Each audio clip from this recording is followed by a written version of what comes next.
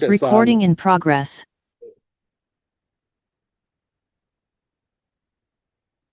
Thank you very much, Honorable Minister Nyonso, for your input. We'll now move on to the first participant in the debate, and that is the Honorable Modise, who has 15 minutes. Honorable Modise.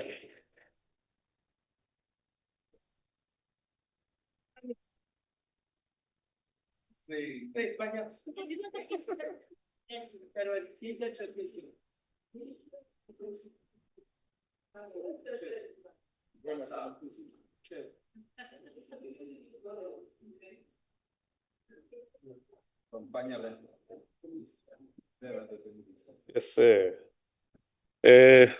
Honorable House Chairperson, honorable members, honorable Minister, people of South Africa. Today is a very emotive day as we discuss a very emotive topic. It's a significant day in the life of our country where we gather to reflect on the progress made since the democratic breakthrough. Chairperson, Thomas Sankara famously stated that, and I quote, "The land is the only thing in the world worth working for, worth fighting for, worth dying for, because it's the only thing that lasts," close quote. Chairperson, land is dignity. If you give a man a land, you have given a man a dignity, because from that, a man can engage in various economic activities. As we review the overall performance of the land and aggregate question, we must take into account the historical material reality of the dispossession and resistance, the foundation laid since 1994, the progress achieved thus far, and the obstacles that continue to undermine our advance. This approach is critical for a balanced and realistic view in order to shape way forward in the intervening period of the government of national unity. To understand the deep-seated present-day challenges and the vigors of the colonial apartheid reality, it is important to appreciate the historical context. For this purpose, the late respected Afrikaner scholar, Professor Sir Peter Blanche, provides a succinct summation. He argues that the colonial settlers were mostly the conquerors and therefore positioned themselves for an enrichment at the expense of the indigenous population. He further argues, and I quote, "The colonial powers and privileged white colonialists did so in mainly three ways. Firstly, by creating political and economic power structures that put them in the privileged and entrenched position vis-a-vis the indigenous population groups. Secondly, by depriving indigenous people of land, surface water, and cattle. And lastly, by reducing slaves and indigenous people to different forms of unfree and exploitable labor," close quote. We must underline the deprivation of land, water, and cattle as a systematic destruction of wealth of the indigenous people to rob them of their dignity, so to subject them to super exploitation on farms and white controlled industries as cheap labor. Honorable Masip, we start from this historical perspective so as to account for the stubborn legacy of colonial and apartheid, which cannot be divorced from the process of political domination that produce structural poverty, unemployment, and equality. Honorable Chairperson, our collective medium-term development plan prioritizing inclusive economic growth and tackling the cost of living. The question of access to land as an instrument of production is important for both priorities of the MDPP. Therefore, we need to do more intensify and expedite the land reform. The current reality in terms of land is that our modest progress, which in many ways reflect the tension between the past, the present, and the future. At present, the pace of land reform is significant but generally slow. Allow me to explain this phrase, that the pace is significant but slow, in the vein that will make you understand as we draw from the academics Wandile Slovo and Professor Johan Christine, where they argue that since 1994, approximately 13.2 million hectares, accounting to 17%, has been transferred. And if you add the 2.3 million hectares successfully earmarked for restitution by beneficiaries who opted for financial compensation, it means the restitution then equivalent is 20% of land restored. The vast tract of land has been returned to the original owners, taken from individual farmers, large companies, even public entities such as Safcol, Kruger National Park, and so on and so forth. As a consequence thereof, a successful emerging farmers through different forms have come forth. Consider, for an example, the case of Matsamo Community Property Association, who now owns more than 14,000 hectares, which they manage in cooperation with white farmers in a rare model of successful land reform. In a new state-of-the-art warehouse, dozens of workers in green uniforms packed fruits sped by treasury machines for shipment to supermarket across the world. South Africa's biggest lease producer, the farm employs 5,000 locals and has sent several community children to the university. This is a heartwarming story that was carried by the Sunday Independent newspaper just about 3 months ago. The naysayers can go and read for themselves if they don't believe. Another example is a Giba Communal Property Association in Mpumalanga, which employs the youth in particular and participates in large-scale banana and ginger farming projects for agricultural production. Further, sisebenza ngamandla Gugule to farm in Moy River and KwaZulu-Natal with the support of Upper Midlands Agricultural Transformation Initiative, produces and supply fresh crops to the Pietermaritzburg-based farm gate.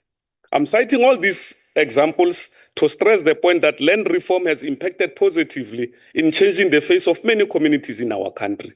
As I say this, I know many in this House, Honorable Chair, may want to disagree with us and undermine the transformation. They will shout about the failures of land reform and ignore the successes because it does not support their narrative. As we turn our attention to the budget, we know that the land reform and restitution budget under Program 3 shows an increase from an adjusted appropriation of 5.7 billion in 2024-2025 to 6.1 billion in 2025-2026. This reflects a nominal increase of about 8.1% or 3.4% in real terms after adjusting for inflation. The restitution sub-program received the largest share, consuming 59% of the program's budget, followed by land redistribution and tenure reform sub-program at 21%. We acknowledge that the land reform received the lion's share of the budget and the restitution sub-program enjoyed 59% of overall budget allocation. To finalize a targeted 844 land restitution claims, 11.6 billion over the medium term is allocated in the restitution sub-program in the land reform and restitution program. However, it must be stressed that it remains insufficient to overcome the backlog of the pre-1998 claims. In this vein, honorable members, the Commission for Restitution Land Rights, as captured in the revised strategic plan, indicates that the CRLR has a total of 5,719 older claims as of September 30th, 2024. All these claims need to be processed for the settlement. The 5,719 outstanding pre-1998 claims will cost approximately 46 billion, excluding the running cost of the commission. This is a moratorium to climb given the challenges we have indicated, particularly of high inflated land prices. The evident constraint that curtails progress is twofold, and that is entrenched capitalist mode of production and the malicious use of the judicial system to contest the claims and also the inflation of land value. The land value process is embedded in the capitalist mode of thinking, hence the escalated or highly inflated land price, which undermine the progress of reforms and land terms. The land first is a factor of production, and therefore its ownership and control define social relations of production. We must improve the land reform delivery instruments, and we urge the Minister and the Cabinet to implement the announcement by the President to establish the Land Reform and Agricultural Development Agency. Bold steps are required. As an ANC, we implore government to increase the budget allocation for land reform. Honorable Minister, we must take deliberate steps to build institutions as an ecosystem to support and guarantee success of land reform. We cannot allow CPAs to be plagued by infighting and misgovernance. We must have capacity to support and intervene before crisis develops. We must urgently establish and operationalize the register of the CPAs to protect and advance the benefits of restoration of lands in our country. In this context, we must also institutionalize measures to prevent the practice of restituted land being systematically captured or returned through dubious means to previous owners, thus further frustrating transformation. The program of land restitution is multifaceted and must be tackled in a coordinated and complementary fashion. In this respect, Honorable Chairperson and members, I'm referring to long-standing cases such as the District 6 claims here in Cape Town, as well as the restitution case in Constantia. Land restitution or restoration for residential purposes is also critically important, not as a symbolic gesture, but justice and dignity. Chairperson, for the purpose of restitution for human settlement, it is necessary for competent departments and all spheres of government to play a more important and meaningful role. In the two cases in the District 6 and Constantia, other departments, including the Provincial Department of Human Settlement and the City of Cape Town, must play a more meaningful role to ensure that original owners of the land indeed live in security and comfort, as instructed by the Freedom Charter, not what we are subjected to when you go to the Acacia Park, where we see people living in plastic makeshift houses just in front of Acacia Park, and we are told that Cape Town is delivering. It cannot be correct that these spheres contribute to the mere minimum and abdicate their responsibilities to national government. We must appeal to them to take their governance responsibility seriously in the service of the people. We know that the Democratic Alliance, or rather the Democratic, what do you call it? Democratic, what do you call it? Oh, yeah. We know that the Devil's Alliance, which is in governing, we know that the Devil's Alliance, which is governing here in the Western Cape, is not committed to reversing the legacy of systematic injustice in this country, but the people are not interested in their philosophy, but are more interested in the utilization of public funds to improve their living condition. In ensuring a success of this flagship project is also about the spatial inclusion and spatial justice. As the President said in the State of the Nation address of 2025, he said, and I quote, "To tackle inequality, we need to undo apartheid spatial planning, which has scared our cities and forced many to live far from areas of work and opportunities," close quote. The District 6 project epitomizes the exact process of undoing the just apartheid spatial planning. In conclusion, Honorable Chair, the ANC supports the budget as a sign of commitment to land justice and development. In the deleted movie scene, a discussion between the Zulu king and Lieutenant Farewell, whom the king referred to as Febana, the king asked him the following: "What will happen, Feban, after many generations, if the children of your children will still be unable to learn the needs of my people? If the stars remained different, what will they then leave to go back to the lands where you come from? Or will they return to the land that you speak of King George? Or they will have learned to love this land so deeply that no other land could be home for them? What will happen, Feban, when this land, without crowding or became crowded, with which of those unborn children will be called Africans, yours or mine? Up until today, we're still subjected to the descendants of Jan van Riebeeck calling us foreigners in our own land. I thank you.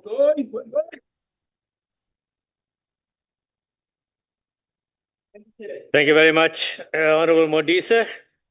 We now move on to the next participant in this debate, and that's the Honorable Pienaar.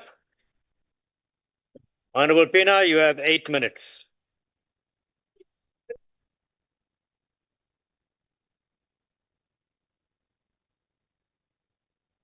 We must listen now to common sense.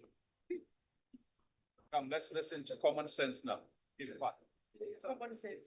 Yeah. Honorable House Chairperson, Agbare Minister, my fellow members of Parliament and the NCOP, and most importantly, citizens at home of South Africa, good day, goeiedag, tobela.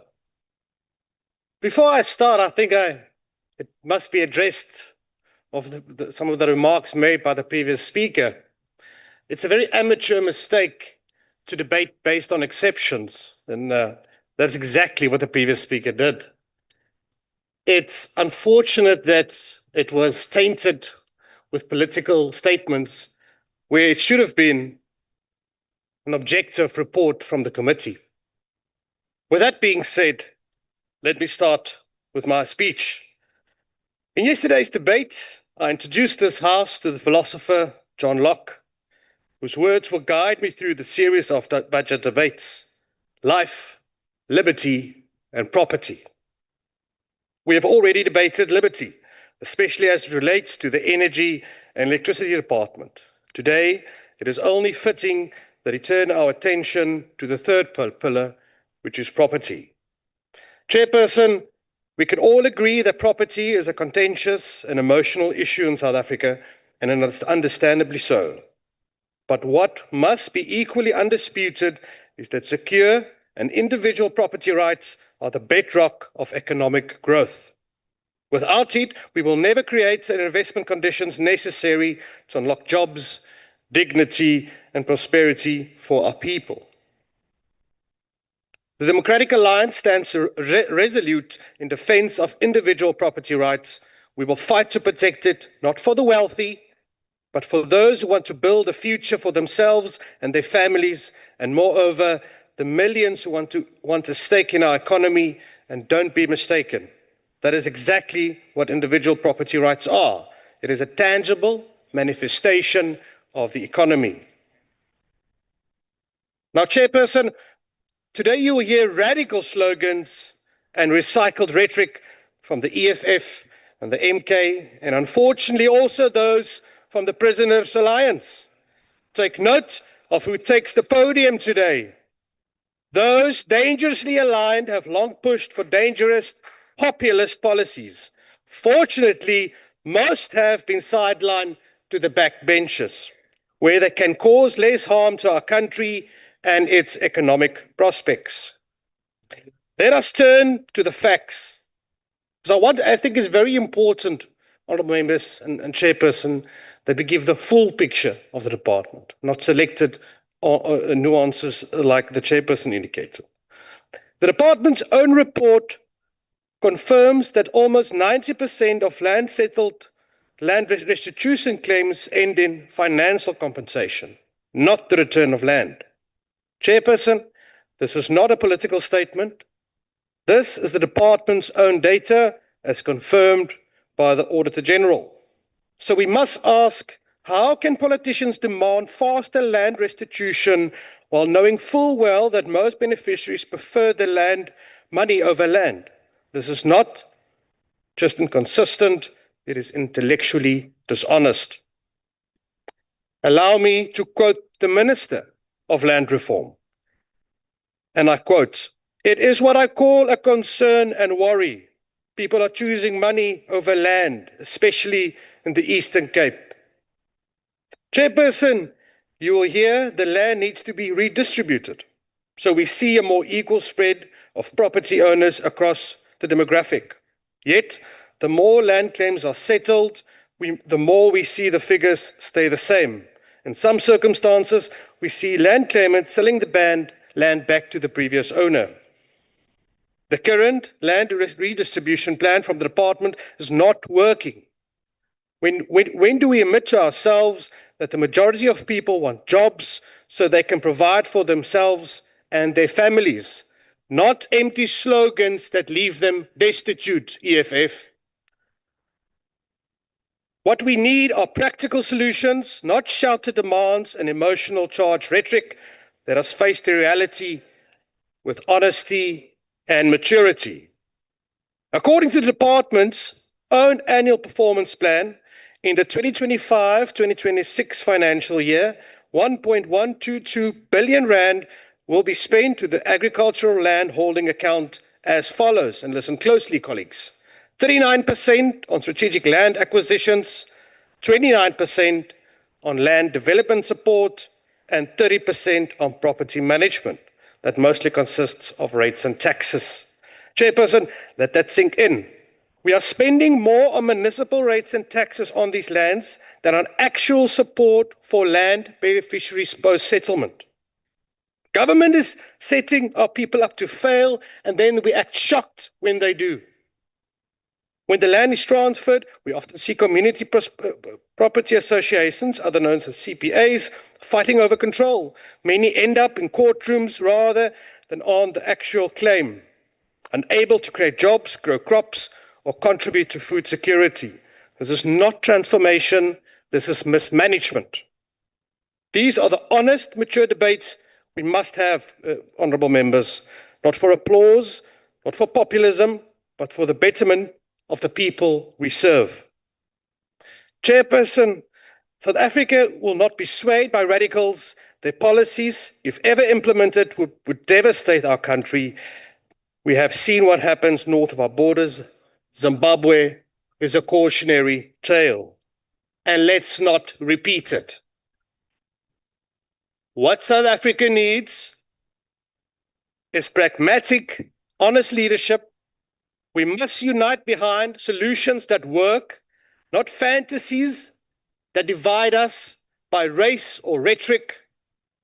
In closing, Chairperson, it is estimated that 28 million hectares of land remain in the hands of the state. That must be our starting point, honourable members. We must distribute state land to those who want to work it, and issue title deeds to give people real ownership and dignity. That is how we uplift rural communities, by building generational wealth and restoring hope. Chairperson, the Democratic Alliance believe in giving people more than slogans.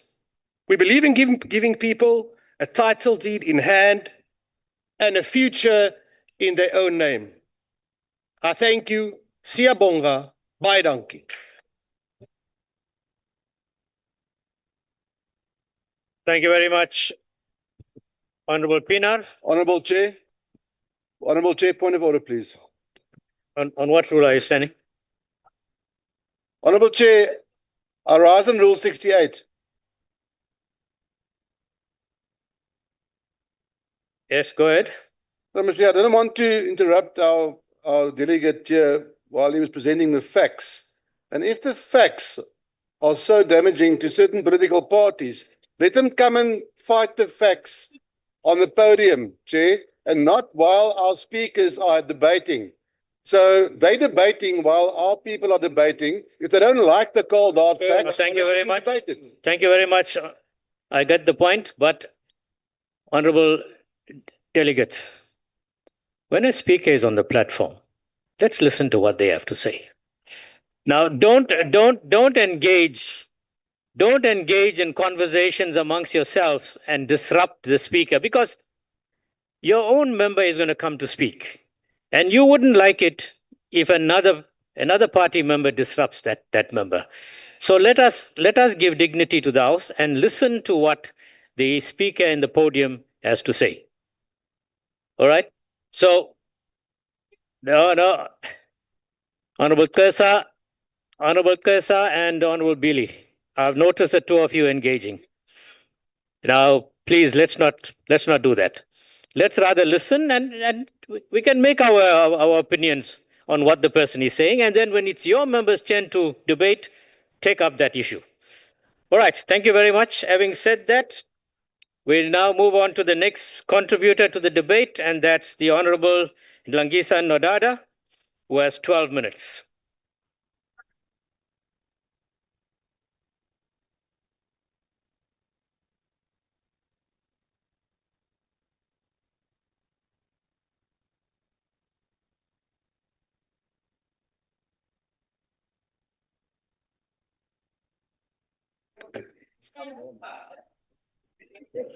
Honorable Deputy Chair, honorable members, honorable Minister, MECs, distinguished guests, fellow South African, I greet you in the name of African National Congress.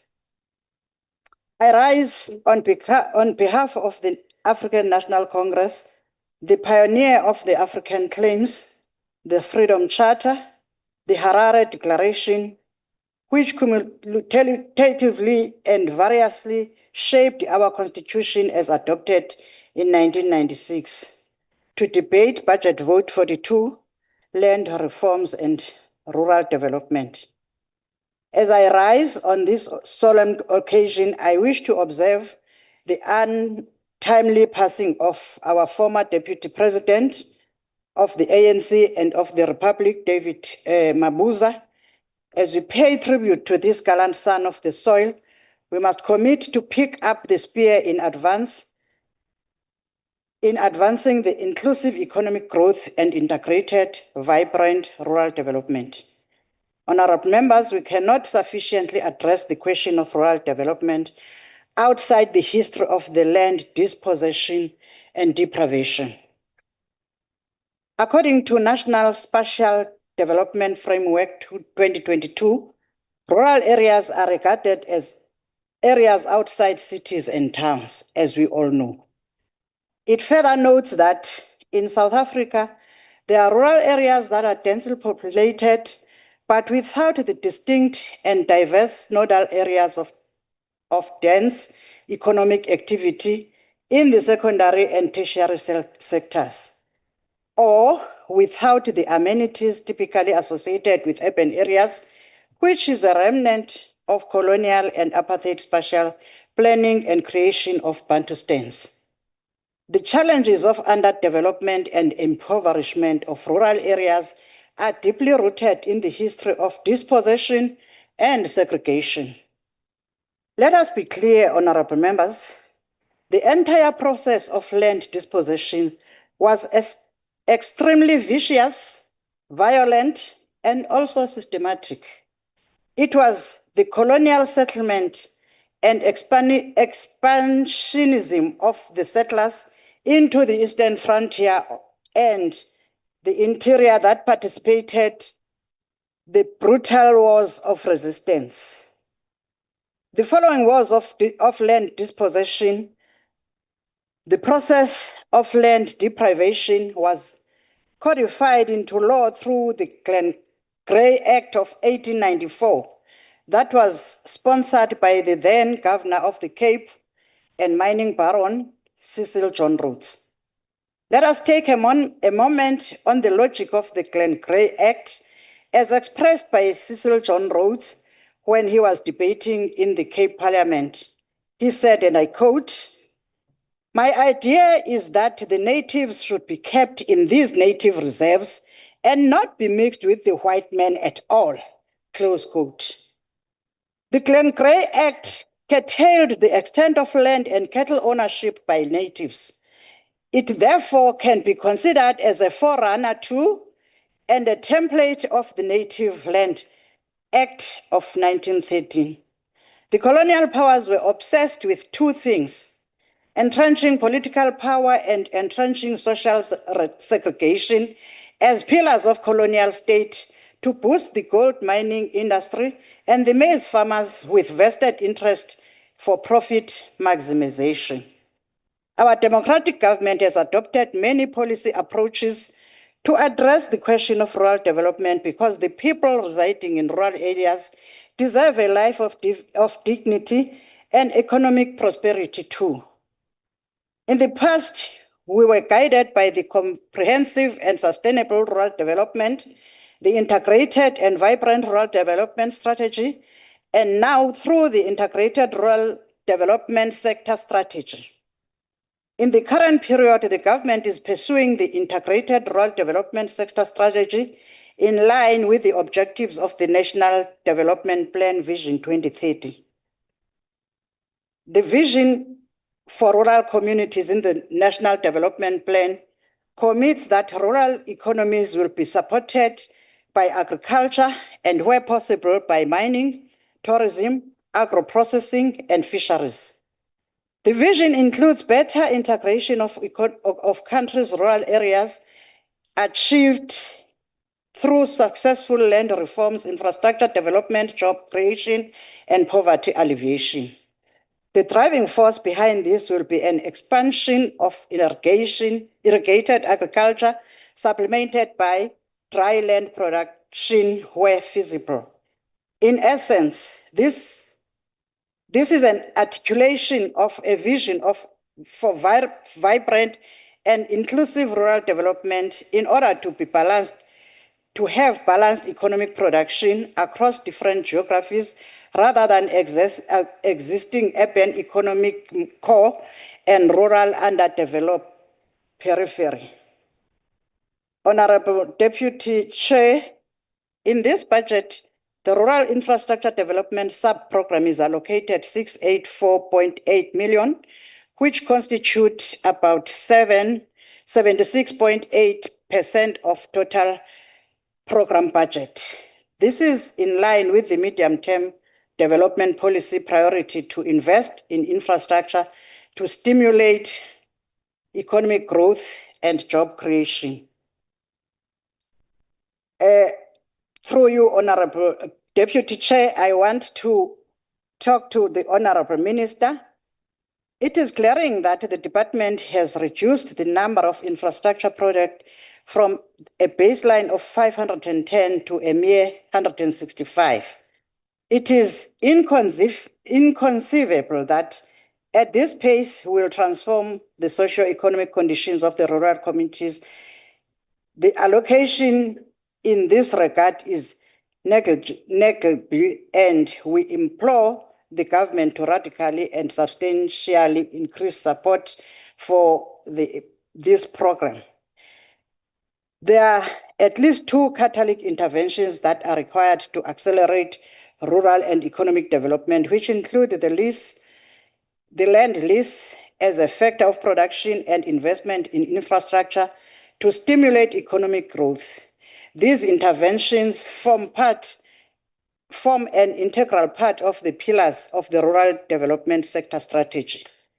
Honorable Minister, the aspect rural land reform and tenure security, including communal areas, is your principal responsibility. In the question of the transformation of the rural landscape, all eyes are on you, and the history will judge you if this doesn't happen. I don't want that to happen to you. The issue of infrastructure to unlock rural economic development requires major collaboration and coordination with various departments. Rural roads, water, energy, electricity, as well as technology hubs require skillful coordination with various critical departments. I'm looking at my time. In driving rural development, the cog in the wheel is infrastructure investment, which is a critical pillar, as viable infrastructure is the lifeblood of any thriving economy. As a sector strategy argues, this pillar seeks to accelerate the implementation of ERRP and the Strategic Integrated Project as part of National Infrastructure Plan, especially SIP number 11 that focuses on agro-logistics and rural infrastructure. The transport infrastructure network system include rail, air, and sea, are crucial logistic from one point to another and key in enabling movement of people, goods, and services. It is therefore important that the key departments come on board to support and advance the objective of building rural economies that are sustainable and generate quality jobs and rural communities to thrive. In conclusion, I once again, in honor of our Deputy President Titi Mabuza, let us spare no effort in quest for the upliftment of the rural poor. The ANC supports the budget. I thank you. Thank you very much, Honorable Member. Honorable delegates, if you're listening carefully, you would have noted that this member knows the rules of the House and the etiquette of the House. When the Honorable Member said, Honorable Deputy Chair, I want to speak to the Minister through you. Now that is very important, and many of us would not have noted that. but it shows that the honorable member knows the rules. That's wonderful. We'll now move on to the next honorable member, and that's the Honorable Vandenberg. Honorable Vandenberg, you have 5 minutes.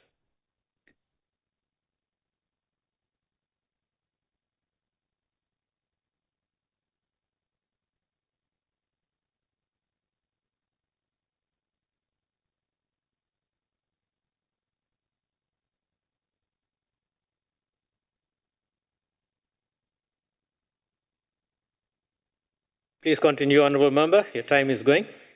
Thank you. Voorsitter, minister, eerbare lede van die Nasionale Raad van Provinsies en natuurlik elke burger en boer daar buite. Dit is belangrik om by die goedkeuring van elke begroting te vra of die belastingbetaler waarde vir geld ontvang. By die Departement van Grondhervorming en Landelike Ontwikkeling moet ons baie mooi oplet. Volgens die Nasionale Ontwikkelingsplan moet die belastingbetaler deur hierdie departement bydra tot die eliminering van armoede, vermindering van ongelykheid, asook die vermindering van werkloosheid deur aan mense grond te verskaf en hul landelike omgewing gunstig te maak. So besit hierdie departement reeds 14 miljoen hektaar wat veronderstel was om uit die restitusieproses aan die begunstigdes te gaan. Die titelaktes is egter nooit oorhandig nie. Maar nou moet die belastingbetaler die eiendomsbelasting op hierdie grond ook nog betaal, deurdat die titelaktes nog aan die departement behoort en dus uit hul begroting betaal moet word. En so moet meer as 30% van die departement se begroting terugstaat toe as grondeiendomsbelasting. Dit is dan geen wonder dat die departement niks verder kan vermag nie. Hulle betaal net personeel en belasting die hele tyd. Maar net soos rykdom nie verkry kan word deur by sekeres af te neem en verander te gee nie, en soos ongelykheid gemeet word en die Gini-koëffisiënt verminder as mens minder kinders het en die gemiddelde ouderdom van jou werkende populasie verhoog, moet mens jouself dan afvra of werkloosheid gaan verminder as almal grond het om op te boer. In die verlede was daar wel projekte wat deur middel van landbou gelei het tot 'n vermindering in werkloosheid en armoede. Ek dink aan die Hartswater, Boegoeberg en Klein Willem landbouskemas. Hierdie skemas het destyds gemotiveerde en hardwerkende gesinne die geleentheid gegee om hul eie toekoms te verseker deur as konstruksiewerkers damme en kanale vir hierdie landbouskemas te bou. En so het hul grond verkry as betaling. My oupa was een van hulle.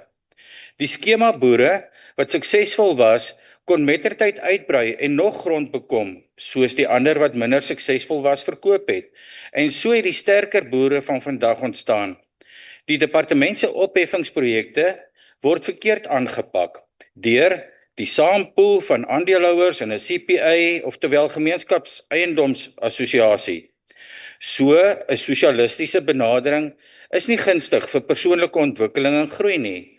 Ons kan sien uit rapporte en komende wetgewing deur die departement dat binnengevegte binne in die assosiasies wat meestal gaan oor beheer van die hulpbronne tot stagnasie van hulle projekte lei. En dit is ook heeltemal verstaanbaar.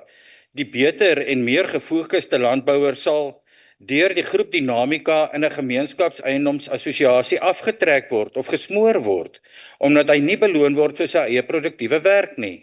Dis baie moeilik om jouself uit armoede en werkloosheid uit te boer, en as jy nog vir die gemeenskap ook moet sorg.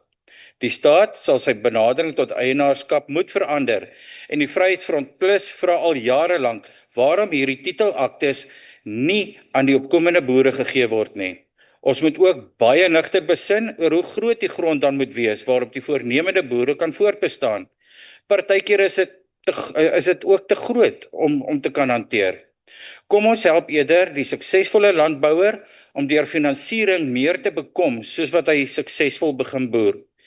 Maar vandag is daar egter nog iets om te bespreek. Hierdie departement erken self dat daar verskillende tipes landbougrond is. Hulle het in die vorige jaar byvoorbeeld 13.988 hektaar grond aangekoop in die droë Noord-Kaap, maar slegs 960 hektaar in Gauteng. Waarom is dit? Omdat Gauteng grond meer vrugbaar as Noord-Kaap grond is, en hulle sê self so. Hulle erken egter nie hierdie feit as daar verwys word na die sogenaamde ongelykheid in grondeienaarskap tussen swart en wit nie. Dan is hektare dieselfde en vrugbaarheid het niks daarmee te doen nie. Voorsitter, die mees produktiefste grond in die land is in die hande van die staat en ons betaal die belasting daarvoor. Baie dankie. Thank you very much, Honorable Vandenberg. We now move on to the next contributor to the debate, and that's Honorable Masipa. Honorable Masipa, you have 10 minutes.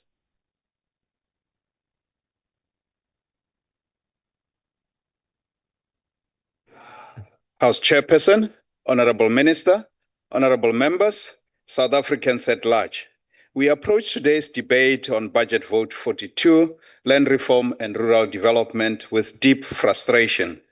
Because after 30 years of democracy, the promises of land reform remain largely unfulfilled.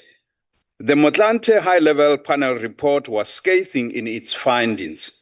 Poor implementation, corruption, and political neglect have crippled meaningful land reform, yet no drastic measures were taken to correct the causes.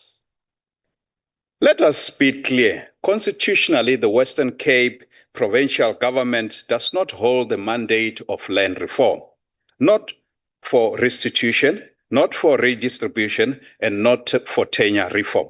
But despite this limitation, we have outperformed every other province in supporting beneficiaries and working with civil societies and private sector to unlock opportunities, and the South Africans know it all. Now, let me remind this House what these programs were meant to fix. Land restitution was designed to right the historical injustice of racially discriminatory land dispossession under the 1913 Natives Land Act. That's the promise the South Africans were given in 1994 through the Restitution of Land Rights Act. Yet today, 3 decades later, we are still talking about finalizing claims from before 1998. The department has now tabled an allocation of 11.6 billion rands to resolve just 844 land claims that should have been settled long time ago. That is not progress, Honorable Chair. That is a national embarrassment. Then there is land redistribution, meant to make land accessible to Black South Africans who were denied it for generations. The minister and his department, with the budget before us, aim to buy 138,000 hectares of redistribution at a cost of 3 billion rands. So they have set aside 826 million rands for training, inputs, and markets. It all sounds great on paper, but we have heard this song before. In province after province, land is handed over only to be abandoned. Why? Because the system is corrupt. The post-settlement support is weak. The land reform process has been a tenure playground.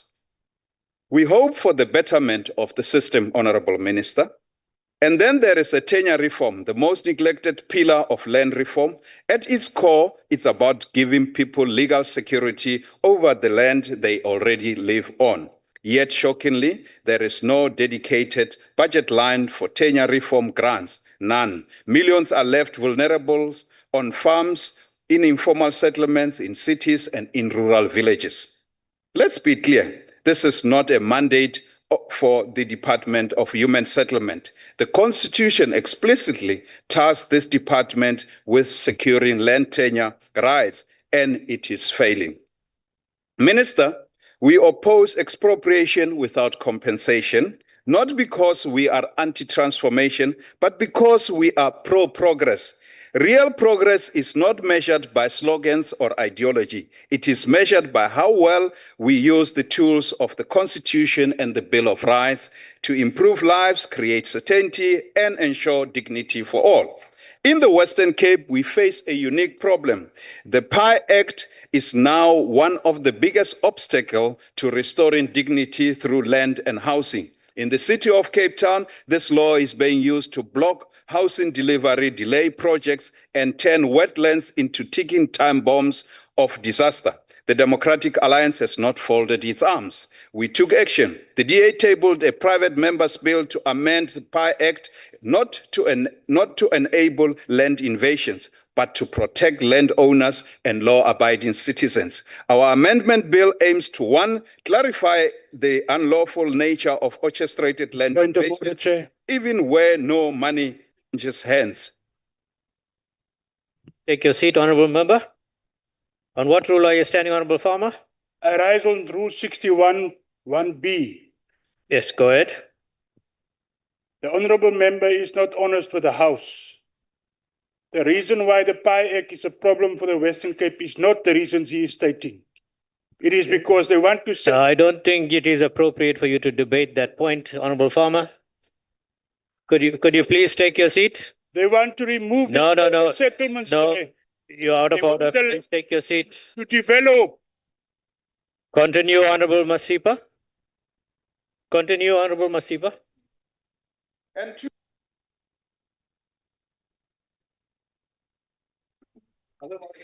Explicitly criminalize the incitement, facilitation, or organization of such invasions. 3, ensure that eviction orders are not indefinitely delayed by abuse of process. This is real reform, protecting both property rights and vulnerable communities while restoring law and order. And let me say it directly, Honorable House Chair. These amendments are a response to the reckless populist of the EFF. While the Democratic Alliance builds homes, the EFF builds squatter camps. While we defend wetlands, they destroy them for political points. Their chaos prevents planned housing development from breaking grounds. Developments would provide proper Order, honorable homes, members. legal title, and Let's listen dignity to the speaker. thousands. Continue. I'm protecting you. Thank you, House Chair. Instead of fighting for the people, they trap them in cycles of illegality, poverty, and false promises. The EFF has made communities more vulnerable, not more empowered. They are undermining the very reforms Honorable they Masipa, could you claim take to your seat, fight for. please? Could you take your Mr. seat? Malema's party has been Take a your seat, danger please. to progress. Honorable Masipa, take your seat, please. Honorable member, on what rule are you standing? I rise on Rule 61B.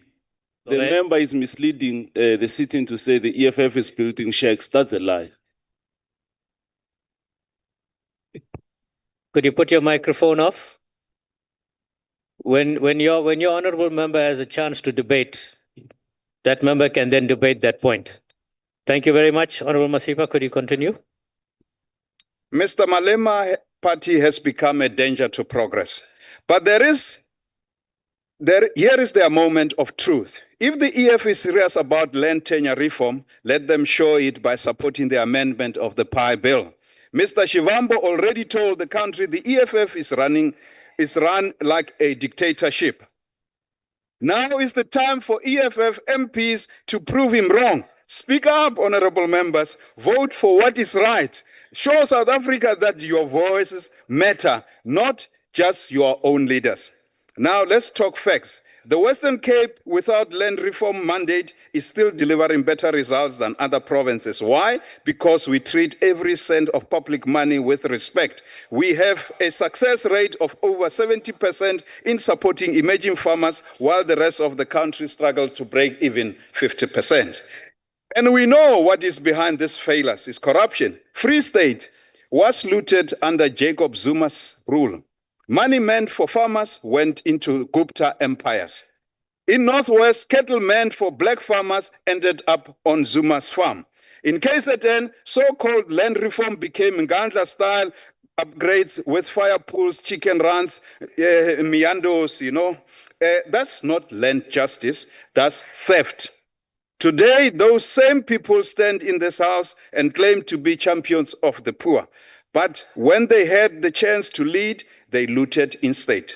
They had the mandate, they had the money, they had the trust, and they blew it. We may not have the constitutional mandate, but we have the results. We may not get our fair share of the budget, but we stretch every rand. We are the proof that when you govern with integrity, when you serve the people instead of yourself, you make land reform work.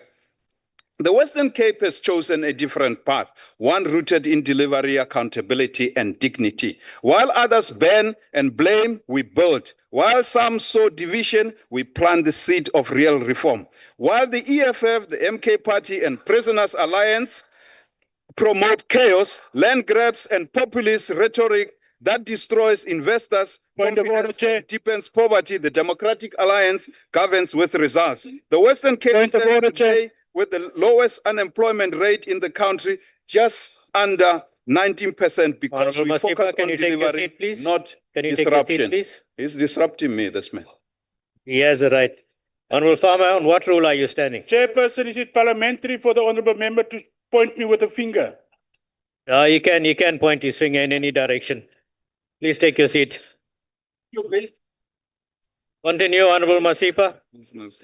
Chair, is it allowed that Honorable Matsipa point member farmer with a fervut finger?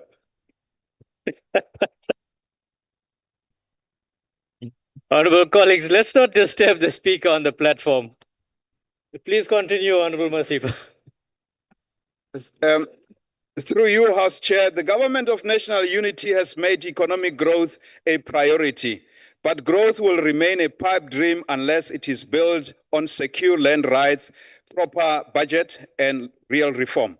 That's why our support for this budget is firmly rooted in a commitment to protect property rights, executing meaningful land redistribution that empowers beneficiaries with title deeds and support services, finalizing restitution claims with dignity, securing tenure rights for vulnerable rural and peri-urban communities. The Democratic Alliance support this budget because we believe in reform that works, not slogans that destroys, not slogans from the Prisoners Alliance. I thank you, Honorable Chair.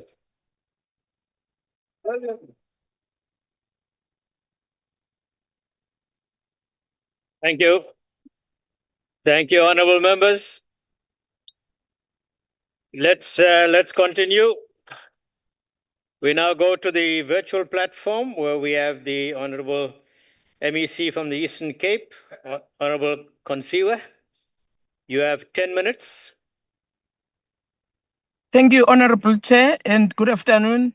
I sincerely apologize for the delays where I am. There's a serious challenge of network, and I also apologize that I will switch off my video, and please bear with me. Honorable House Chair of the NCOP, Minister of Land Reform and Rural Development, Deputy Chairperson of the NCOP, the Minister of Land Reform, Chief Whip, and permanent delegates, distinguished guests, and the members of the media. Molweni nonke. It is an honor to address this House today on the policy debate on Budget Vote 42, land reform.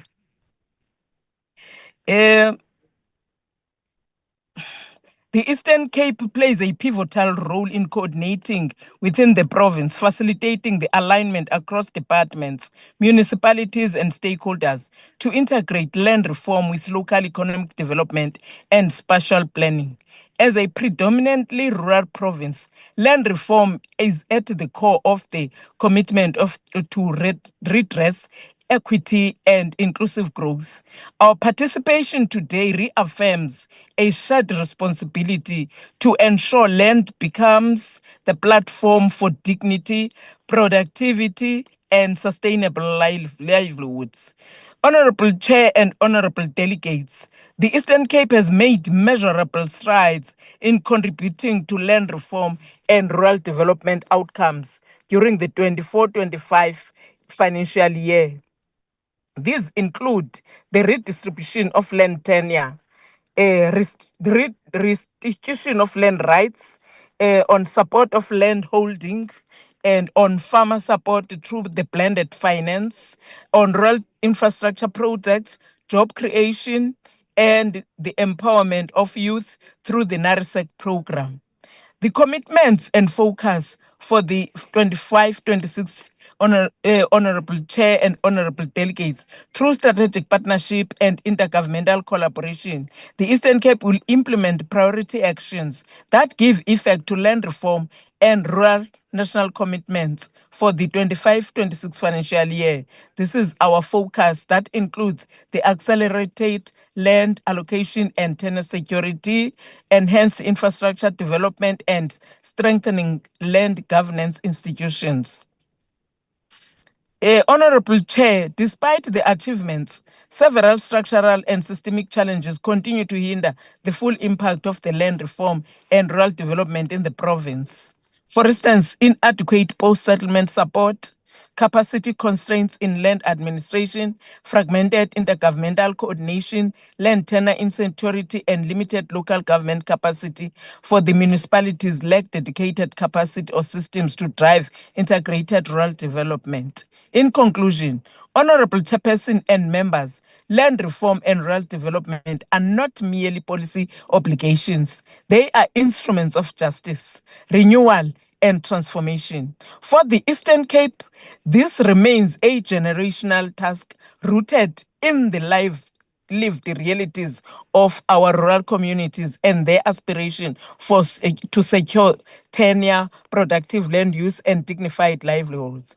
The province of the Eastern Cape stands ready to give effect to Budget Vote 42 with renewed focus, urgency, and collaborative spirit, working hand in hand with national departments, municipalities, public entities, and the people on the ground. Let me thank the Honorable Minister for tabling this budget. And as the province, we really support the budget as tabled in this House. Thank you very much. Ndiyabulela kakhulu enkosi, Honorable Chair and delegates. Thank you very much, Honorable MEC. We now move on to the next member to participate in this debate, and that's the Honorable Mokoena.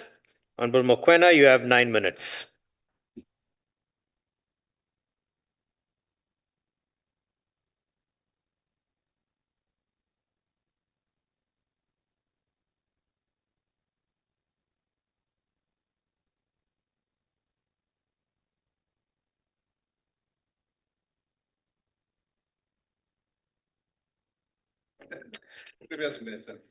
Chairperson, honorable members, Minister, and the people of South Africa, let me open with a modest observation.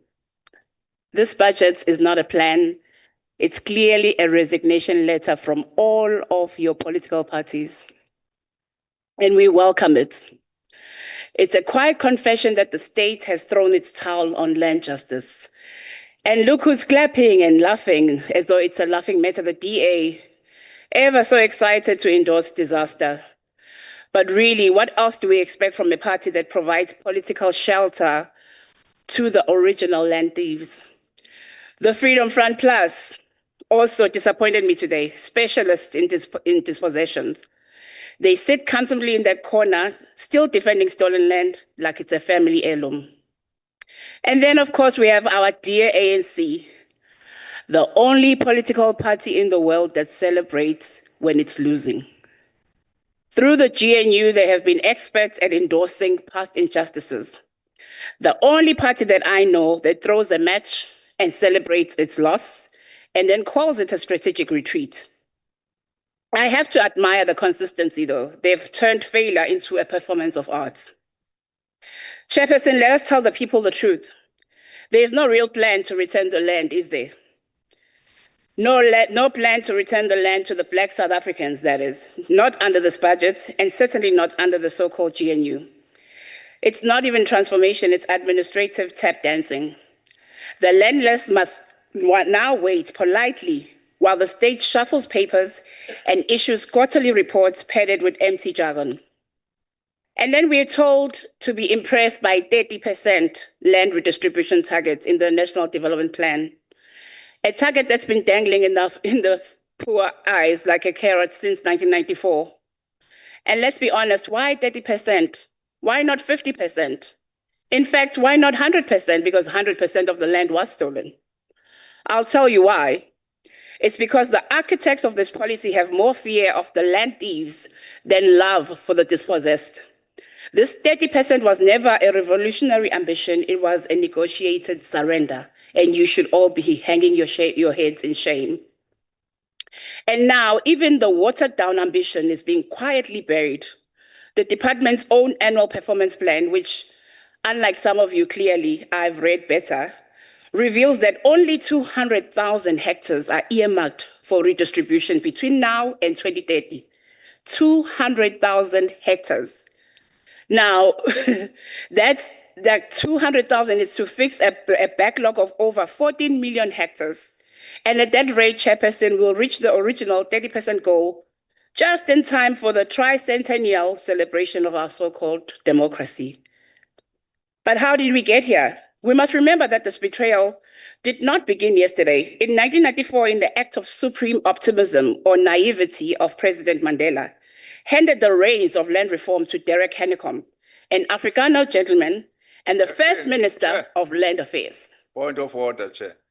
Honorable Mokoena, please take your seat. Yes, Honorable Non-Kanyana. I rise in accordance with Rule 6.8 and particularly 681C, seeking your permission to request you to pose a question to the honorable member. Thank you, Honorable Non-Kanyana. Let's hear. Honorable Mokoena, are you prepared to take a question? She's sadly not prepared to, Honorable Non-Kanyana.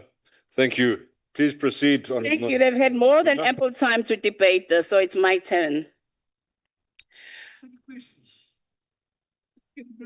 The results: by 1999, less than 1% of agricultural land had been redistributed by Hanekom.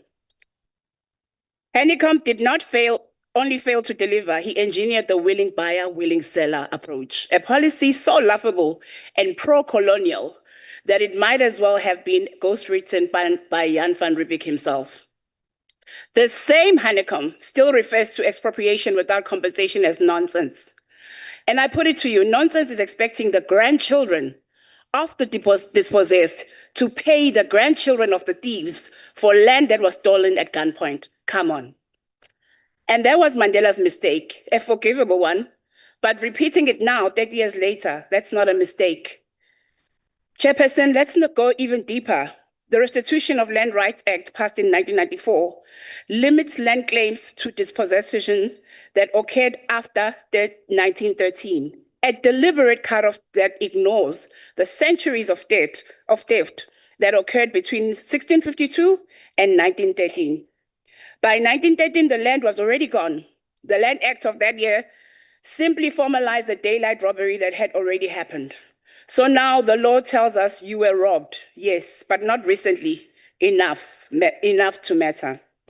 That's why the MKP is introducing a private members bill to change the date of dispossession to 1652, where the theft actually began, and to enable expropriation of land without compensation. Because let's be honest, if we're still negotiating with thieves after 30 years, then we are not a democracy. We are a polite hostage in a situation.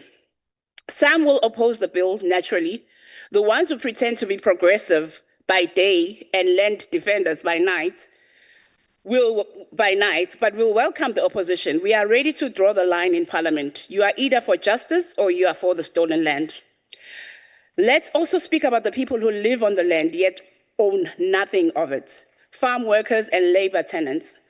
These are the invisible pillars of our food economy. The ones who rise before the sun to pick up the fruit that they themselves cannot even afford to eat. The people who grow South Africa's exports, but whose own children go to bed hungry. And this budget says nothing about them. No target support, no land, no protection, just bureaucratic silence.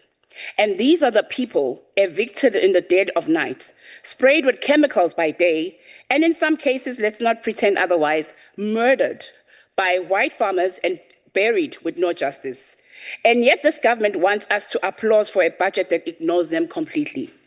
And let's be clear, landlessness is not just about property, it's about power, it's about dignity. And yet this government clings to a version of land reform that leaves dignity behind. Even the few Black South Africans who receive land under the redistribution often find themselves without water rights, no access to markets, no infrastructure, and no real support.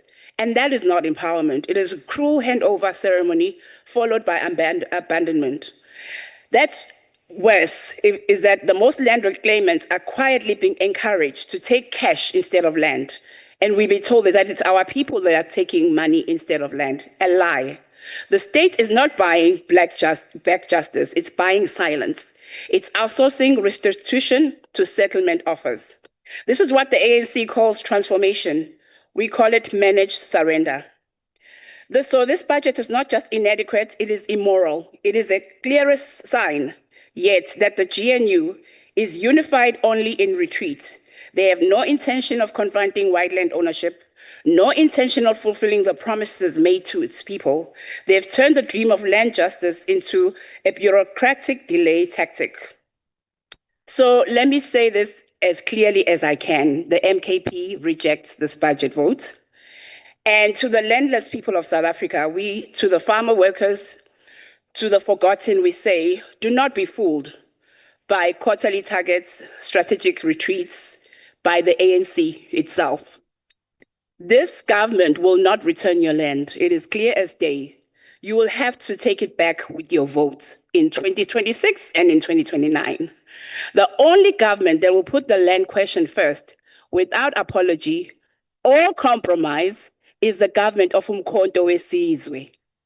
Let the people rise, let the people be restored, and let the curtain fall on those who have turned betrayal into a performance of art. Gwaza Mkhonto Gwaza.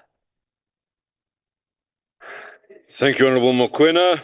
Good afternoon, honourable members, ladies and gentlemen. We continue with the debate, now hearing from the Free State MEC for Agriculture and Rural Development, the Honourable Rockman.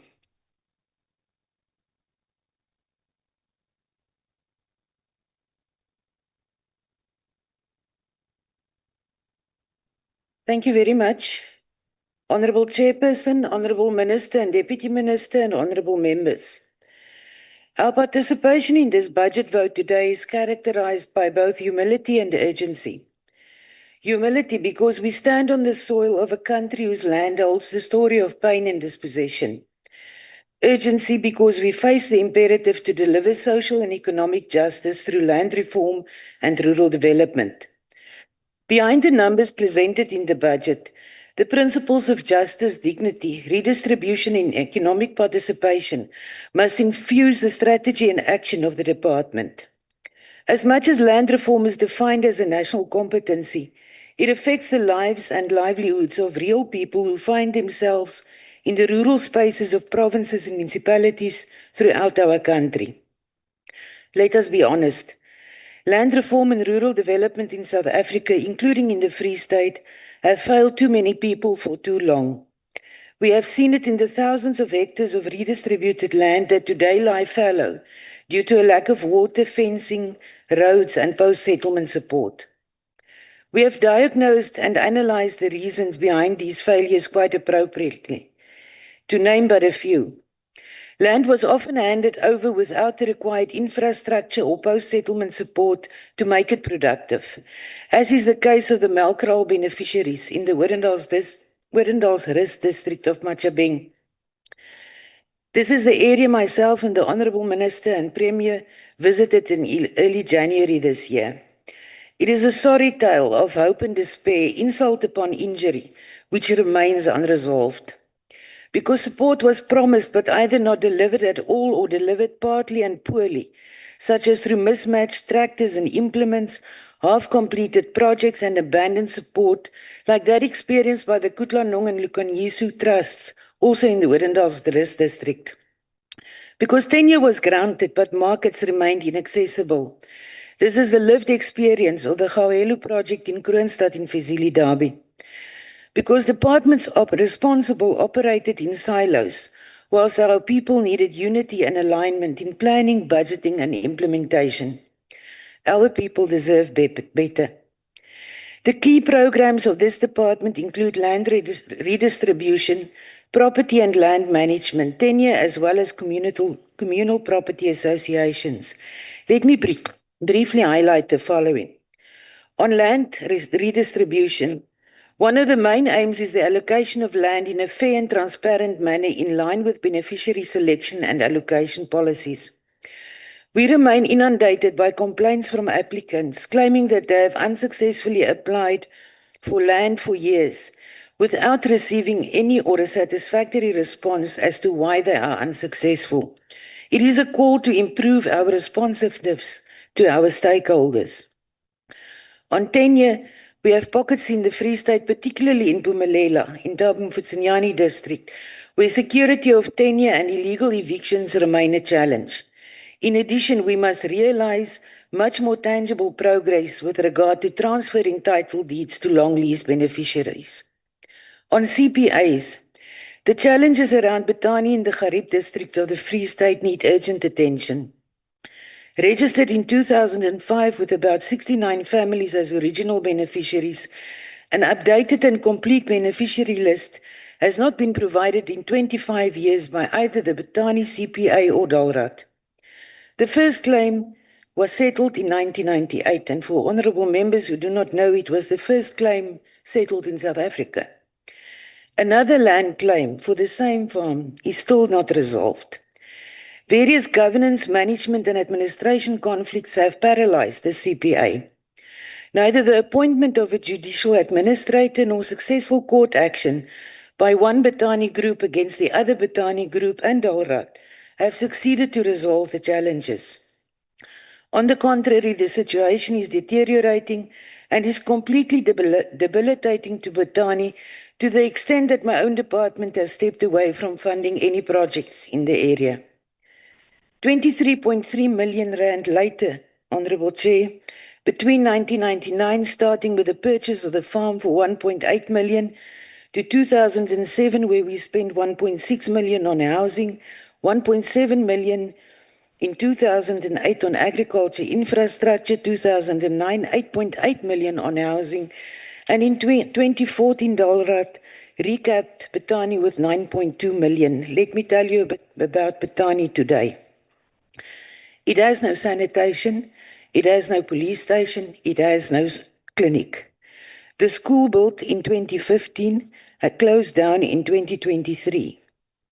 120 individuals receive various forms of grants. There are no shops, but there are 7 shebeens. The incidence of GBV and common assault and drug and substance abuse is prevalent. What we have achieved in Betani is to swap urban unemployment for rural unemployment. And we must call on the Honourable Minister to urgently institute an independent inquiry into the management and administration of the Betani CPA and unfortunately the role played by the department itself in the ongoing state of paralysis. Many of these challenges are a result of the fragmented approach towards intergovernmental relations. Whilst establishing and structuring the Department of Land Reform and Rural Development, there is sufficient cause to also review and reconsider the operational model of the provincial shared service centres in provinces. We must give practical meaning to strengthen the intergovernmental relations fora that should form the basis of integration and coordination and collaboration between different spheres of government. We must move beyond the theory and the principles of the district development model and District 1 plans so that it becomes our lived reality that meaningfully changes the lives of our people. The Free State welcomes the alignment of the Department of Rural Development and Land Reform strategy with the 2023 Integrated Rural Development Sector Strategy and the new vision of the 7th administration. It goes beyond the populist rhetoric exposed by some members in this House. We are now speaking of integration, not disjointed projects. We are speaking of delivery, not promises. We are speaking of transformation, not tokenism. These 6 pillars of the strategy also finds itself and are carried through in the Free State Comprehensive Rural Development Strategy and the Free State Growth and Development Strategy that are currently under review. Our provincial strategy will find practical expression as our department will reclaim failed land reform projects by reinvesting in them with infrastructure and agricultural input, such as the mentioned cases of Melkral, Kutwanong Farmers Trust and Gauhelu. We will secure post-settlement support in partnership with the private sector, the land bank, commercial agribusiness, commodity organizations and the academic sector. We will contribute to critical infrastructure development, including optimizing irrigation schemes such as the Banshu. We must strengthen the role of traditional leaders by ensuring their engagement and participation not only in planning and governance, but substantive agriculture and agri-processing initiatives. We must focus on agri-processing hubs, extend formal agricultural training, support rural skills development through the implementation of the NERISEC program, as well as the Rural Safety Program led by our Department of Community Safety, Roads and Transport. Let us remind ourselves why rural development has such significance for South Africa. Because over 18 million South Africans still live in rural areas. Because food security, climate change adaptation and poverty eradication all depend on the rural economy. Because no democracy can survive where land remains in the hands of the few while the many go hungry. And when the Western Cape produces one single black exporter of fruit, we will entertain the issues of the Western Cape. The 7th administration offers us a window of possibility. It speaks of renewal, ethics and delivery. But the measure of this administration's success will not be found in speeches. It will be found in harvests and the emergence of black commercial farmers, in functional and thriving cooperatives, agri-villages and CPAs, in vibrant rural towns. The Free State stands ready to re-energize our rural development initiatives. We will turn plans into projects. We will turn land into livelihoods, and we will turn rural despair into rural dignity. Because the land is not just where our people walk, it is where they rise in fulfillment of the vision of the Freedom Charter. The Free State supports the budget vote. Thank you. Thank you very much, Honourable Rockman. Honourable members, the next participant in the debate is the Mpumalanga MEC for Agriculture, Rural Development, Land and Environmental Affairs, and that is MEC Honourable Hlophe. Honourable Hlophe. Thank you very much, Honourable Chair. Due to the challenges of network, I request to switch off my video. Yes, certainly, Honourable Member. Please proceed with your delivery. Thank you very much. Let me greet yourself, Honourable Chair, the Minister, and all MECs present here, and all honourable members. Honourable Chair, let me give. It gives me a pleasure to partake in today's debate on behalf of Mpumalanga Province and the Department of Rural Development and Land Reform. Honourable Chair, I will bring the plight of farmers in Mpumalanga Province. Farm dwellers and labour tenants in Mpumalanga Province continues to face significant challenges, hardship, and precarious existence related to land tenure that is legally insecure, housing and access to basic services despite constitutional right and legal provision aimed at improving their living condition.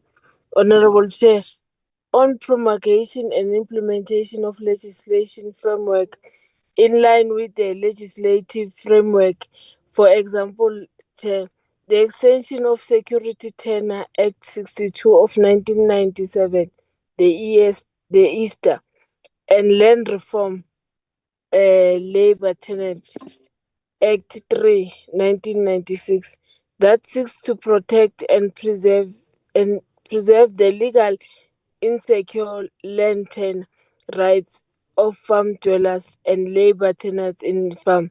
The implementation remains slow, though all efforts are directed at ensuring that they are fast-tracked.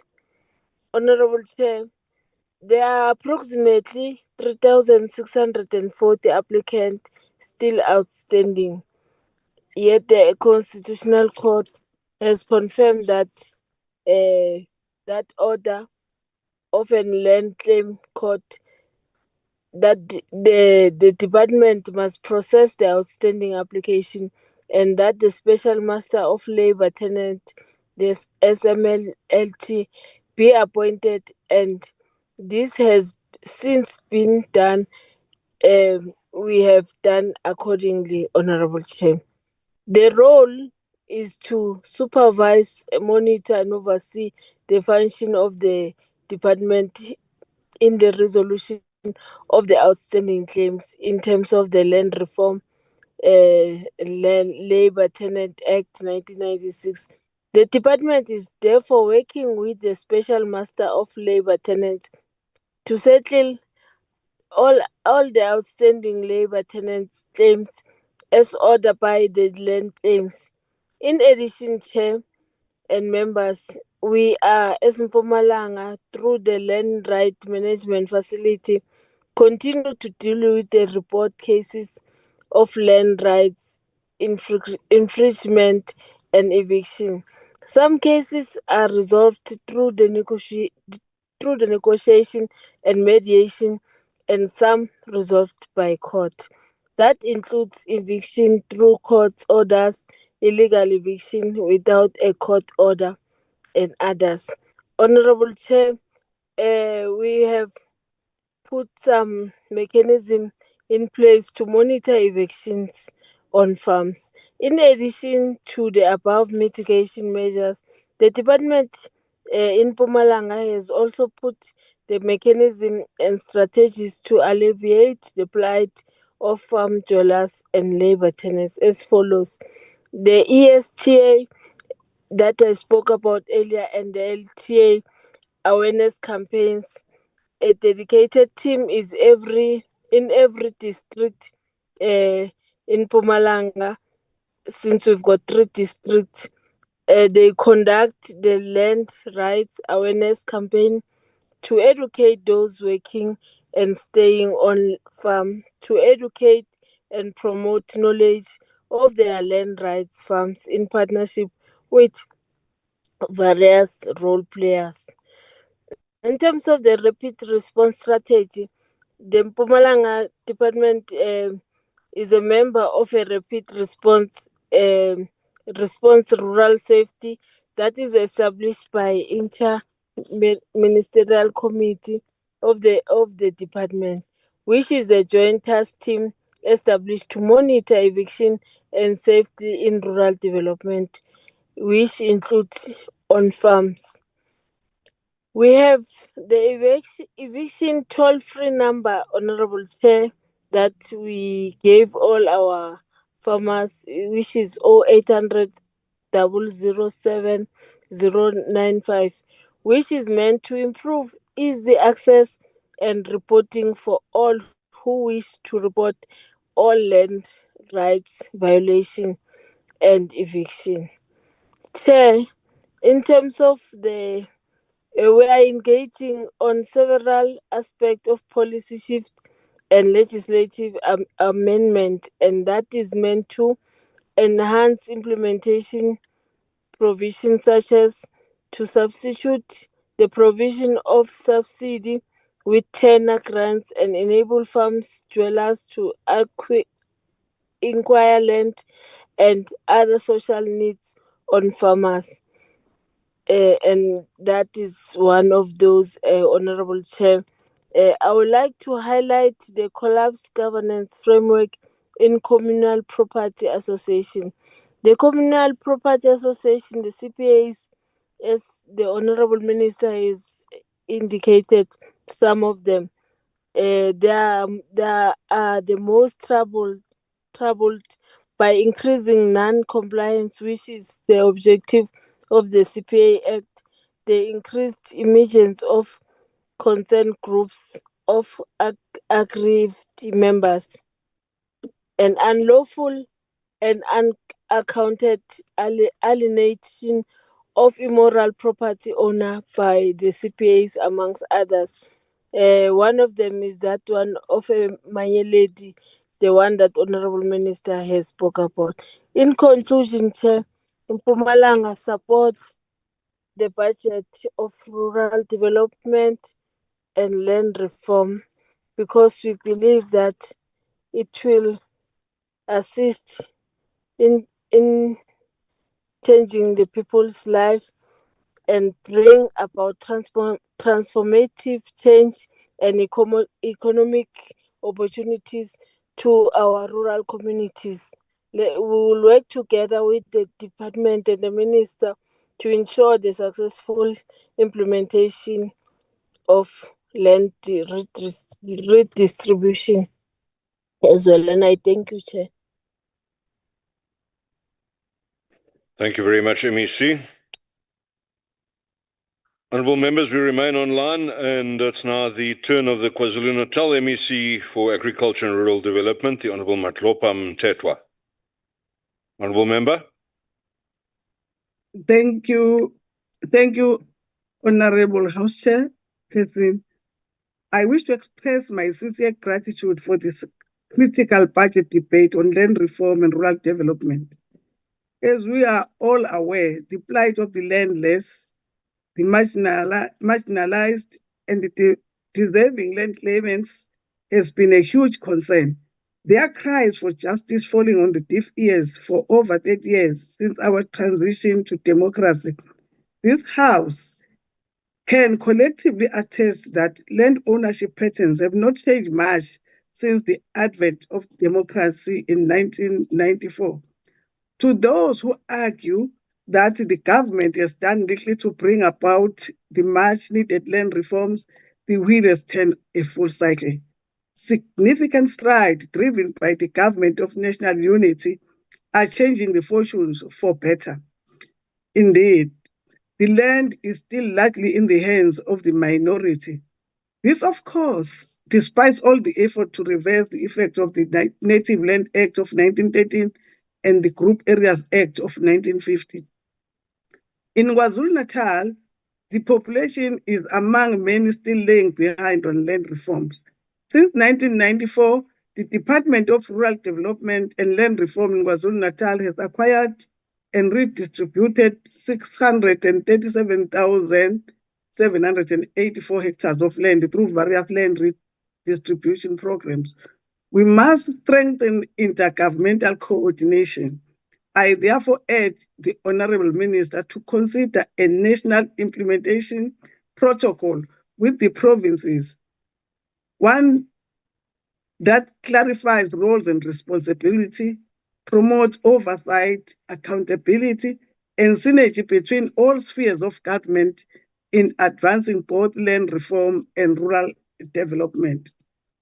Honourable House Chair, the performance of strategic land acquisition and land redistribution was optimal between 2009 and 2019. However, the period from 2020 to date has been significant budget cuts due to the prioritization of government resources towards other services. It is that unfortunate that this department continues to receive the smallest share of the budget, with a mere 9.82 billion allocated for the 2025-2026 financial year. This underscores the fact that land reform is not being prioritized as a means of restoring dignity through the transfer of title deeds. The land remains the only vital resource for the previously marginalized African people can take pride in, having been stripped of their dignity and mineral. So the budget should be seen to be supporting that call, including settling all outstanding land claims. The Honourable Minister of Land Reform and Rural Development, Honourable Mzwanele Nyonso, couldn't have said it better when he said that, I open quote, there is a need for increased budget and human resource capacity in order for the Land Claim Commission to accelerate the fast tracking of land claims, close quote. In the same vein, to address confusion surrounding the Department of Land Reform and Rural Development in our provinces, it is critically important for the right-hand side to know what's left right-hand side is doing. Rural development is an integral part of our department, and we would like to assure the public we are making progress towards realizing their aspiration for rural development. We have established several memorandum of understanding agreements with the private sector, including ABSA, Unilever, focused on rural development, which are already yielding positive results in our rural areas. However, there are growing concerns. KwaZulu-Natal is witnessing increasing tension between farmers and farm dwellers, a situation that urgently requires investment in social cohesion program and a strengthening legal framework to protect vulnerable communities. Without intervention, these tensions risk boiling over into crisis. Honorable House Chair, this sector is not immune from experiencing challenges that continue to affect the acceleration of state land allocation to farms. There is a poor performance of distributed farms, a lack of access to resources and market, a slow intake of women and youth and people with disability. There is also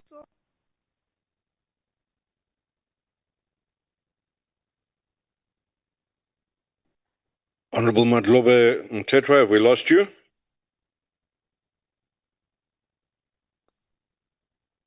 Honorable members, the Honorable MEC has about 4 minutes and 40 seconds left. It appears she has lost connectivity. I think for the sake of the business of the House, we'll continue. And if she's able to rejoin in a couple of minutes. Honorable member, I don't know what happened, but I'm still available. Thank you. Please continue then, Honorable MEC. That tapping into the wisdom of traditional leaders is crucial in this program.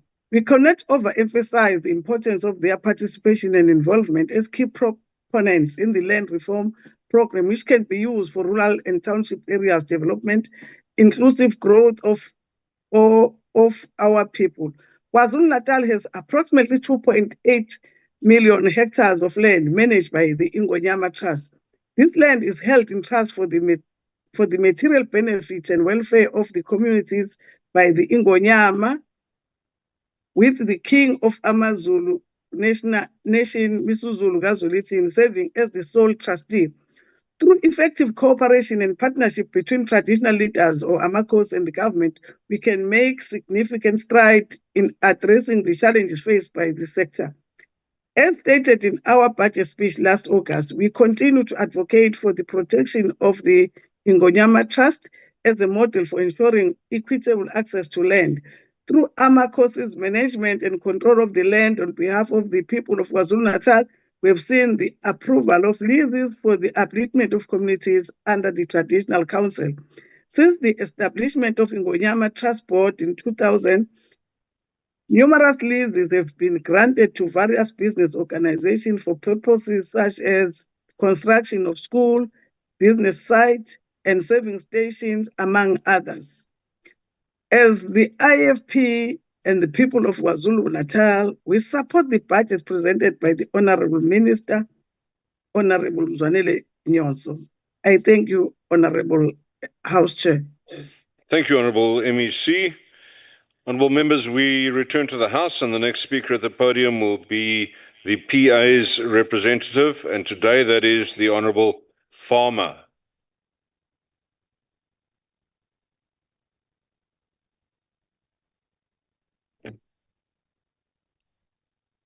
Honorable Chairperson, honorable members, fellow South Africans, again I greet you in the name of Jesus Christ, our Lord and Savior, the God without whom we will not succeed. Today I rise not just as a member of Parliament, but as a son of the soil where I stand on. When we speak of land, we speak of identity, justice, opportunity, and freedom.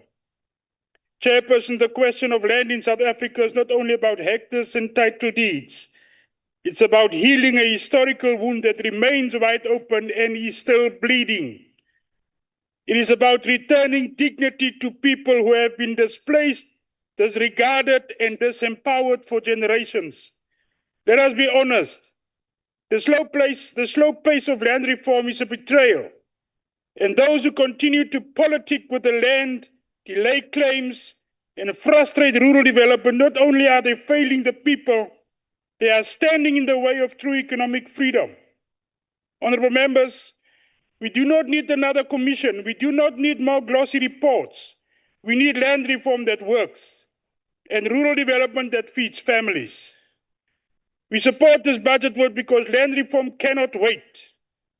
But we do so with serious conditions, and we place on record today what the Patriotic Alliance expects from this government. One, land restitution must be fast-tracked. The current process is sluggish and riddled with inefficiencies. Claimants wait decades while farms lie fallow. This cannot continue. Two, beneficiaries must be supported, not set up to fail. It is not enough to hand over land. We must support emerging farmers with real training, implements, irrigation, infrastructure, access to markets, and startup capital. Otherwise, we are giving them a tombstone, not a title deed. Fight corruption in land allocation. Chairperson, we all know of cases where politically connected individuals benefit from land redistribution while genuine claimants are sidelined. This is theft of opportunity, and it must end. Invest in rural economies. Land without infrastructure is poverty in disguise. Road storage facilities, veterinary support, and rural broadband must be part of the rural development plan, not left for a different department to maybe deliver later. Give our youth a stake in agriculture. Land reform must not only fix the past, it must feed the future. If we do not inspire our youth to see agriculture as a career, then our fields will remain empty. Let us invest in farm incubators, agri-tech hubs, and youth farm grants. Let's make farming modern, profitable, and attractive again, so the next generation does not run to the cities but builds a future from the land. Chairperson, it's time we stop treating rural communities as if they are out there somewhere. They are the beating heart of South Africa. From the maize fields of the Eastern Cape to the livestock farms in the Northern Cape to the food gardens of Knysna, rural South Africans are not looking for handouts. They are looking for a fighting chance, and we must give it to them. As the Patriotic Alliance, we say this: give our people the land, support them to work it, and let us end hunger, unemployment, and generational poverty from the ground up. Let 2025 not be remembered as another year of plans. Let it be remembered as the year when land began to change lives, not just legally, but economically and practically. We are not here to make excuses. We are here to represent our people, and we will do so until every rightful owner, every rural child, and every emerging farmer is given the chance to rise. Let us return the land. Let us build the farms. Let us feed our people. We are not here to protect positions. We are here to fight for what's ours. The Patriotic Alliance will never allow the land that belonged to our forefathers, that is today called the Western Cape, to be sold to the Elon Musks and the Donald Trumps of this world. Why don't you, Mr. Coconut, run to your boss like the boy you are and tell the leader of the Devil's Alliance that he can go back and return those millions? The Western Cape will never be for sale. Tell her what you must. Salute.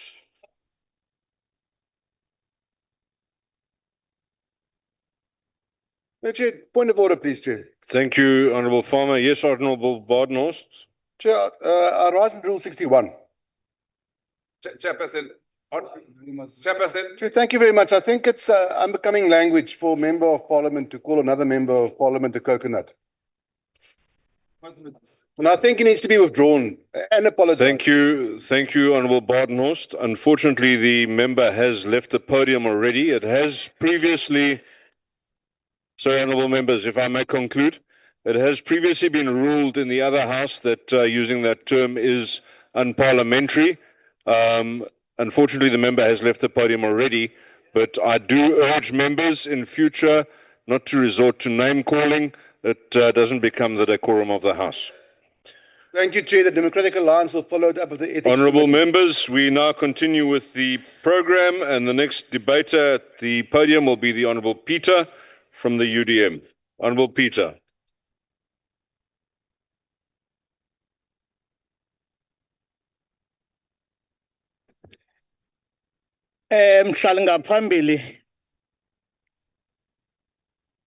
Mhlali ngaphambili mandikhahlele kuwe nakumphathiswa wohlelo lwezemihlaba umphathiswa uTata uNyonso nakuwo umziwo wisomthetho lwamaphondo le nginginya ithe ngcwadalala apha namhlanje mandiyikhahlele kuMzantsi Afrika uphela manditsho ndithi ndivumeleni izidwesha zakuthi ngayo lenhlwa ngibhodlele ngasemaphandeni kuhlwile umcimbi wezemihlaba ngona mcimbi uethe kakhulu mphathiswa kwixesha esiphila kulo urhulumente uyazama ukubuyisa iminyaka engamakhulu amathathu anamashumi asixhenxe yengcinezelo nengcikivo yobukhoboka mphathiswa ngomhla wamashumi amabini kwemdumba inyanga ngawo lo unyaka ka-2025 ubunike ingcaciso kwiportfolio committee malunga nophuhliso kwanombono wokukhulisa ubunye kumbandela womhlaba ukuze sonke sibe moyamnye mphathiswa iUDM ikuqhobela izandla ngoko ekunqoma mphathiswa omhle iUDM inombono kwanovelwano ngeli qanda lishushu uliphetheyo ukuba alikutshisi na ukuba kunjalo kungani ukuba sinike abemi beli lizwe ithuba kuhlolo lwezimvo ireferendum ke ukutsho ukuba sithini na isizwe kule ngquba kaxaka siqubha kuyo kuba ingulowo unyola omnye esweni ngenxa yenkqubo ehamba oku konwabu luthukuza emphathiswa omhle phantse kumashumi amahlanu efama ezathengwa ngurhulumente ezithenga kwaba bantu athi bazibile esebenzisa umnyango wesebe lakwa-Land Affairs iUDM icela ungenelele kuyo le ntsunguzi yobumnyama ukuba zisekhona na ezo fama zingamashumi amahlanu ukuba zikhona ziphi mphathiswa zinikwe bani zikweyiphi ingxowa kudala siziphande ezifama ziyi-50 urhulumente wazithathayo wazithenga ezinika amafama asizazi uba ngawaphi la mafama azinike wona inkqubo yokubuyiswa komhlaba mphathiswa ngaphandle kwembuyekezo ithande ukuba yingquba kaxaka ngumnqantsa ukuya phambili ngumtyangampo wabemi beli lizwe belinde umhlaba bambi sebede balandulela eli oko belinde ukuza kukanxele mphathiswa iUDM ikubongoza ngokuthi ukhawulezise uyihlole le bhanka inguLand Bank ngoba iifama zabantu abamnyama zinikwa kwabona ziphinde zithathwe kwa ngulo Land Bank khayijonge mphathiswa okwesithathu nokokugqibela mphathiswa omhle phambi ko-1994 abemi beli lizwe bebekhalela izinto ezazibatshisa isibunzi ezifana nezi ilungelo lokuvota ilungelo lwemfundo ilungelo lwezindlu ilungelo lomhlaba masimvumele urhulumente simqhwabele izandla ngokuhle akwenzileyo mhlali ngaphambili abemi beli lizwe balifumene ilungelo lokuvota mhlali ngaphambili abemi beli lizwe balifumene ilungelo lwemfundo mhlali ngaphambili abemi beli lizwe balifumene ilungelo lwezindlu noxa nje ingovezi inyawo unomnji ngoku esijongene naye kukuzingela ichiza lokwabelana ngalo mhlaba yiyo loo nto iUDM inesi siphakamiso makubekho uhlolo lwezimvo zabemi beli lizwe lilo eliya kuba sisombululo kuyo le ngquba kaxaka ngoko ke iUDM ixhasa ngokungathandabuzekiyo le budget inkosi sihlalo. Thank you very much indeed, Honorable Peter. Honorable members, the next debater presenting her views and those of her party will be the Honorable Boshoff from the DA.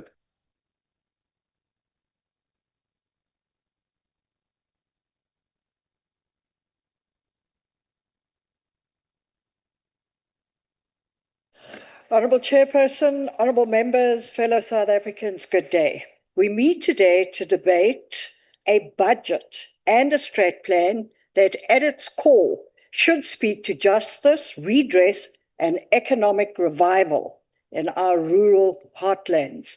And yet, when one studies the Department of Land Reform and Rural Development's 25-26 APP and strat plan, the overwhelming sense is not of urgency or delivery, but of drift. This department claims to be aligned with the NDP 2030 and the Medium-Term Development Plan, two frameworks that commit to eliminating poverty, creating employment and building a more inclusive rural economy. But year after year, the very targets that are supposed to unlock this vision are either missed, watered down, or quietly carried forward to the next financial year. Let us start with the numbers. The department has been allocated a total budget of just over 19.2 billion for the 25-26 financial year. Yet, despite this allocation, performance in key areas, particularly land distribution, continues to fall short. In 2013-14, nearly 400,000 hectares were transferred through redistribution. In 23-24, we saw this drop to 67,376 hectares, a staggering decline by any measure. The APP outlines similarly uninspiring targets with no indication that the department has interrogated the reasons for past underperformance or adjusted its strategy accordingly. Chairperson, land reform in South Africa is not just a matter of numbers. It is about dignity, it is about access to opportunity, and it is about building the foundation for a thriving rural economy. But how do we achieve that if the department continues to hand over land with no post-settlement support, no infrastructure investment, and no meaningful access to markets? Time and time again, the committee has raised these concerns. We've asked, where are the business plans? We've asked how many of the redistributed farms are operational. We have asked about the value for money in this program. And yet, what we continue to receive are vague responses, recycled explanations, and timelines that stretch ever further into the distance. This lack of delivery doesn't just hurt rural households. It undermines our commitment to our international development goals.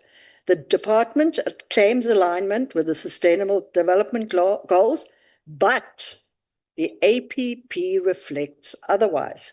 There is no clear strategy to advance SDG 1, which speaks to no poverty, when rural communities remain cut off from opportunity.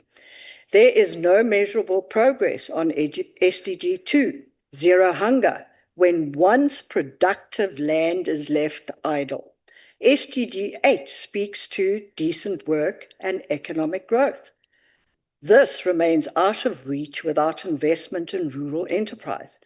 And lastly, SDG 15, life on land, which speaks to sustainable land use, cannot be realized if redistributed land is mismanaged into decline.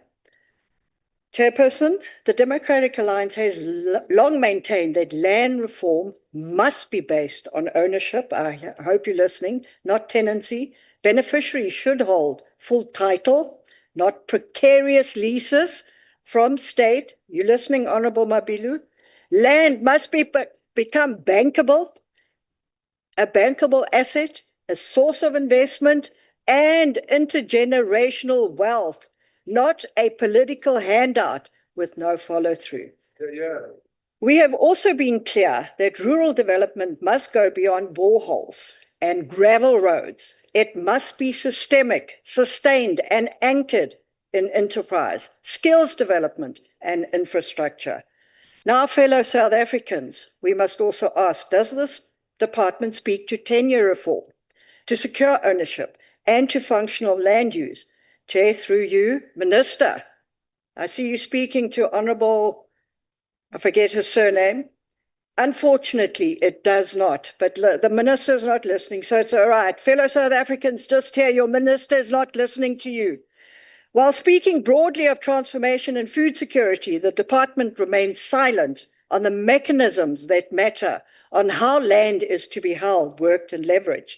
There is no commitment to transparent monitoring, to fiscal alignment, or to performance-driven delivery.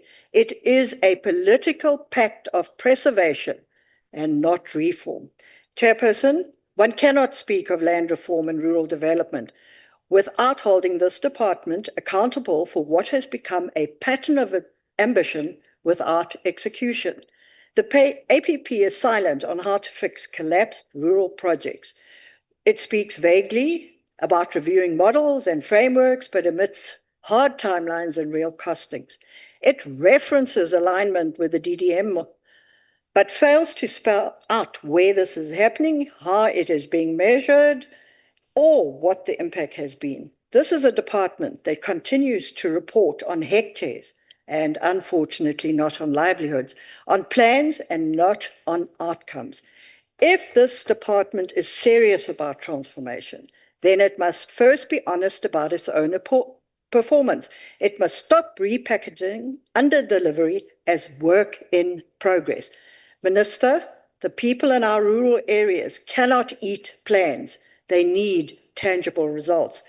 Chairperson, this debate is not just about... Point of order, Chair. Honourable Boshoff, please take your seat. Yes, Honourable Barnos, what are you rising on? Chair, thank you very much. I'm rising on Rule 47. Please proceed. Thank you, Chair. I'd just like to request the Honourable Minister, the reason he's in this House is to take part and listen to the debaters.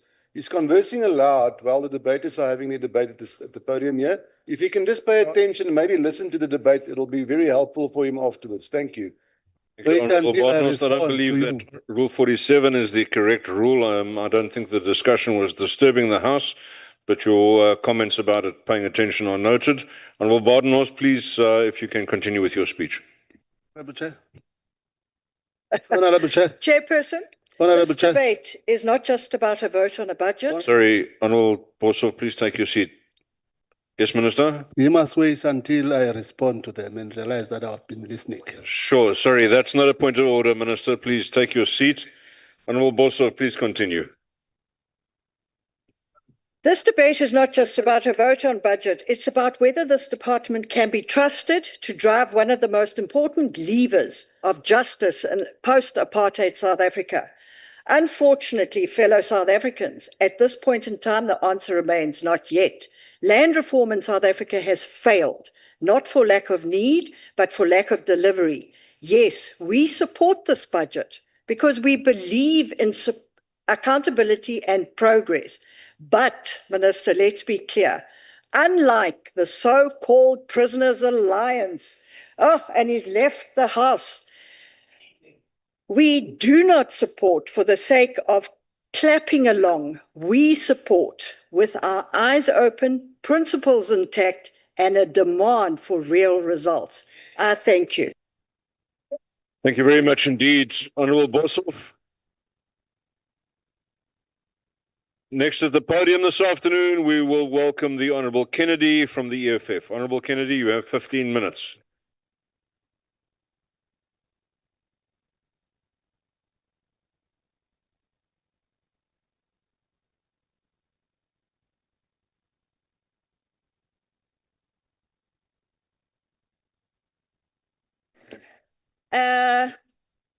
Thank you, Honorable Chair. Good day, Honorable Minister, Honorable House of August, members in the virtual, fellow South African. Through you, Honorable Chair, I'm very shocked and disappointed that Honorable Masipa make a mockery out of the destitute black people who live in shacks in his own province of Wassenberg, Khayelitsha, Guguletu, Langa, Danon, Philippi. Shacks that are prone to disaster, built by the DA and not fit for a human being. Honorable Masipa, through Point of you, order, Chair, Chair. you must Google now the houses that are Honorable built. Kennedy, please take your seat. Your point of order, please, Honorable Boshoff. I'm mixing them up. Yeah, I beg your pardon. Very difficult to. Honorable Badenhorst. Very difficult to confuse us, Chair. Chair, as in Rule 61B, Yes, please continue. not aware of any shacks anywhere that's been built by the DA. This member must take that statement back. It's a false statement, deliberately misleading this House. I'm sure your member will be able to take that up at the end of the debate, Honorable Honorable Badenhorst. Thank you. Honorable Kennedy, please return to the podium and continue your speech. Thank you, Honorable Chair. Honorable Masipa, through you, Honorable Chair, must go and Google now the houses that are built by the EFF, even if we are not in the government. Through you, Honorable Chair, Honorable Masipa must listen to this and learn this lesson, that mockery and denial are intertwined, particularly when facing uncomfortable truth or challenging situation. Mockery can be a way to deny or avoid confronting the truth, acting as a defense mechanism against acknowledging a difficult truth or reality. Here, Honorable Chair, the truth and reality is Honorable Masipa might be living in luxury, but those human living in shacks are the reasons why we are here today to debate the land issue, because they do not have land. Otherwise, if they had land, they would be living in luxury houses like how he is. And he must not forget that he is here because of their votes. They put their trust in him when they voted him to be in here. Honorable Chair, land reform budget, due to its inadequacy in addressing the historical injustices of land ownership and inequality, the EFF reject it. Honorable Chair, there is a widespread agreement that the land reform program in South Africa has dismally failed and is continuing to fail to deliver the changes that many hoped it would. The land reform program has, since in 1994, been characterized by policy incoherence, political zigzags, and administrative paralysis. And the ruling party has never really had any genuine intentions, let alone imaginations, to address the land question in this country. This is shown in this proposed budget inefficiency to accelerate land redistribution, provide adequate post-settlement support, and empower emerging farmers. This budget lacks clarification and commitment towards expropriation without compensation, which is crucial view for meaningful land reform. And as the EFF, we contend that allocated budget for land reform is a small fraction of the overall national expenditure and does not reflect the scale of the problem or the urgency of the needs.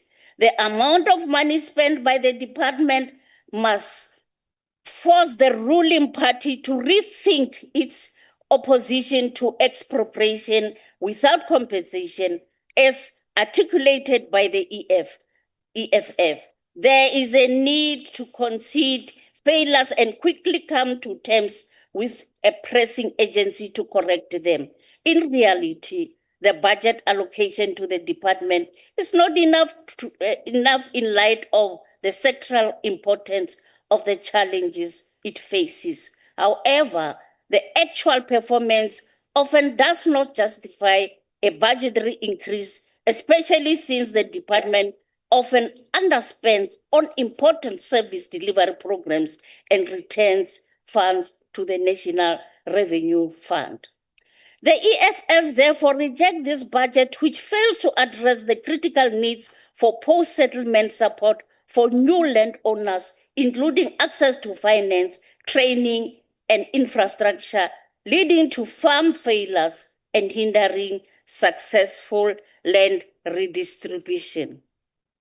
The budget, Honorable Chair, does not facilitate the rapid and meaningful transfer of land ownership from historical owners to previously disadvantaged individuals, perpetuating inequality. The inefficient land reform budget negatively impacts in provinces like Limpopo by hindering land redistribution, limiting support for beneficiaries, and potentially worsening existing socio-economic inequalities. Insufficient funding also stalls land claims, delays the transfer of land to new owners, and restricts the provision of crucial post-settlement support, impacting livelihoods and agricultural development. As an example, challenges in Polokwane Municipality, Limpopo, as a major urban center, face unique challenges related to land use and development. Inadequate land reform can worsen these challenges by contributing to land speculation, conflicts over land use, and inadequate planning for urban expansion. This is an indication that a low budget for land reform is cancerous, as it will negatively impact municipality by disabling the machinery of land redistribution. This can lead to stalled land reform projects, decreased agricultural output, and increased social inequality. Furthermore, Chairperson, inadequate funding can worsen existing challenges in rural areas, including limited access to basic services and infrastructure. The economic freedom fighters is critical of this inadequate land reform budget, specifically in highlight of its inefficient and lack of meaningful impact on land redistribution and agricultural output. The budget does not adequately support emerging farmers or address the skewed land ownership patterns where a small percentage of predominantly white farmers control the majority of agricultural land. It is also a concern that there's a lack of transparency and in-depth management in land reform project, including double counting of land transfers and reversals in land reform. Land reform has been consistently allocated less than 1% of national expenditure over the years. The EFF calls for a revised fiscal framework that allocates more resources and lands to address historical injustices to land ownership. We advocate for a faster and more effective land restitution process to address claims by individuals and communities dispossessed of their land. We call for a review of the overall fiscal framework to ensure that land reform receives adequate funding. Looking at this meager budget of land reform, nothing progressive will be achieved. The dispossessed, disadvantaged, and landless people of South Africa require comprehensive land reform, socio-economic development, and access to basic services. These include land redistribution, restitution of land lost due to discriminatory laws, secure tenure, and support for sustainable livelihood. So a healthy, inclusive, and progressive budget is needed for all this. It is important to address causes of poverty and inequality, such as unequal access to land, education, and healthcare, which stem from the legacy of apartheid. Land reform and socio-economic development can contribute to a reconciliation by addressing historical injustices and promoting social cohesion. All this need a comprehensive, proactive, and enabling land reform budget. Lastly, Chairperson, I'd like to remind this Council how back in 2018, the EFF called and tabled a motion for the amendment of Section 25 of the Constitution with emphasis for the abolishment of private ownership of land and the transfer of land as a whole to the people and the state to hold this land in custody on behalf of the people as a whole. This noble mission was forestalled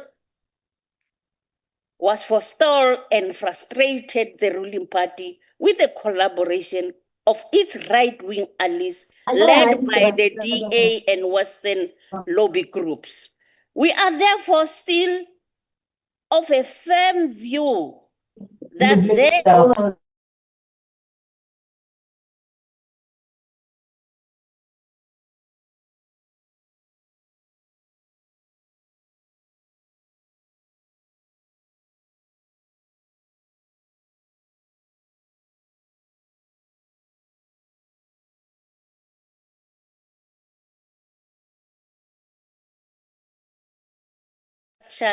and power relationships of rural community. I so move that we reject this budget. Thank you. Thank you very much, Honourable Kennedy. Honourable members, I do believe the message has been passed around, but there is some tea outside. Please don't abandon the House. Let's respect the House and the Speaker at the podium. The next one at the podium is the representative from Selga. Today, that is His Worship, Councillor Ngubane. Councillor Ngubane.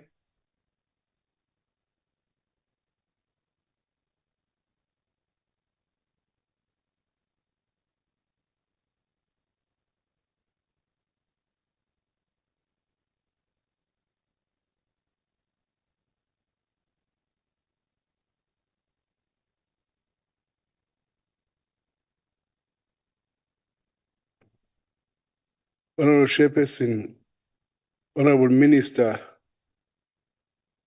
Honorable Deputy Minister, Honorable Deputy Chairperson of the NCOP, Honorable Chief Whip, and House Chairpersons, Honorable Members, Special Delegates.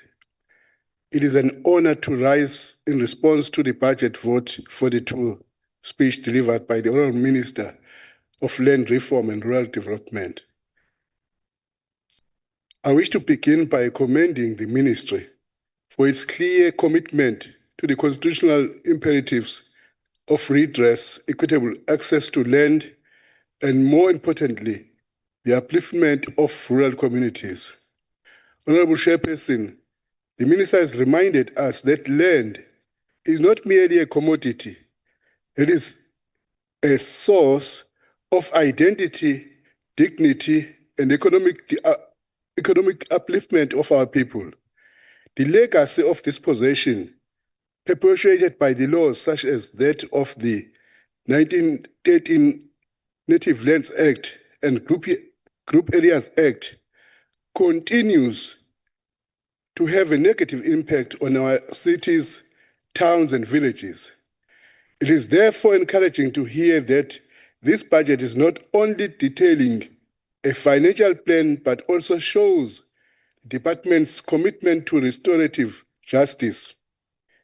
SALGA welcomes the prioritization of land restoration and tenure reform program. We would still, however, urge the department to work with others on the distribution component, considering that many people, especially in our cities and towns, are in desperate need of land for housing. Working closely with the Department of Human Settlement will go a long way to also deliver on the redistribution part of our land reform program.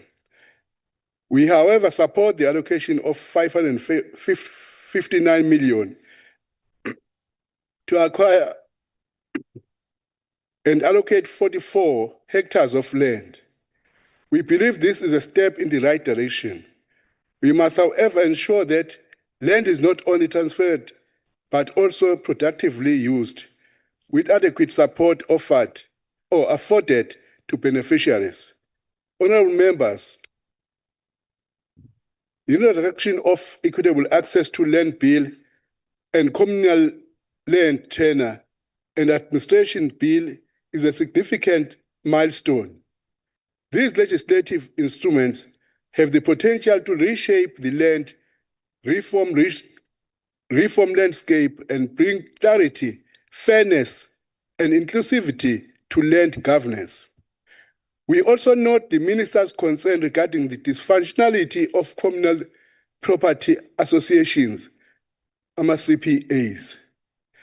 The establishment of an independent CPA office and the planned CPA Indaba are welcome developments. However, we must go further to ensure that CPAs are not only functional, but also democratic, accountable, and truly representative of their communities. Honorable Chairperson, SALGA welcomes the department's focus on rural development. The allocation of 891.7 million is, however, quite small, considering the massive interventions required for effective rural development. As the Minister outlined, rural development is not synonymous with agriculture alone. It is about empowering rural communities to become self-reliant and economically active. It also includes massive investment in social and economic infrastructure, such as roads, electricity, and water. This requires a multi-sectoral approach, strong partnerships, and sustained investment in infrastructure, education, and enterprise development. We are encouraged by the department's initiative to develop the National Special Observatory. This is a critical step toward building a spatially just and inclusive South Africa. We recommend that the department collaborate with SALGA, which is currently advancing a similar initiative through the Spatial Transformation Barometer. We believe these two processes are complementary and, if aligned, could significantly enhance spatial governance and transformation efforts across all spheres of government. The Spatial Transformation Barometer is essential in monitoring and evaluating the effectiveness of collective interventions in transforming space and integrating our societies. The department's leadership in strengthening spatial governance across all spheres of government is commendable, as is the effort to enhance the participation of traditional and cohesion leaders in spatial planning and land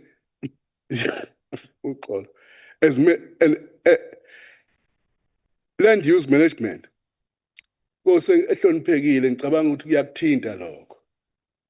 These inclusive reforms are essential for long-term sustainability and legitimacy.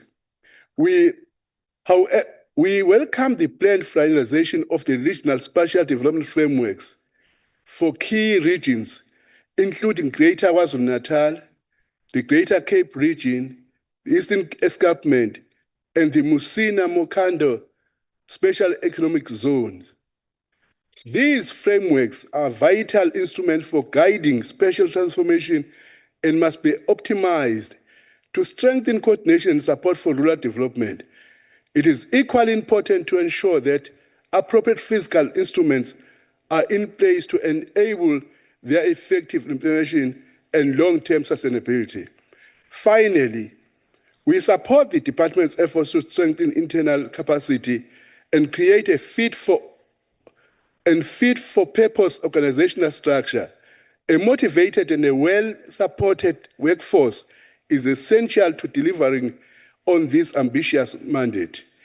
In conclusion, Honorable Chairperson, we believe the budget reflects an effort to address the criteria of historical injustice of land dispossession and to build a more inclusive and prosperous rural economy in our country. Let us work together across sectors and across communities to ensure that land reform becomes a true instrument of justice, unity, and development. I thank you. Thank you very much indeed, Councillor. Honourable members, back online now. We will be hearing from the Northwest MEC for Agriculture and Rural Development, and that is the Honourable Sambata. Honourable Sambata.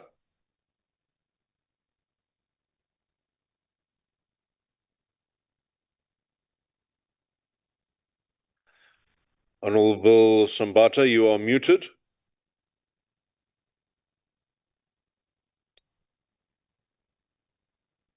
With no response from Honourable Sambata, honourable members, we will move on with the Honourable Chair, Honourable there House we Chair. go. There you go, MEC. Honourable Welcome. House Chair, my apology. Though respecting the rules of the House, because of the network, I won't be able to appear on the face. Honourable House Chair and honourable members, honourable Minister and honourable representatives from the SALCA. Provincially, as Northwest, we enjoy a good collaborative working relationship with both the National Department and the Provincial Department, as you would understand that Department of Land Reform and Rural Development in provinces exist as a national function.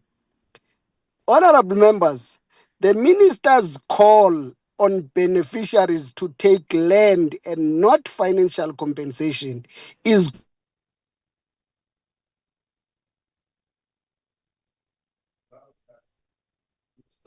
Honourable Sambata, your signal is failing you. Can I suggest you try moving around slightly and try and continue? No, we've lost him. He's just fallen off the platform. Honourable members, we'll return to the House then, and it's the turn of Honourable Billy from the Democratic Alliance to take the podium for 6 minutes. is correct for purposes of real ownership and heritage. This Honourable call is Sambata. not the same with those who say, why Honourable push Sambata. land claims because your people need money and not land. Honourable Honourable members, Sambata, can you hear let's me? be clear that our people Can I ask deserve the return table of their staff land. or the In this the regard, host of the meeting return of to their please land. mute Honourable Sambata? Thank you very much. We'll communicate with him and he can take his turn in Am due I course. out? Honourable Billy, please continue.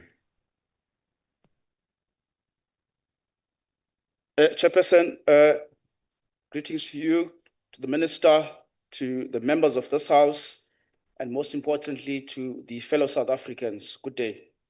Chairperson, let me start with an interesting fact.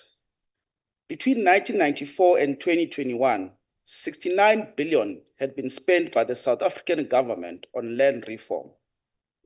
Despite spending this much, in a high-level panel report on the assessment of key legislation commissioned by Parliament and chaired by the former President and NC member, Kgalema Motlanthe, it was found that 70% to 90% of land reform projects had failed, and this was mainly due to the lack of post-settlement support, unclear tenure, and importantly, corruption. This budget vote debate speaks to one of the most pressing injustices of our past and present: access to land and opportunity in rural communities. While progress has been made in parts, we must be honest, honourable members. The South African government has not done enough to correct the historical injustices of land and dispossession and rural neglect. If it were not for corruption, inefficiency, and political patronage under the ANC government, far more Black South Africans and Africans in particular would have secure land rights and thriving rural communities by now.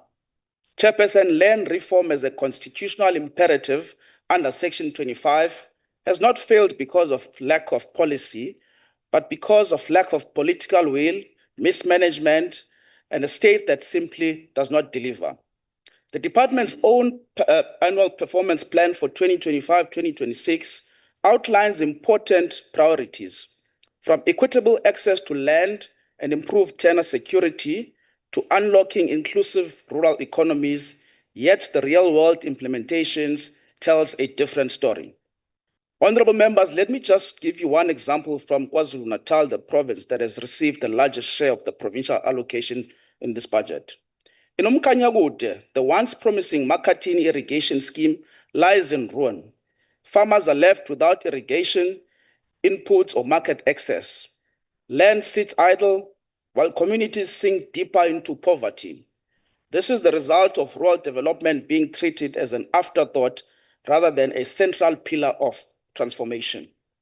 The DA's policy on land reform and rural development is clear and practical. We believe in three core principles. One, the redistribution and equitable access to land. Two, the restitution for dispossessed communities. And three, secure tenure and ownership, especially for the rural poor. But we go further. Land alone is not enough, honorable members. The people need support, infrastructure, economic opportunities. And that is why rural development must be integrated into land reform. It is unacceptable that many beneficiaries are handed land without water, roads, training, or access to markets. Honorable members, our policy emphasizes post-settlement support delivered not by dysfunctional bureaucracies, but through accredited private providers with clear accountability. We also call for the creation of a national database of redistributable land and independent land administration commission to ensure transparency in land allocation. Minister, the department's strategic plan speaks of building a vibrant and inclusive rural economy. But vibrant economies are not built with slogans. They are built through investment in rural infrastructure, skills development, enterprise support, and functional municipalities. In many rural towns, especially in Zululand and Tugela, in the province that I come from, roads are impassable, water is unreliable, and young people are left with nothing but despair. In contrast, and I know many don't like to hear this, where the DA governs, we see the difference. In the Western Cape, over 62% of land reform farms are successful, compared to just 10% nationally. And this is a fact. It's a fact. This is because support is real. Title deeds are issued and post-settlement services are prioritized. It's a fact, Honorable Farmer. Chairperson, we are not here to debate ideology. We are here to fight for justice, for land that creates wealth, security, and dignity.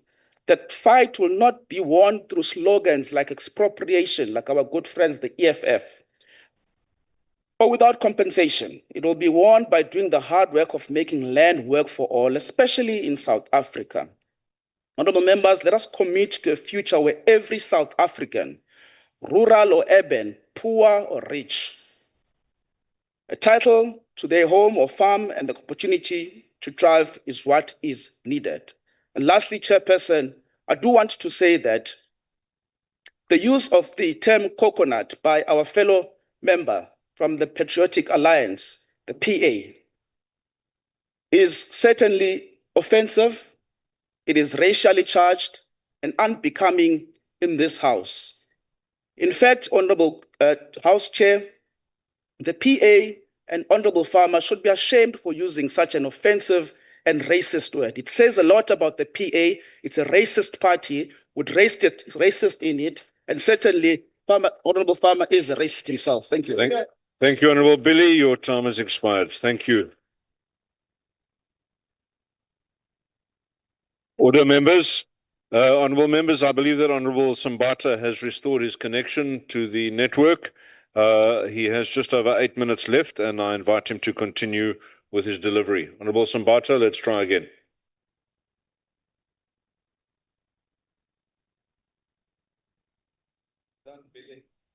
No, I still don't see him attached. I think he's having substantial trouble. Let's continue in the House. We turn now to the African National Congress, and it's the turn of the Honorable Mabilo.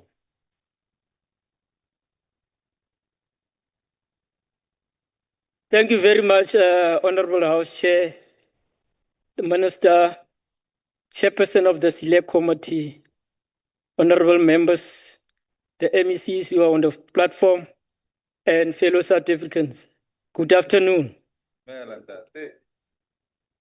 On behalf of the People's Movement, the African National Congress, we support the budget as part of the broader government's vision of 1, inclusive economic growth, 2, reduction of poverty, and 3, building an ethical, capable development state, and to reduce the high cost of living. Our focus in this budget debate is around land distribution and security of tenure, as well as farm and communal land. Honorable House Chair, the budget for Program 3 reflects an increase from an adjusted appropriation of 5.7 billion to 6.1 billion in the year 2025-2026. This is indicative of a nominal increase of 8.1% in real terms after adjusting for inflation. Land redistribution, tenure reform, such program account for a total amount of 21% of the overall budget under the program. Honorable House Chair, there is no dispute that the land reform process has been profoundly significant, but painfully slow, yet not a complete failure, as our detractors would like to believe. Therefore, we must debunk the myth with facts that since 1994, approximately 13.2 million hectares of land has successfully been earmarked for restitution, but beneficiary opted for financial compensation as a means of restitution. Due to other facts that needs to be studied, Honorable Pinar, you can't take it as a sweeping statement. We must get into the contextual factors. And we have been consistent, Honorable Chair, that we should not vulgarize the land question and the land hunger. That's our departure point. But there are scholars and academics who have deposited a well-argued position. That is academic Wandile Sihlobo and Professor Kirstens on the land question and why people are opting for land as opposed to the land itself. But the land hunger remains. The process of proactive acquisition is facilitated through the agricultural land housing account as a trading industry of the entity of the department. It aims towards acquisition of strategically located land and providing financial and technical support to farmers and ensuring that farms with high commercial performance capability are supported with adequate infrastructure to realize their potential. Its target is to acquire a total of 200,000 hectares of land and provide financial and technical support to a total of 93 farmers at an estimated cost of 3.1 billion rands over the next 5 years. Honorable House Chair, we understand that there is a need to be realistic to set targets of 200,000 hectares out of the required 15.5 million hectares over the same period. It falls far too short. We must challenge the minister to be more ambitious in this respect and revise the targets towards making a tremendous dent on the land backlog, Minister. An extraordinary effort needs to be made to bring the fiscal and economic levers in line with land reform targets, because any misalignment will create hopelessness and result in despondency. So the alignment there is very important. Our Chair, Minister, you should know better that land dispossession was systematic and brutal. And therefore, to redress the injustices, we must equally be systematic, be well coordinated, be comprehensive, deliberate, detailed, and be more effective in ensuring land distribution and the supportive economic supportive ecosystem. Honorable Chair, we know that the colonialists and the apartheid masters were obsessed by political power and control and the entrenchment of segregation. The democratic government under the ANC does not seek for social engineering, but we want to foster a non-racial, non-sexist, democratic, prosperous South Africa in a united manner as envisaged in the Freedom Charter. It therefore carries an obligation to provide measures to accelerate land transformation, ownership patterns, and control over land assets to ensure equitable ownership and inclusive growth. Honorable Minister, careful consideration must be given to improving the institutional and technical support ecosystem for proactive land acquisition programs in order for them to thrive and participate meaningfully in the agro-processing value chains and international markets. The land must never be allowed to lie fallow when there is such a great need for food production in this country. Land distribution programs are clearly critical and important in the realization of the objective of building a caring, united South Africa. Job creation becomes key and cardinal. It is vital, therefore, Honorable Chair, to ensure adequate support in terms of provision of implements, as well as market facilitation and other substantive support measures for the emerging landowners. The entire process of land reform remains a catalyst to agricultural production and will unlock the potential for a dynamic, growing and employment-creating agricultural sector, as explained in the National Development Plan. In essence, Honorable Minister, through the Chair, achieving this vision will require leadership, and we have full confidence in your leadership, Honorable Minister, on land reform, communal tenure security, infrastructure, and financial and technical support to farmers, and capacity building to ensure that state institutions and private industries do implement these interventions, which are strategic.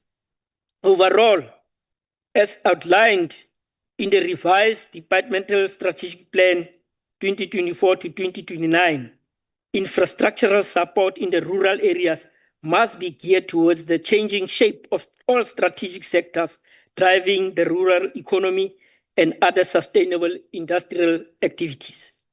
The existing institutional rural infrastructure development framework also remain highly fragmented, with limited horizontal and vertical coordination of rural development, funding projects, and service of government actors and non-government stakeholders. This results in gaps, duplication, overlaps, wastage, and other inefficiencies. Minister, we've got to address the resultant inefficiencies. This situation must be turned on its head to accelerate inclusive economic growth and sustainable employment generation by boosting all sectors in the countryside. Honorable Chair, and all must ensure that we attain the notion of land prices, which become inflated in order to frustrate the realization of land delivery targets. There is a critical institution in the context of land acquisition process, which is the Office of the Valuer General, which must implement the prescripts of the Property Valuation Act. This institution needs to be strengthened in terms of the objective of being a trusted authority, providing impartial and credible property valuation to all stakeholders and fostering socio-economic transformation in our country. It is responsible for the valuation of properties identified for land reform purposes and for other government departments who receive valuation service. And the Department of the developmental criteria and procedures for the valuation of property must be subject to land reform as well, monitoring valuation of such properties. As you may be aware, Honorable Minister, through the chair, a vital lever for land distribution is the state land transfer project, which must have less complications. We know that the department began with the implementation of the state land transfer project by the year March 2024. However, progress remains limited. By 19 March 2025, only a total of 219 properties were approved as opposed to 197. As I move to address the important question of security of tenure to farm workers and women folk, currently there are a total of 9,034 labor tenants claims, and majority are in Gauteng, KwaZulu-Natal, Limpopo, Mpumalanga provinces. Notably, Minister, the first province in this country to acquire land compensation is PLENARY. And we must say that we are concerned that up to now, the title deed has not been issued. The second one is around Meji Mancho in the Northern Cape. Post-settlement support has not been adequately provided. We compliment the report on the Rustersveld, Minister, on the development around it. Our chair, there's also a notable decline trend in spending allocation for the tenure reform program over the years.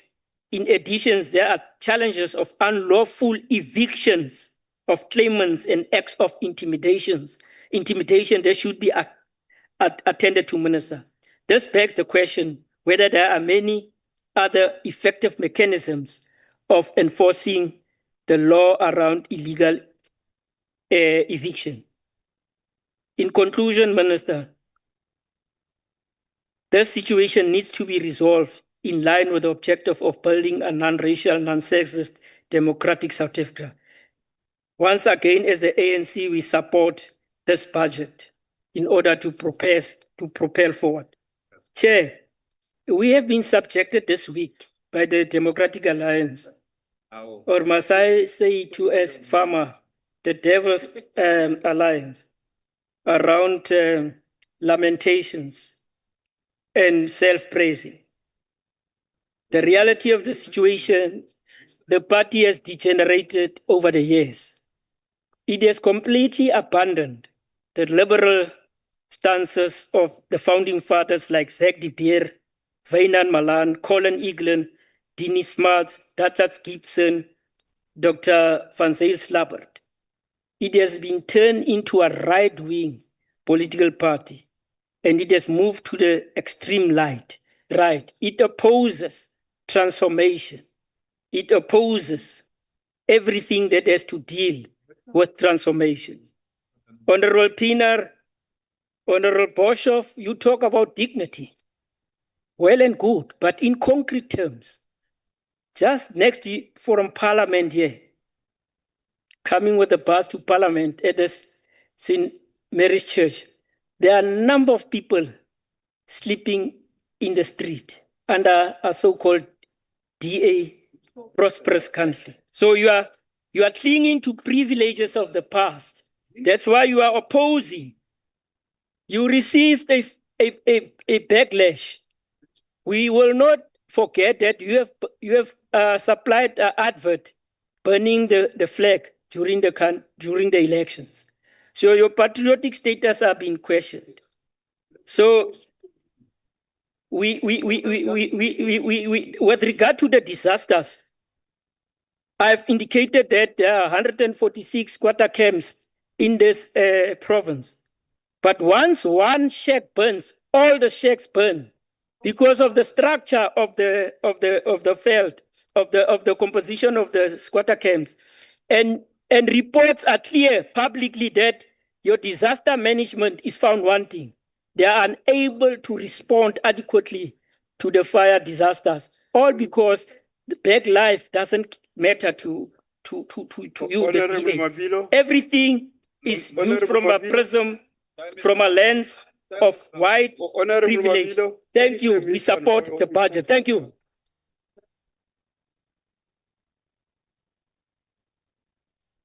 On what are you rising, Honorable?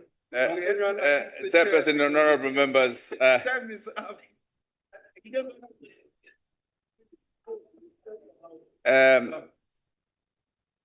Chair and honorable members, I rise in terms of Rule 611A.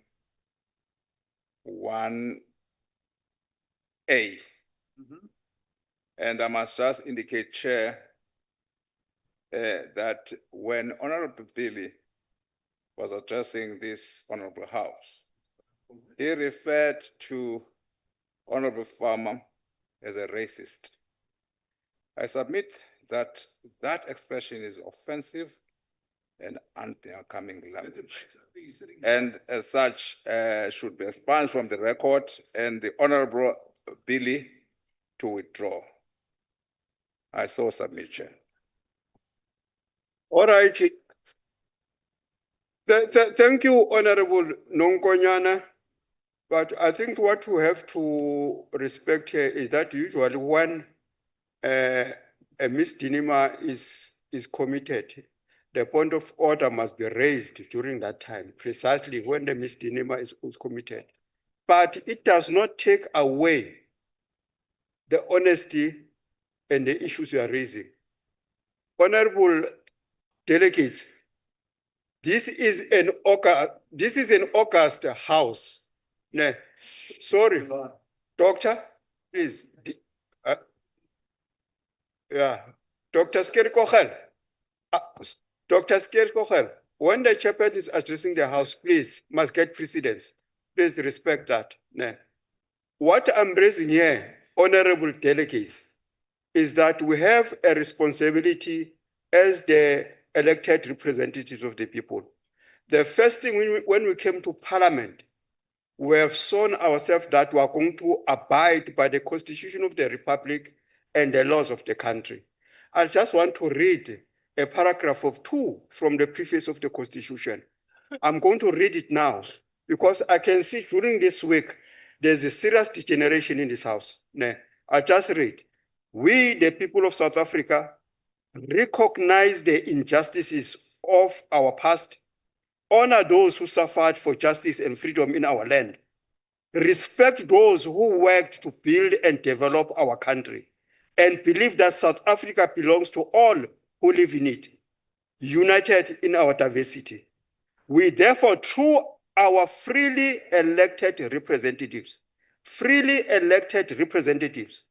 adopt this Constitution as the supreme law of the country, of the Republic, so as to, 1, heal the divisions of the past and establish a society based on democratic values, social justice, and fundamental human rights.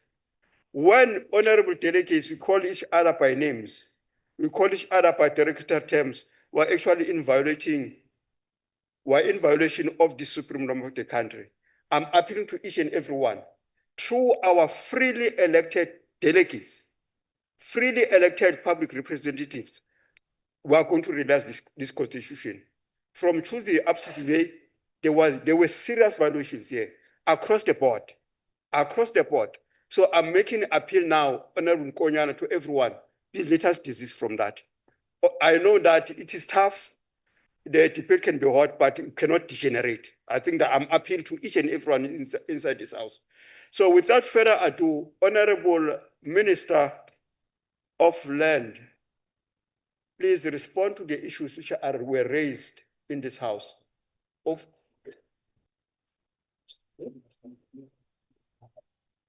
A little bit. Over to you, Honorable Minister. Minutes.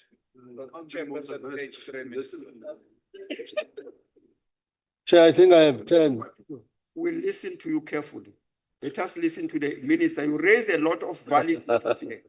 The minister must respond. Chair, before that, let's rectify time. I'm also speaking on behalf of the deputy minister. So it's 10 minutes, not 5. Yeah. Yes. No, there's no such. Minister, the minister was supposed to get 10 in between. No. I said I'm going to cover him. Go to Rule 59 and Rule 60. Oh, Honorable Minister, let me address the minister. Okay. In this house, we've got the rules. Okay. The rules are very clear. Rule 59 and Rule 60. That the members and the delegates are going to be called according to the list. And in the list here, there was no deputy minister. It's only you. And you have to open the debate and close it. So we are at a point where you have to close. So do it if we can do it. 5 minutes. Sure, Chair. Thank you, Chair. Honorable Chair, thank you very much. Honorable Modise, I agree with everything you said. And as you know, Chairperson, that exploitation of labor and land continues. This will not stop until the restoration of land is realized. The example of success you gave is evidence that land can be used to propel the rural economy. As well articulated, the challenges of land are not limited to rural land. There are challenges of spatial justice in urban areas. We are committed to supporting municipalities in areas of spatial planning. Honorable PLENARY, our people do not only want financial compensation, they also want land and they also want money. That is the reality, that they want both. It is because we are giving them land and we don't give them support. That is why they are failing. It is also true that white people were not born with a skill to farm, but they had resources to work the land. So we are going to give our people both the land and the money so that the land remains productive. Honorable Dangisano Tata, this House should take heed of your observation on how the land was taken. We must restore it in the same systematic manner. However, it must be done in a just way. We must reverse migration through creating opportunities in rural areas. We agree that there should be more money allocated for rural development. We are building a strong case for future funding requests, especially for rural infrastructure. Honorable Van der Berg, your question of value for money is pregnant with possibilities of answers. The price of land is still influenced by speculative behavior. We are working hard through the Office of the Valuer General to moderate these prices. On the other hand, for our people to get out of poverty, they need land with money. Honorable Masipa, after 30 years, it's only 100,000 hectares of land that have been restored in Western Cape because people in Western Cape are resisting transformation. There is no successful land reform in Western Cape. There are attitudes to make sure that black people do not access land. We are going to take land and give it to our people, including land in Stellenbosch, land in Constantia, land in Protea Village, and land in Bishop's Court. Our people must go there. They must not stay in Amatyojombeni in Philippi. Honorable Councillor, MEC from Eastern Cape, the emphasis on the importance of working together across all spheres of government on land reform is appreciated. The Eastern Cape plays a key role in integrating land reform with local economic development. We remain committed to supporting the province through improved post-settlement support and spatial planning tools. Collaborative implementation will be the key to success. Honorable Mkwena, your speech was powerful theater, but land reform needs policy, not monologues. We are here to redistribute land, not rewrite history scripts. The real work happens off stage. I'm not sure if you are also aware that President Zuma appointed Freedom Front Plus president into his cabinet in 2009. I'm not sure if that's a mistake, as you said, about President Mandela, or is revolutionary. You be the judge. Honorable Rockman, we have started the process of policy review on equitable access to land.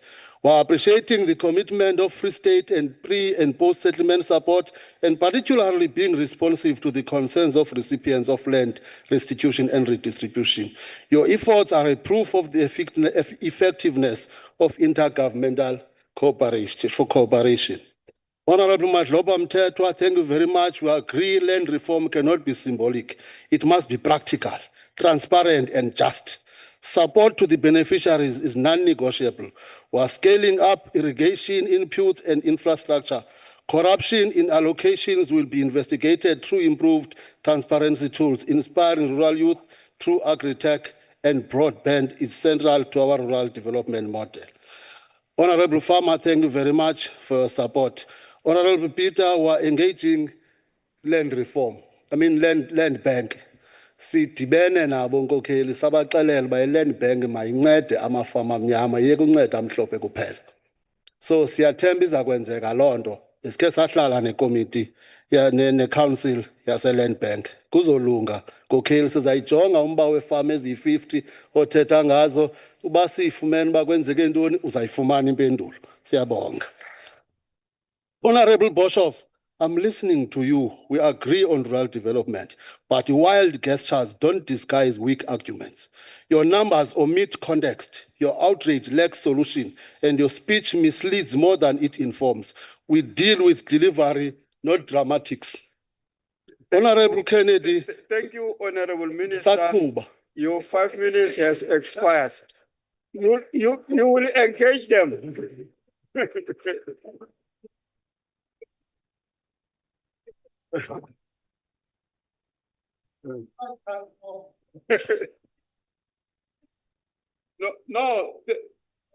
Thank you, Honorable Minister, for your responses and your articulation of the policy of your department.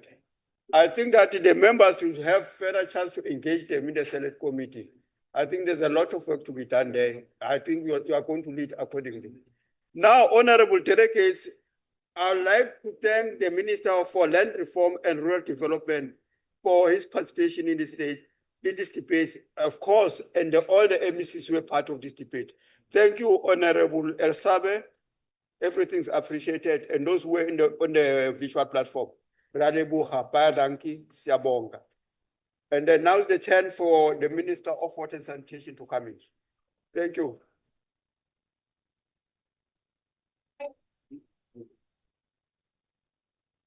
Okay, so thank you, guys. Thank you.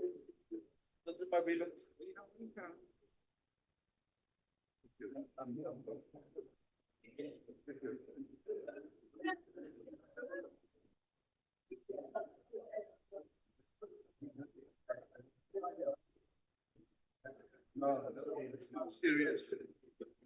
No, it's not fine.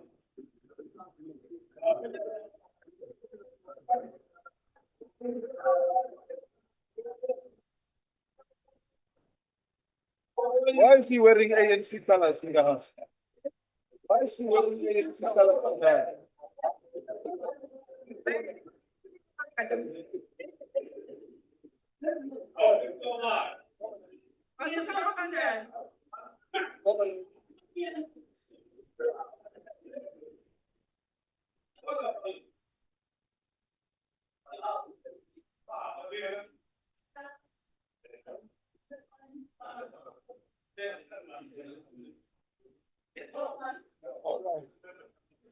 All right. Can the service officers please provide the youth delegation with water?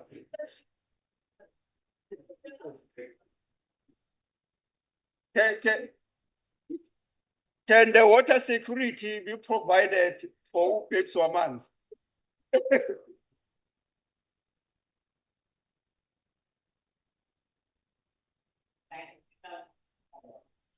We're proper.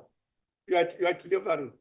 All right, honorable delegates, without further ado, we shall now proceed to the second order. Policy debate on budget vote 41, Water and Sanitation Appropriation Bill. I now call upon Honorable PC Majotina, the Minister of Water and Sanitation, to open the debate.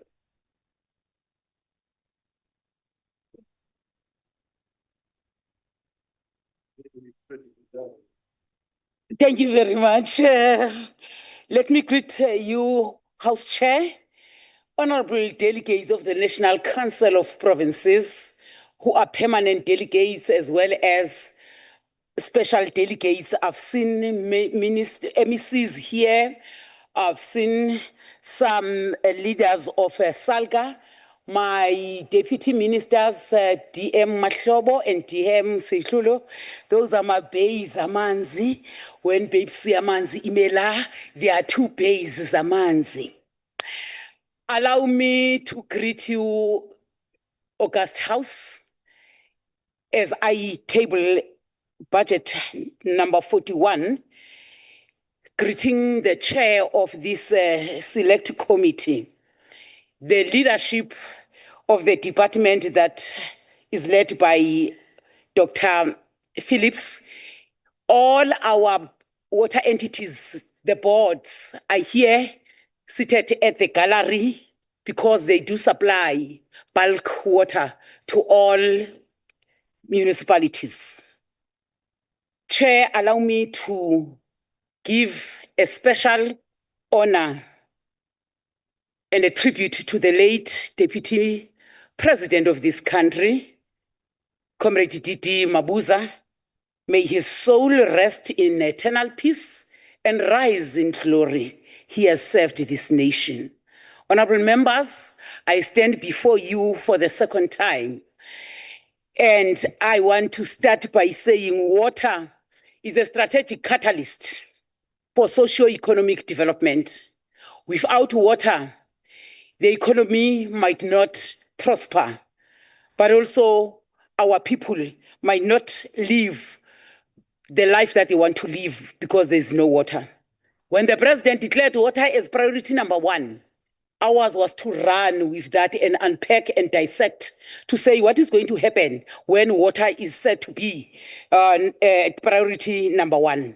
Vumani ke ndisondele ndidadele enzulwini xa ndizawuthetha ngamanzi kuba kukho umgaqo siseko othi ngubani noma kenze ntoni kodwa okwethu into yoba masincedisane nomasipala bakwazi into yoba badeliverishe kuxanduva lwabo. The water provision and water reticulation, I will repeat and repeat every day. It is the responsibility of municipalities. But the Constitution said where municipalities have a shortcoming, we must support. It does not say we must take over. We're not going to take over any responsibility of municipality unless you, as honorable members, so say by amending the Constitution, because whatever we're doing, it is within the Constitution. We are assisting municipalities through our two important grant, the water service infrastructure grant, as well as the regional bulk grant. We held Indaba water and sanitation Indaba, where we agreed on 5 key principles or pillars that must guide us to turn around the situation. Savumelana ke into ba kwezintsika zinhlanu we must increase investment through financing options, ensure financial viability, building partnership through working with the private partners, as well as building sensitive and resilient communities. We have seen the devastation of floods. It means even in the water infrastructure, our infrastructure must also take care of climate change. Our full declaration on what must happen as per water and sanitation in Indaba is on our website, honorable members, when you have time. Ingxaki ekhoyo lunkinkisho lwamanzi. Kodwa isinqa samanzi esithetha into yoba the water resource is there. We have water in South Africa. But it will seem that I'm contradicting myself that I say there's water, but there's no water.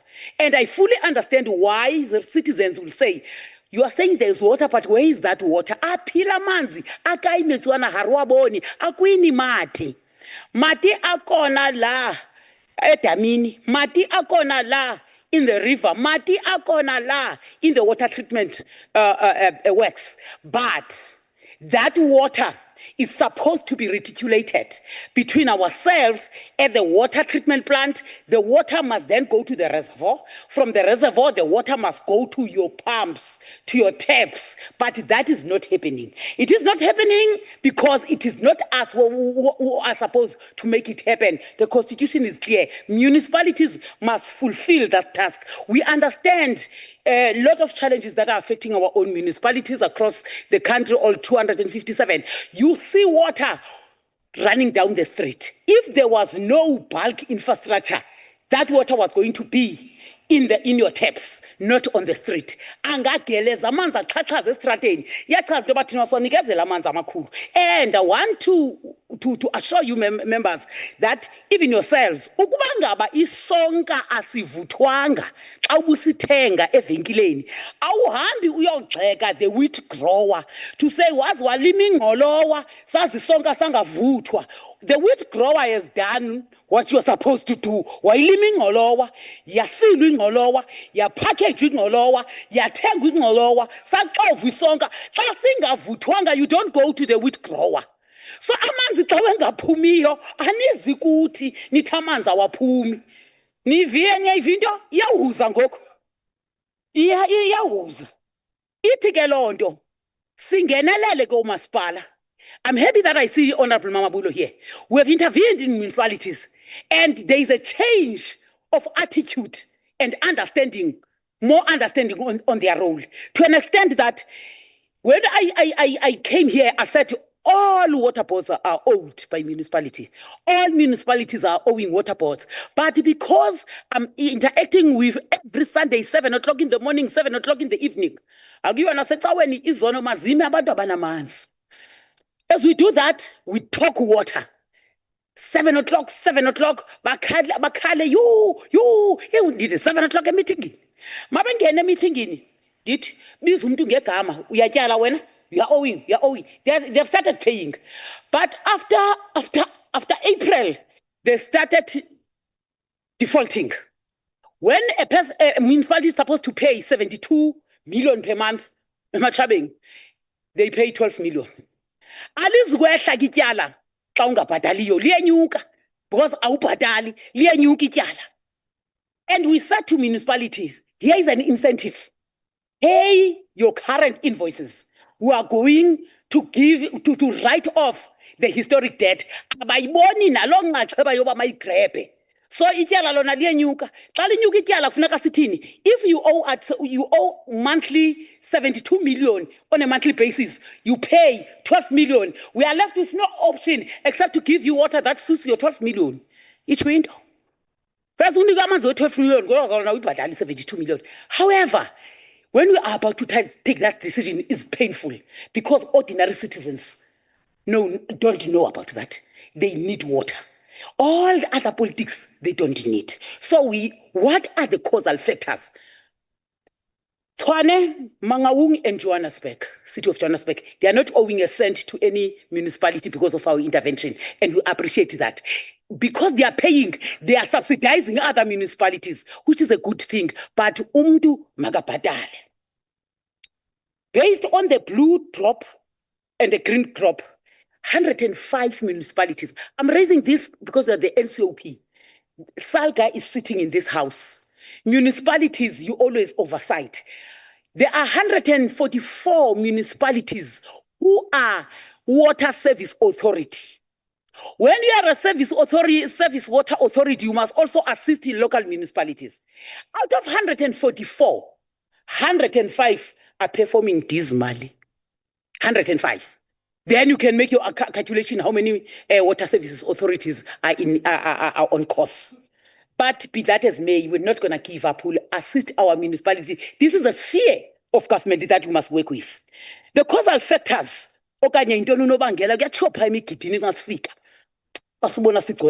there are 16 causal factors which are very important for you, honorable members. Water tankering and extortion mafias, vandalism of critical infrastructure of government, poor reticulation, corruption, poor financial management, poor revenue collection, escalating debt of water sector, poor billing system, illegal connections. overconsumption, high non-revenue water, infrastructure decay, lack of maintenance, non-payment for services, governance instability, and poor performance of bylaws. There are things that are not supposed to be done, where bylaws are supposed to be enforced. All that, they contribute to the crisis of water provision. What must be done then? Having diagnosed this, the following must be done, and we've agreed upon that. There is a water task team that is led by the Deputy President, who came a month ago to explain to you what is the plan of trying to assist municipalities. We're going to work with Department of Human Settlement, COCTA, National Treasury, as well as electricity and energy and electricity, to bring all the resources we have and try to support the municipalities. We're not going to finish all the municipalities. We can take 20 municipalities at a time, but our focus should go there where there is no access at all, where there is water disruptions time and again, because even investors won't come if we don't have reliable water. The other thing that must be done is for us that all water users must pay in source water tankers by municipalities. Already eThekwini municipality has started to do that, so that you can only use water tankers for emergency, but they are yours. All the 9 provinces where we have visited, they are saying ban tendering in water and tankering. Unfortunately, we don't own tankers, Tina. Asinamakani thina wamanzi.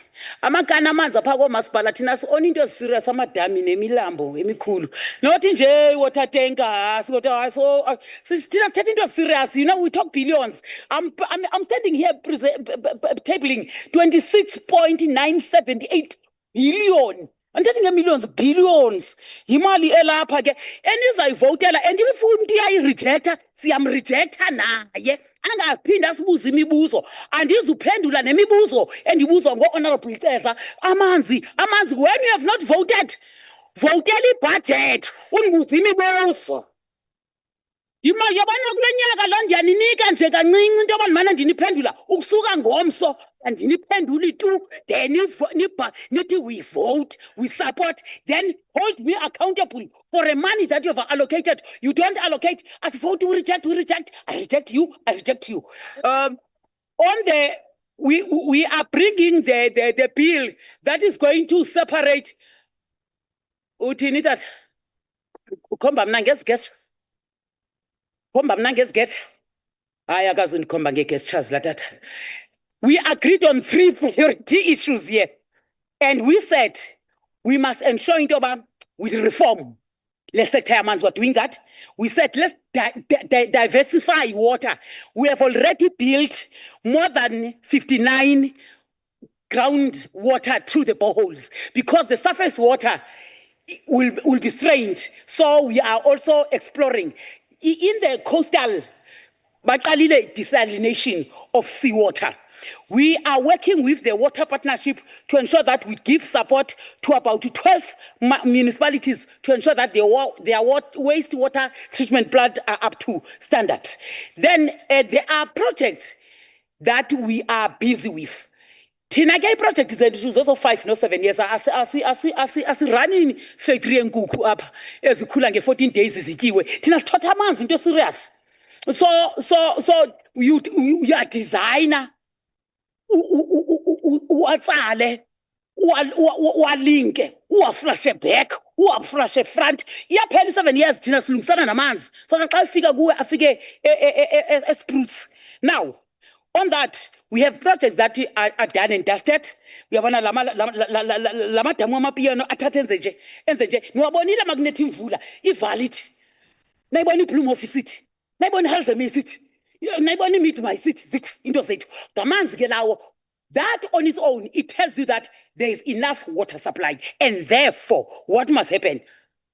That water must reach the communities. All members here, across they are saying water must go to our people.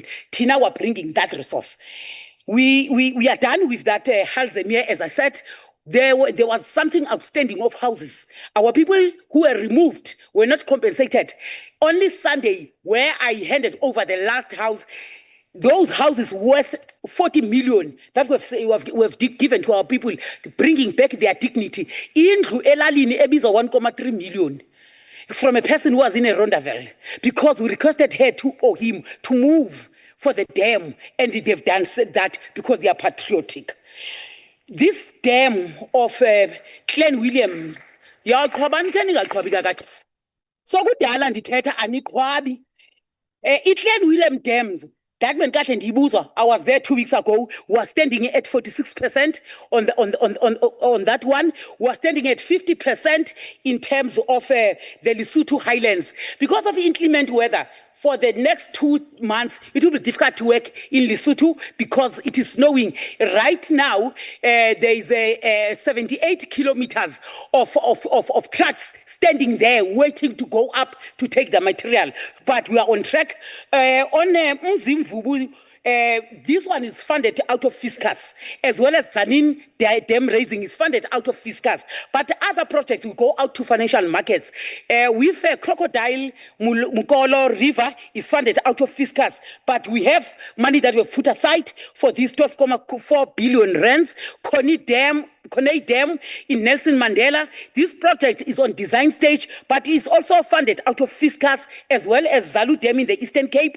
In KZN, Umkomazi, I reported about Umkomazi here. At the moment, Umkomazi is standing at Umkomazi. What was delaying us was the offtake to be signed by municipalities. At last, the municipalities have signed offtake. Once they sign offtake, the TCTA will go out and they look for sponsorship. Foxwood Dam in the Eastern Cape, we have applied in Fiscus, but the dam is already designed. Because we start by designing, you profile the dam for the financial markets to fund that dam. Namnitwa Dam in Limpopo, we are depending on borrowing, which is 27 billion that we need. The Tobeni off-channel storage water is also in KZN. The design work is underway. When it comes to Stephen Dlamini, this one has received funding through borrowing. The Berg Fuel Flay Augmentation Scheme, the offtake here in Western Cape has been signed, so the dam will start soon. But also, we are bringing 110 regional bulk infrastructure water, which was spreading across the 9 provinces. Additional to that, 163 projects on WISIC, which is a water service infrastructure grant, will be allocated across 9 provinces. In the Eastern Cape, we have about 3 for this financial year. They were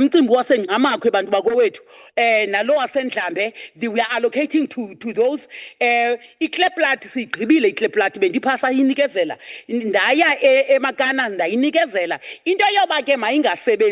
You don't blame the witch grower when the isonga singavutwanga.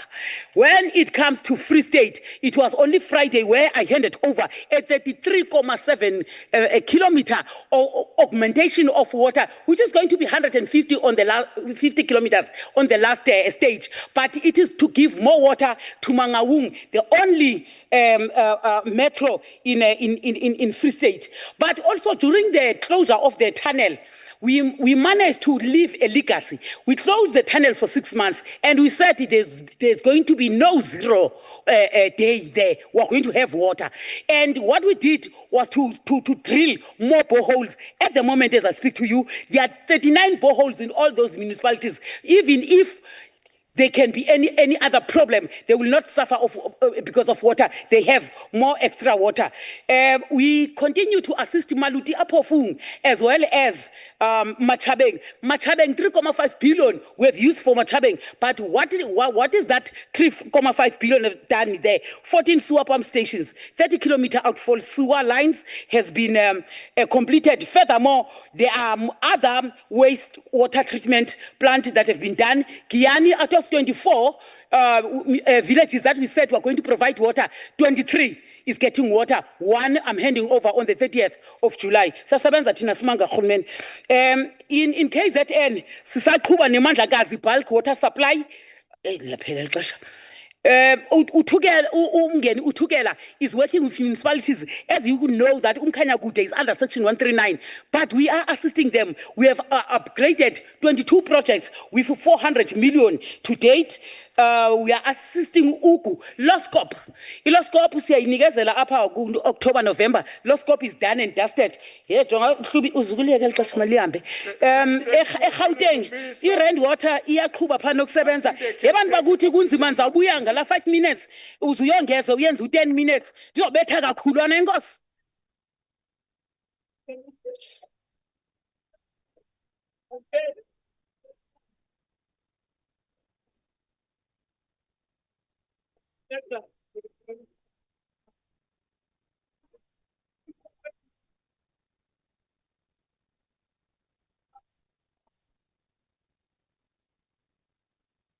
Oh, honorable delegates, can we resume our seats, please? And now the next, thanks a lot, Minister, for the policy statement you have just made. I think it's very clear. Those who have ears will listen. The next speaker on the podium is going to be Honorable Kaunda, the chairperson of the Senate Committee on Cooperative Finance.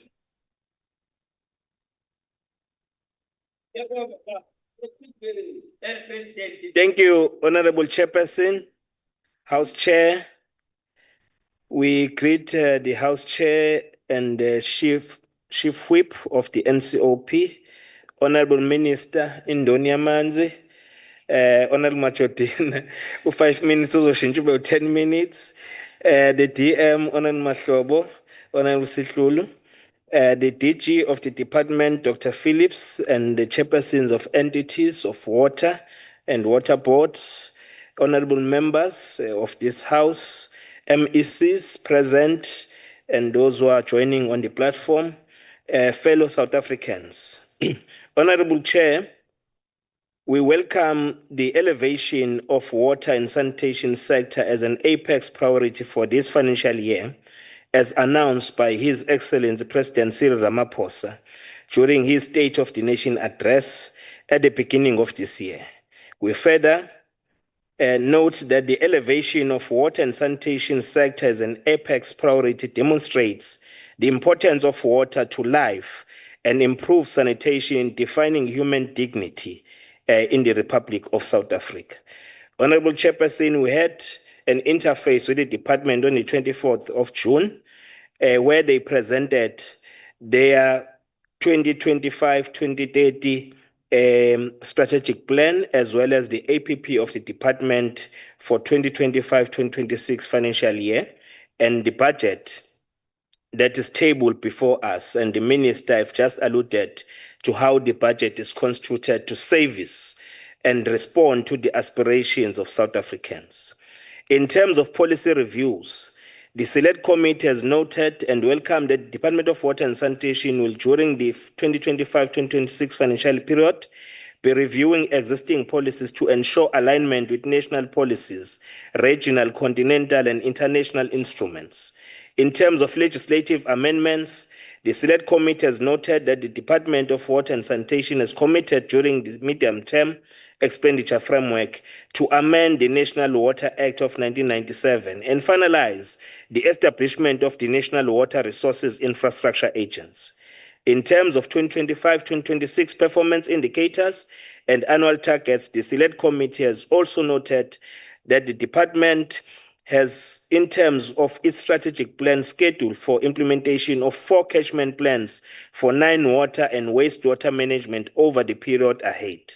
The Select Committee also noted annual targets will include maintenance and refurbishment of water resource infrastructure to ensure optimal performance in securing water supply in Orange River Val, Val Huts, Fish Sundays, government water schemes, and Kamata irrigation scheme. In terms of budget allocation, the funding for these infrastructure maintenance targets will be made available through the sub-program of water resources management with a budget allocation of 20.8 billion over the next 3 years. Honorable Chairperson, we have seen the minister and her deputies on the ground in KwaZulu-Natal, eThekwini, handing over water schemes, package plans to respond to the challenges of water shortages in these areas, including the recent handing over of houses for those who were relocated from our dam in Hazelmere. In terms of priorities, the Select Committee has noted that the Department of Water and Sanitation has prioritized the implementation of projects to augment bulk water resource infrastructure, lead the development of water resource, support the municipalities on water and sanitation services, strengthening of regulatory intervention to address pollution of environment and water, improve revenue collection across the water value chain, and reduce irregular, unauthorized, wasteful expenditure, and ensure consequence management for financial misconduct. In terms of the national water and sanitation priorities, the Select Committee also noted that the department planned to complete 37 regional bulk infrastructure projects, 7 mega projects, 22 large projects, and 8 small projects, and 234 small water infrastructure through the Water Service Infrastructure Grant that will support water services authorities such as municipalities and certain water boards. In terms of integrated water services management, infrastructure planning, and development, the Select Committee has noted that the Department of Water and Sanitation has planned to invest and oversee 17 strategic projects, including Mkomazi, a bulk water supply scheme, the raising of a Glen William Dam wall, which are projects aimed at meeting high water demand for large strategic users such as Eskom and Sasol, but directing this service delivery to communities. In terms of diversification of water resources, the Select Committee has noted the Department of Water and Sanitation has planned to diversify water mix by exploring water sources such as groundwater and aquifer systems, treatment of acid mine drainage water, and desalinating seawater from those sources. The Select Committee has noted, in terms of eradication of bucket system, that the Department of Water and Sanitation has, during the 2025-2026 financial year period, planned to complete 7 bulk sewer projects in Ellington, Petrostain, Clocolan, Senegal, Rates, Dillsville, and Fixback to support the eradication of existing bulk sanitation systems in informal settlements. Whilst welcoming the executive commitments and undertakings, Honorable Chairperson, made by the political and administrative leadership of the department before the Select Committee, however, the Select Committee has noted with concerns the findings of the South African Human Rights Commission on water pollution and sanitation challenges in municipalities, unsafe drinking water, poor wastewater treatment, weak enforcement against water polluters, delayed projects in Guyana and Glen Williams, water and sanitation disruptions caused by construction mafias, and poor utilization of blue-green and no-drop reports as implementation and monitoring tool by municipalities.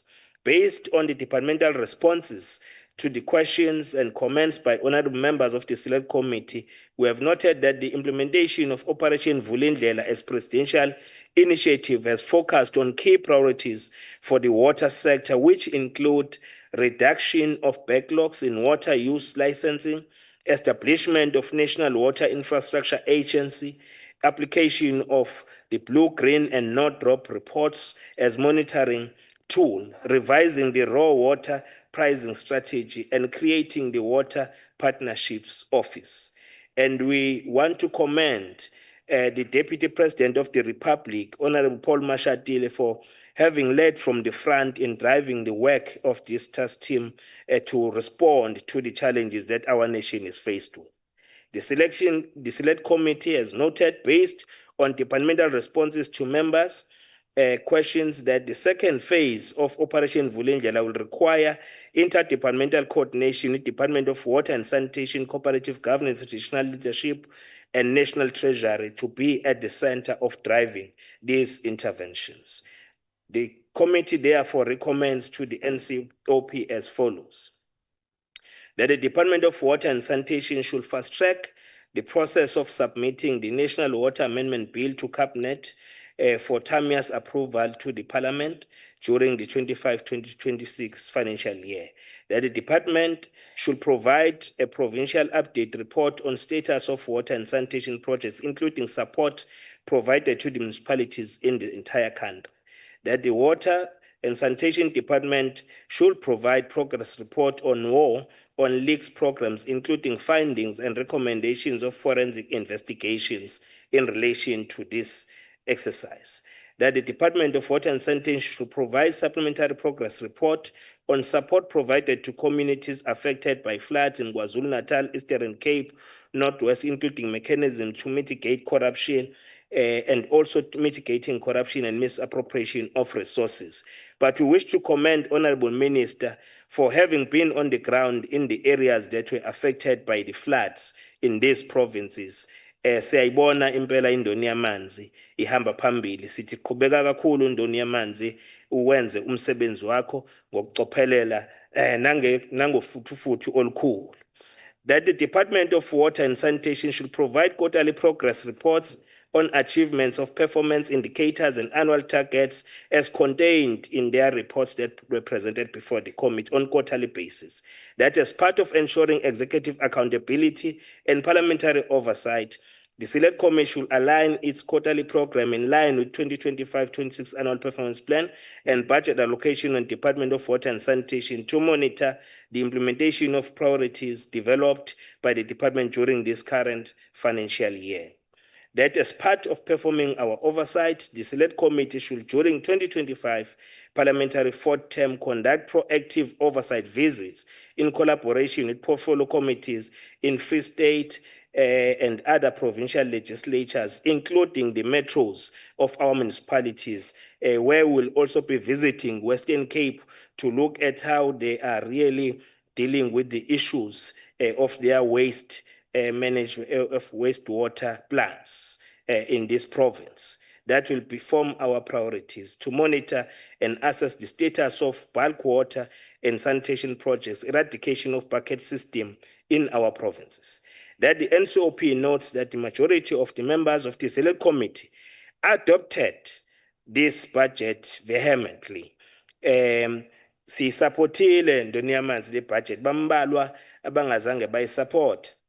Sibonile ke iDA ireserve ke iright yayo, sabona futhi ne-EFF ne-MK party bengayisupport ibudget, ukuthi ke usiyo implementa nje bushilo ke ukuthi yokwenza kanjani. Siyabonga kakhulu sihlalo, siyasubmita ireport.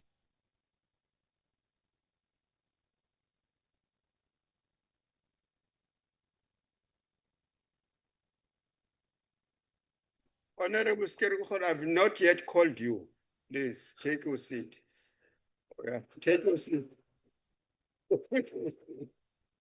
Maybe we back to school now.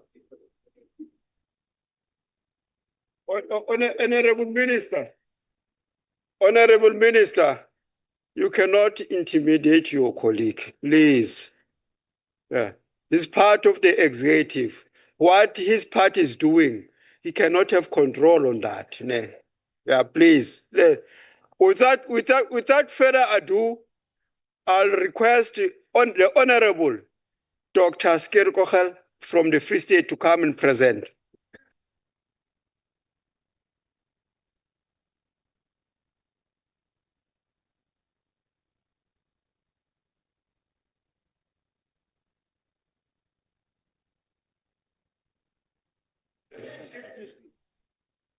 Thank you, Chairperson. I just want to correct the Chairperson. We support this budget and we didn't restrict ourselves.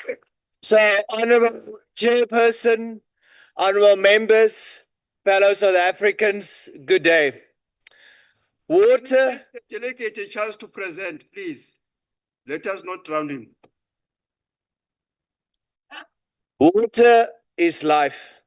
And yet, for millions of South Africans, it's become a daily reminder of state failure, decay, and indignity. Today we stand here and we consider the budget of the Department of Water and Sanitation. And I ask myself, how did we allow to arrive to this point where raw sewage flows freely through our streets and people cannot access their yards, where taps have run dry, like in Merifong, some places for 3 months. We still have to use bucket toilets, and 100 communities have to collect water to flush their toilets because local government are collapsing across the country because they do not pay water boards. Now, if you take a picture of local government and you show it to other people, they might think we are at a war zone, but we're not in a war zone. We are in South Africa. Our communities are gripped by a governance crisis, and it's killing our lifeline, water. Honourable members, various municipalities across South Africa are facing court cases because they pollute natural resources, and our communities. In my province, the Free State, local municipalities just don't care. Mafube is facing a criminal case of polluting the Vaal River and the Wilge River and being investigated by the Green Scorpions. Machabeng, my hometown, just were fined 250,000 rand for contempt of court of its failure to stop the massive sewage leak. Kopanong is dysfunctional wastewater treatment plants are polluting the Gariep River and the Oranje River. And I can go on, Ngwati, Nala, the list goes on. These are not just legal failures, they're moral failures. A failure of governance, a betrayal of our constitution, which guarantees every person's access to an environment that is not harmful to their health or well-being. These Free State municipalities are not alone. According to the department's own figure, over 90 municipalities are discharging partially or untreated sewage into rivers. This is not pollution. This is a national health crisis waiting to happen. How can the political leadership of local municipalities say in good conscience they serve residents, where 24.8 billion is owed to water boards, pushing these vital entities to the brink of collapse? The National Treasury were now forced to invoke Section 216(2) of the Constitution to withhold equitable share, transfers to 18 defaulting municipalities, including Mfuleni, Gabambeki, Nala, simply because they refuse to pay for their water debts. Chairperson, the department's budget grows by 26.7 billion this year. But what will we use this billions for? If we do not fix infrastructure, if we don't use this to implement consequence management, and if water boards are not being paid, Section 36 and 63 and 73 of this Water Service Act directive should not be just a tick box experience. It should be followed with real action steps. And those that do not uphold their constitutional duties need to be held accountable for trampling on people's human rights. So let's be clear. This is not a water crisis.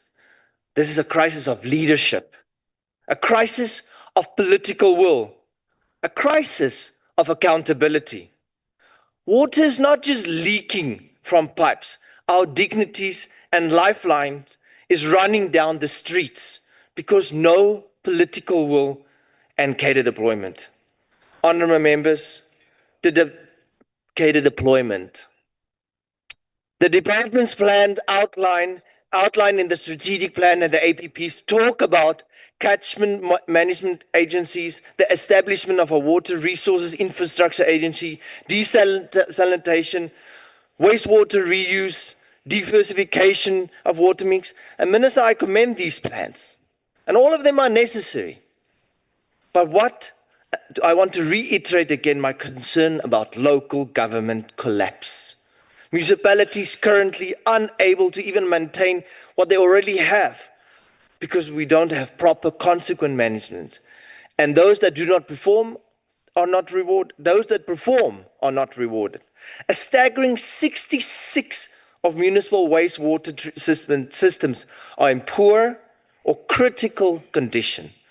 Almost half of our water systems do not meet the basic microbiological standards. In 2023 alone, we had cholera outbreaks. Cholera, not because of Mother Nature, but because of political negligence. We are one of the 30 most water scarce countries in the world, and yet we release 40 to 60% of water through municipal leaks and poor management. Our average consumption is 218 liters per day compared to the global average of 173. This is not sustainable. So what must be done? We need urgent structural reform. Ring-fence municipal water revenue. Every cent collected for water must go back into fixing our water systems first.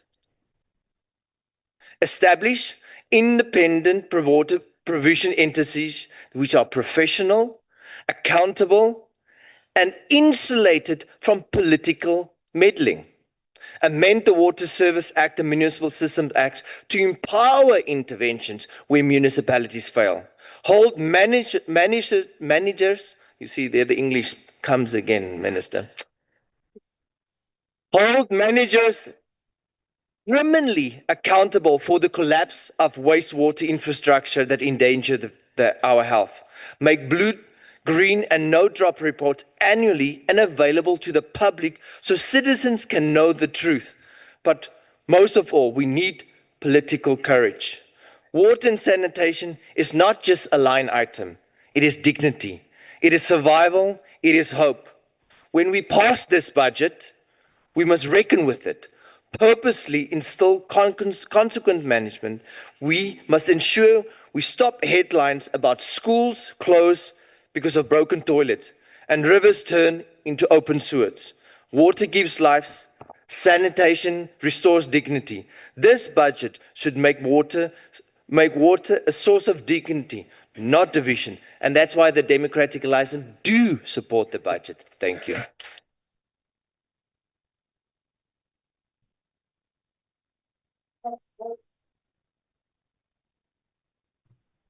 Thank you. Thank you, Doctor, for your articulate input. Now, the next delegate who's going to participate in this debate is going to be on the visual platform. The Honorable Williams, the MEC for Cocta in the Eastern Cape. Over to you. Thank you very much, Honorable Chair.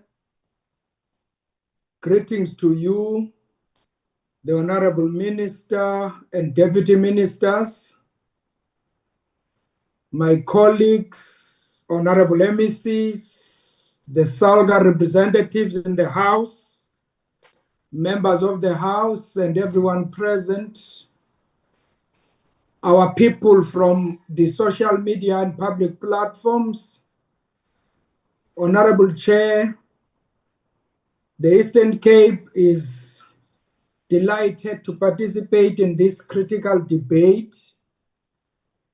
And this debate takes place in the month of July, when we have just had serious challenges as a country of mourning our late Deputy President, former Deputy President David Mabuza, who distinguished himself with a passion for service delivery and care for our people.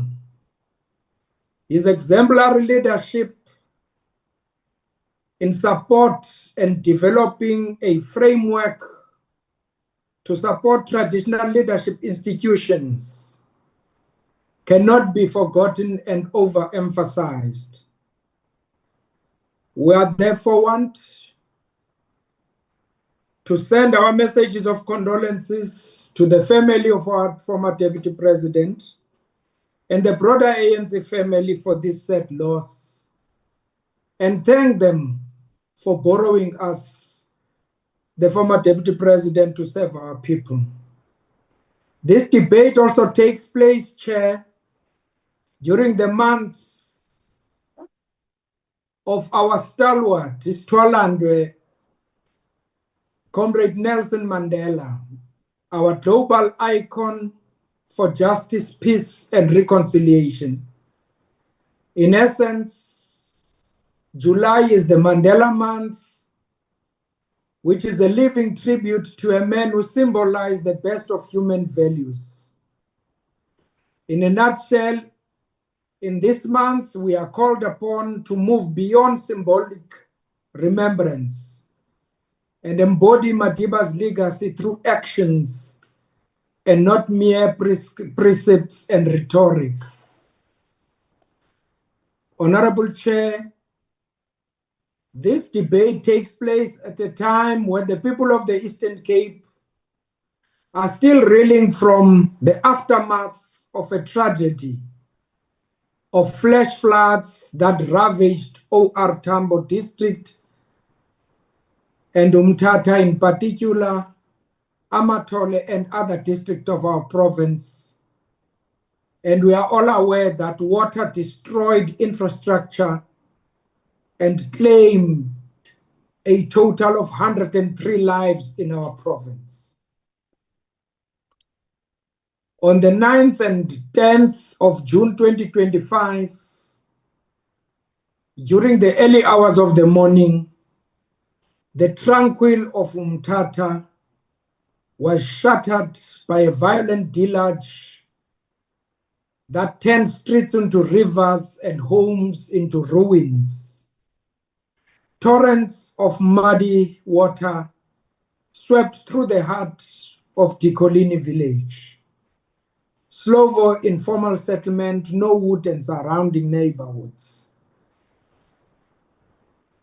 The same has happened in Butterworth with bridges and all infrastructure swept away.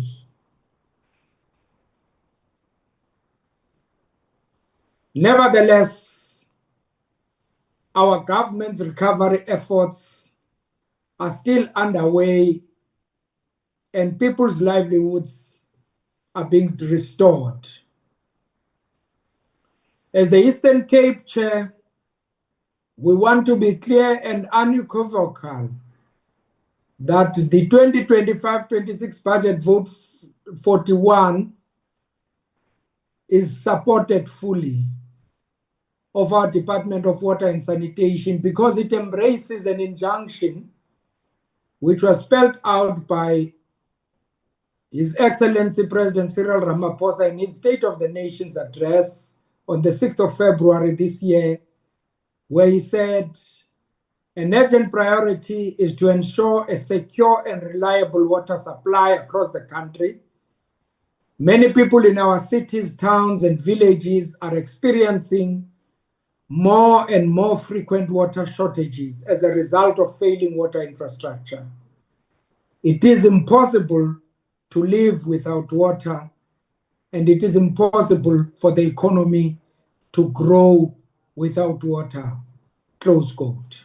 With that said, honorable members, we are acutely aware that within the value chain of water supply, municipalities are responsible for reticulation and maintenance of infrastructure that reaches our households. This budget will go a long way in ensuring that municipalities deliver on their legislated functions.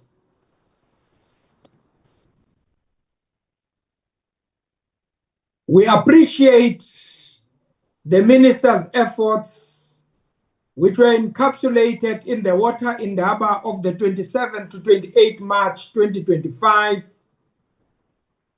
where the minister identified 5 pillars, which are increasing investment through financing options, ensuring financial viability of the sector, enhancing and strengthening technical and operational capacity and efficiency, building partnership through building water-sensitive and resilient communities, fighting criminality, mafias, and corruption in the water and sanitation sector.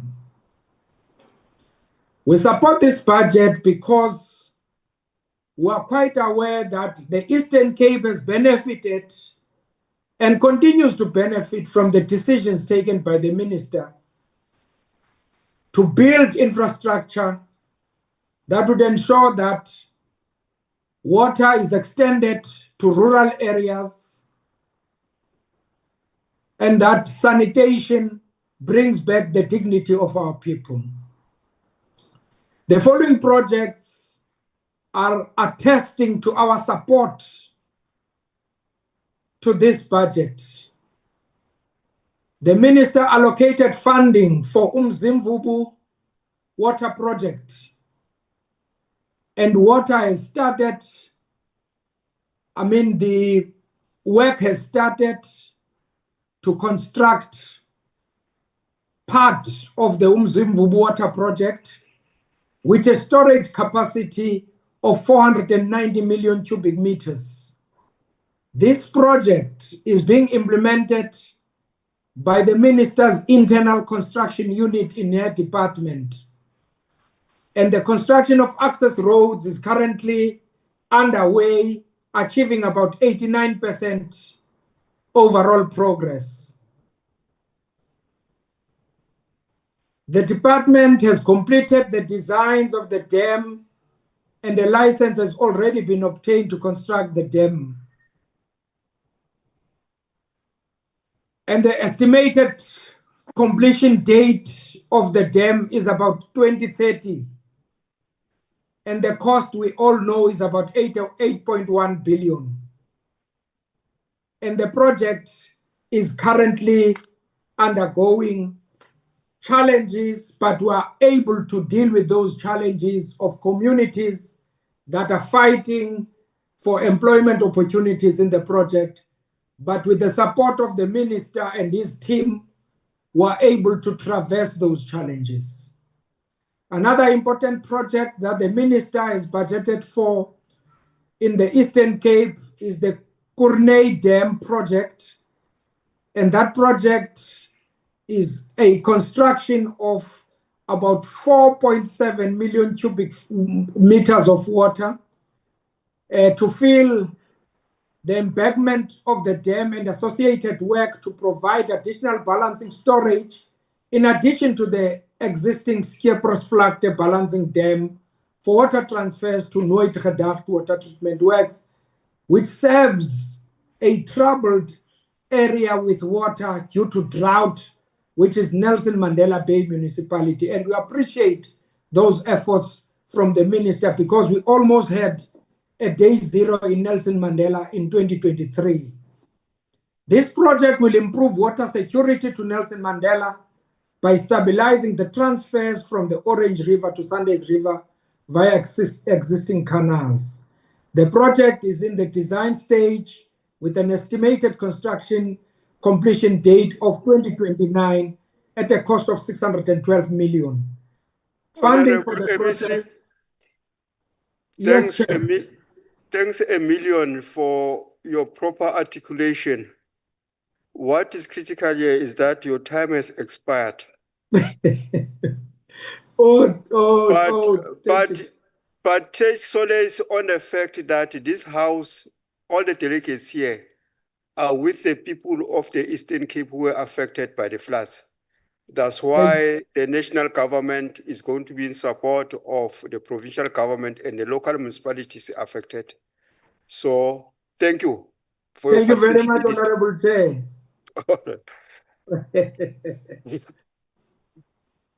All right, thank you. The next speaker the next delegate who's going to participate in this debate is Honorable Braid from the Free State. She's on the visual platform. Over to you, ma'am. Thank you, House Chair. House Chair, the UN Secretary General Antonio Guterres once stated that access to clean water is not a privilege, but a basic human right. And that denying it is not just neglect, but echoed in South African law and enshrined in our constitution. As stated in Section 27(1)(b), everyone has the right to have access to sufficient food and water. In a recent statement, Minister Majaldina painted a hopeful picture of the future of water and sanitation in South Africa when she said, Through decisive action, strategic investments, and collaborative partnerships, there will be positive interventions rolled out. Working together, we will turn the tide against water challenges and build a future where every drop counts. Chair, I commend the Minister for her efforts, but still waters run deep. And in reality, for the vast majority of South Africans suffering inhumane conditions and limited access to clean water, those waters are far from still. Only 13% of sewage treatment plants out of the 150 tested by AfriForum met minimum standards for releasing treated water into our natural water sources. According to the department's own data released in 2024, 51% of water has poor to bad microbiological water quality status. 67.6% of wastewater treatments on a national scale have failed to adequately process sewage and other waste. Residents, like those in the Mukaka local municipality, are barely treading water as outdated infrastructure riddled with rotting asbestos pipes has led to regular cuts in water supply and constant sewage spillage. This is simply unacceptable and robs the residents of Mukaka, along with millions of others nationwide, of their right to humane and dignified access to clean water. Yes, the department has an increase of this year's budget from 23.8 billion to 26.7 billion rand. But realistically speaking, however, much of the progress this budget is meant to create will drown in an ocean of inflation, project overruns, and aging infrastructure. According to the SA Tide report, 256 billion rand is required annually to secure long-term water security, a far cry from the allocated 26.7 billion. Water is arguably just as important in South Africa, a water-scarce region, than electricity. Yet the Department of Water and Sanitation is treated with far less urgency. 64.1% of the department's budget goes to municipalities. Yet even with this massive cash injection, several municipalities continue to cut water supply to their residents on a weekly and sometimes daily basis. Just yesterday, reports circulated that thousands, if not hundreds of thousands of citizens in Johannesburg were left for days without water, once again due to aging infrastructure and sabotaging of remaining functional infrastructure. Residents were virtually left to fend for themselves to find water, even from springs, to try and mitigate the disruption. This is an outright betrayal of public trust. What the Department of Water and Sanitation completely fails to adequately address, especially in this new proposed budget, is the amount of water and funding lost due to meter tampering, vandalism, and the so-called water mafia. Furthermore, non-revenue water losses due to leaks and illegal water connections are estimated at around 40 to 50%, meaning that half of the treated water never reaches the taps of the households. Residents' access to improved water sources are objectively diminishing, going from 80.4% having access to improved water sources to 77.1% in 2024. Despite the department investing more, water supply continues to worsen. Whether it be due to a flood of corruption and vandalism or unspent budget allocations, the fact is that the newly proposed budget itself is a mere drop in the ocean compared to what South Africa needs to keep its head above water. By any given metric, DWS is failing to uphold Section 27 1B of South Africa's Constitution, unless the department implements better accountability measures and takes serious action to prevent the further sabotage of water infrastructure. The department is simply pouring water into a broken jar. I thank you.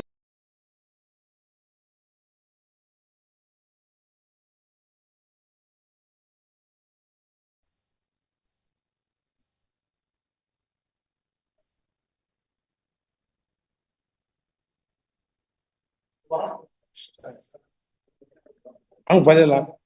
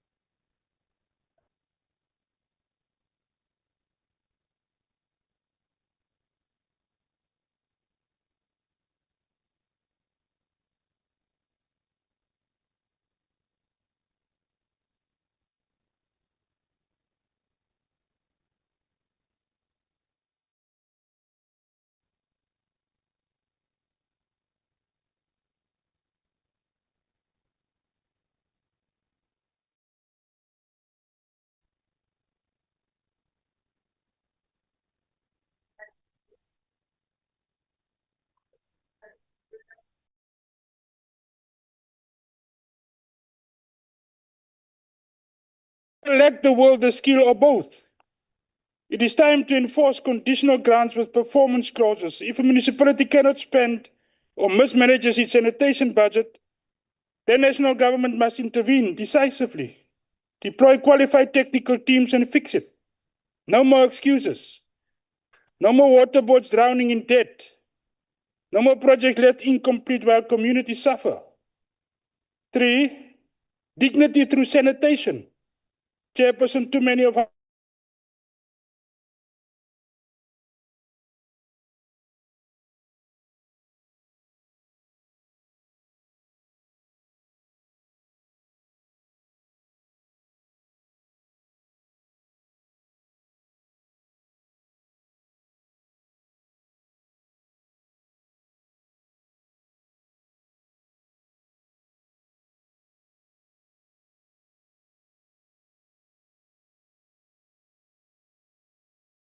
honorable members, the Patriotic Alliance believe that water is not a luxury. It's not a commodity. It's a constitutional right.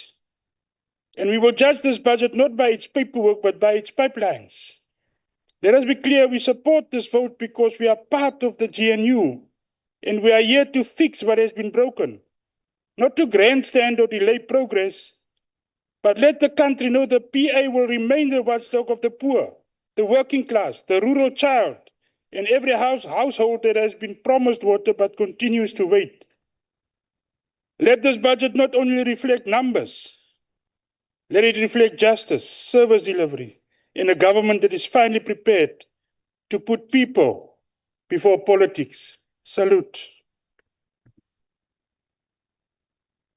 Thank you, Honorable Farmer. The next speaker on the podium is Honorable the Deputy Minister of Water and Sanitation, Honorable I.S. Setola.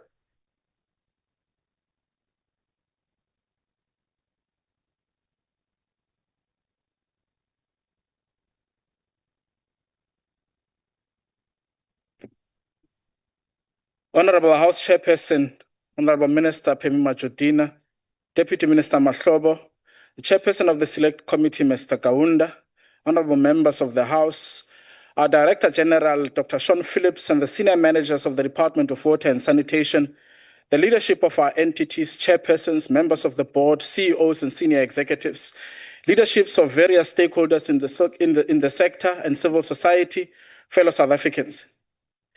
As we gather here today, we confront a fundamental truth.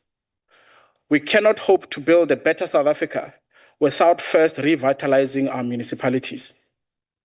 From the roads we drive on to the water we depend on, our local government forms the backbone of our communities. If we neglect them, we neglect the very foundation of our nation. The challenges we face in the water sector are deeply intertwined with the municipal health. The alarming levels of non-revenue water, water produced but never built, alongside the absence of a legal obligation for municipalities to reinvest their water sales revenue, have left many struggling to pay their debt to our water boards, as emphasized by the Minister and Dr. Ego. As from February 2025, municipalities owed a staggering 24 billion to our water boards, including interest on long outstanding debt. This situation poses a grave risk to the financial sustainability of the entire water value chain, demanding our immediate attention and collective action. In response to this crisis, the Minister outlined a plan last year to strengthen our debt collection processes. We've taken decisive steps to work in collaboration with our cabinet colleagues, particularly the Minister of Finance and the Minister of Cooperative Governance and Traditional Affairs, to find sustainable solutions in this regard.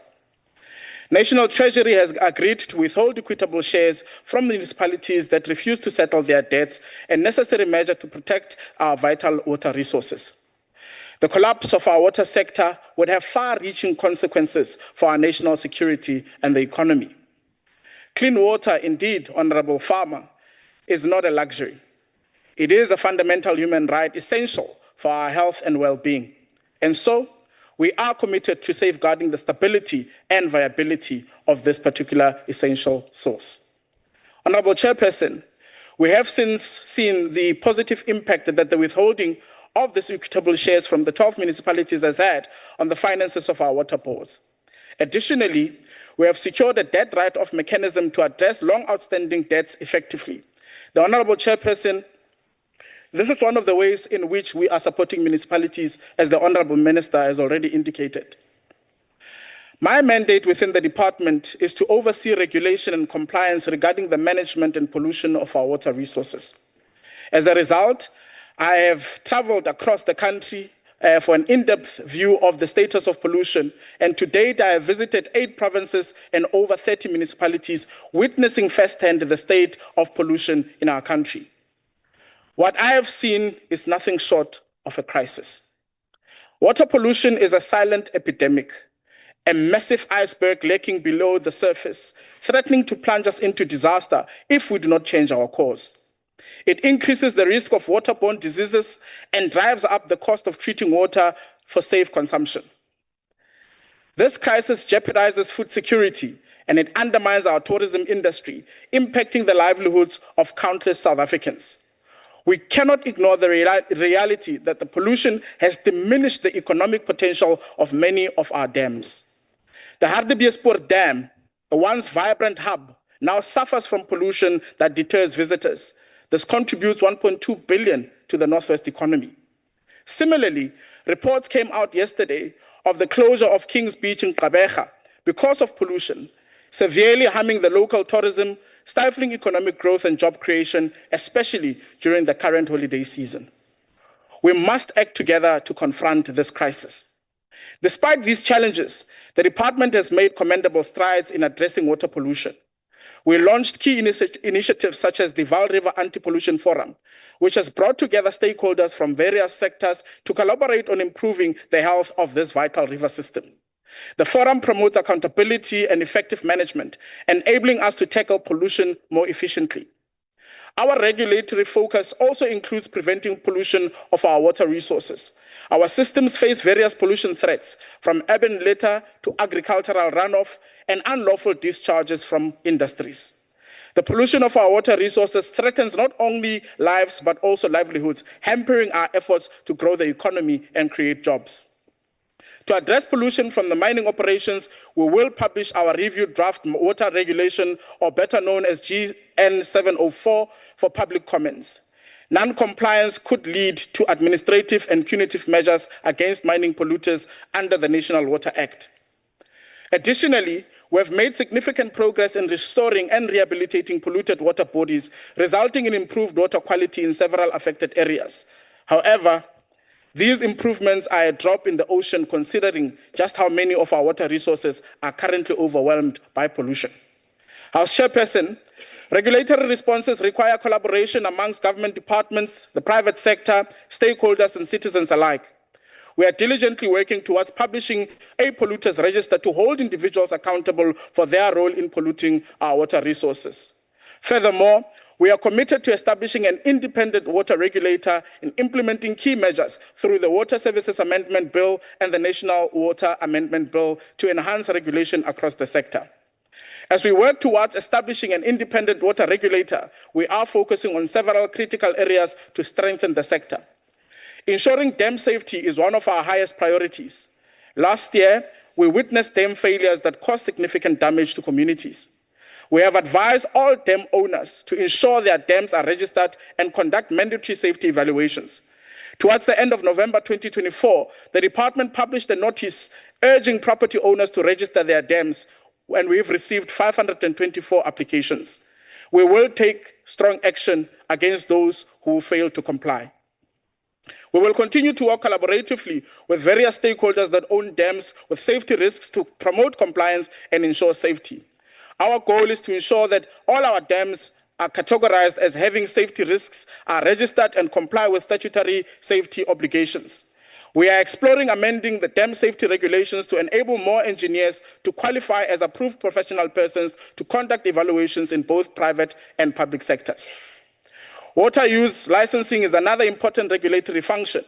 We are prioritizing addressing historical inequalities in water allocation, having allocated significant volumes of water to historically disadvantaged individuals for agricultural irrigation. Our validation and verification program continues to identify unlawful water users for reallocation.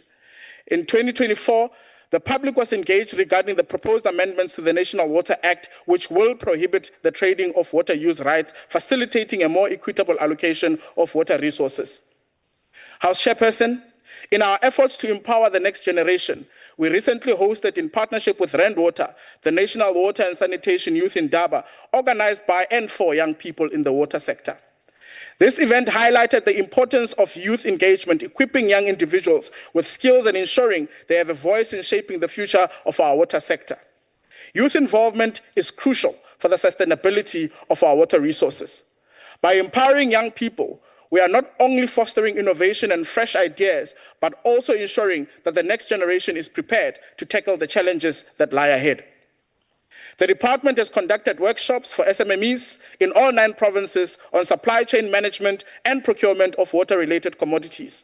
We have partnered with EWCETA to train the youth in the Western Cape as well as the Eastern Cape as process controllers, and this collaboration will continue for 5 more years, expanding to other municipalities.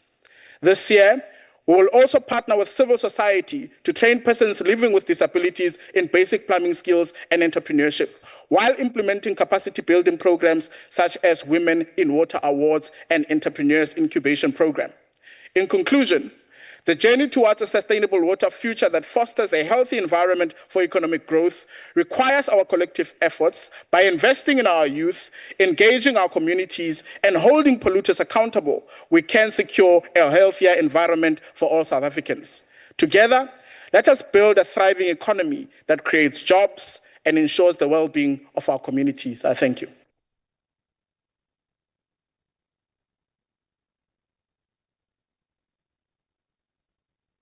Thank you, Honorable Deputy Minister, for your articulate speech and your contribution into this debate. Honorable delegates, as we had a system failure when Honorable Brett was still on the platform, she was left with 1 minute, 6 seconds. If Honorable Brett is still on the platform, you can use your time. Honorable Thank Brett, you, House. Thanks, House Chair.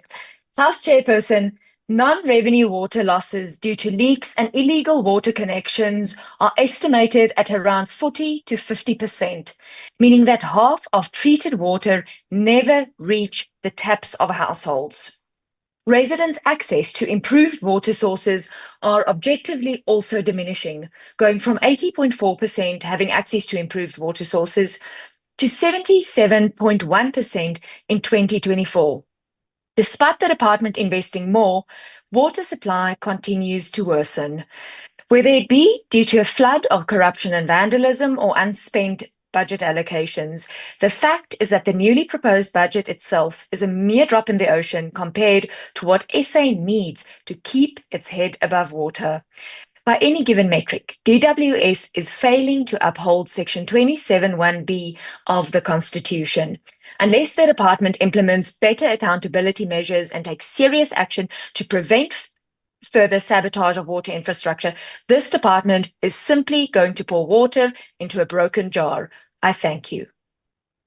Thank you, Honorable Brett.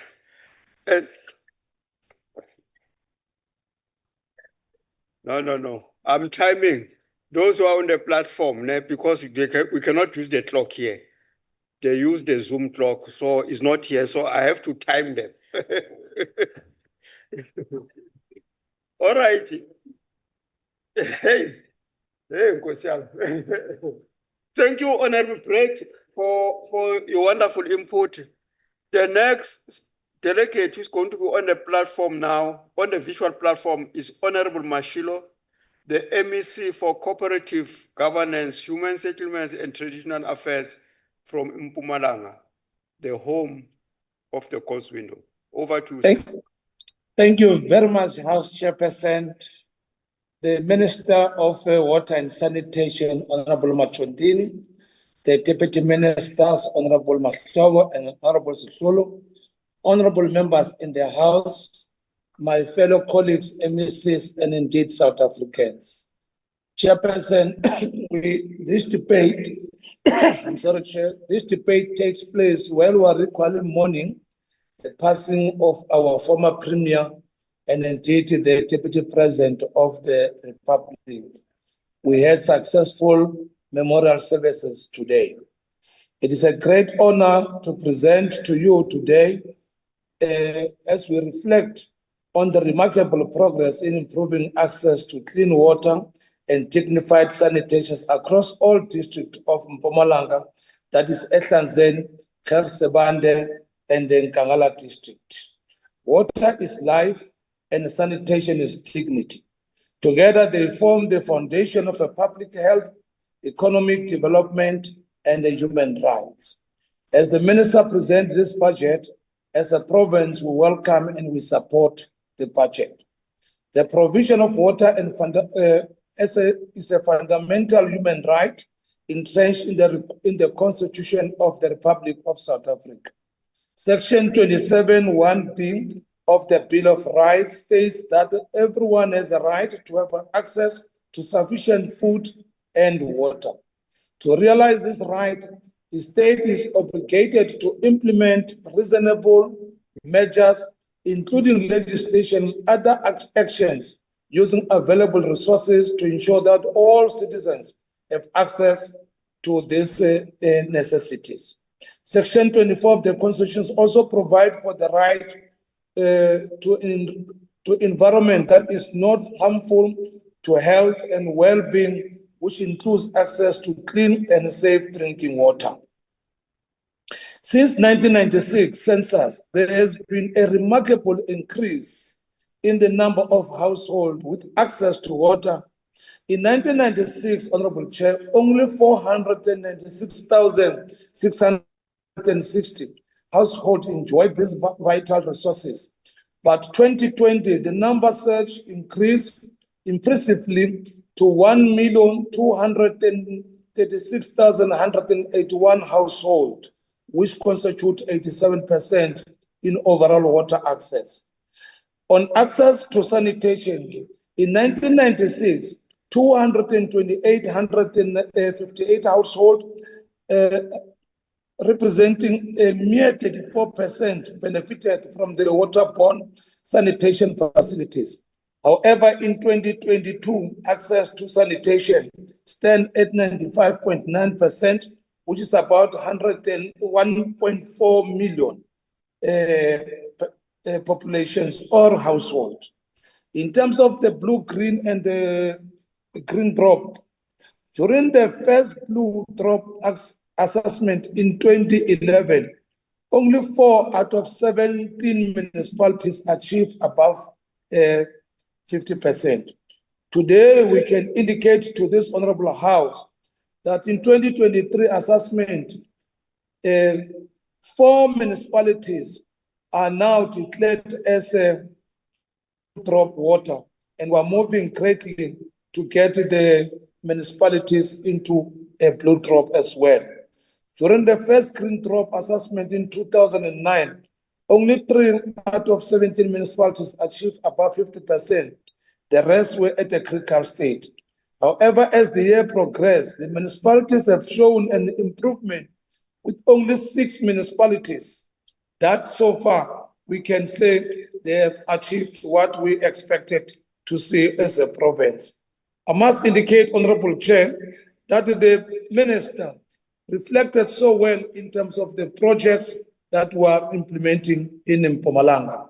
The Loskop project is moving so well, and we are grateful that so far we have managed to make this project work so well.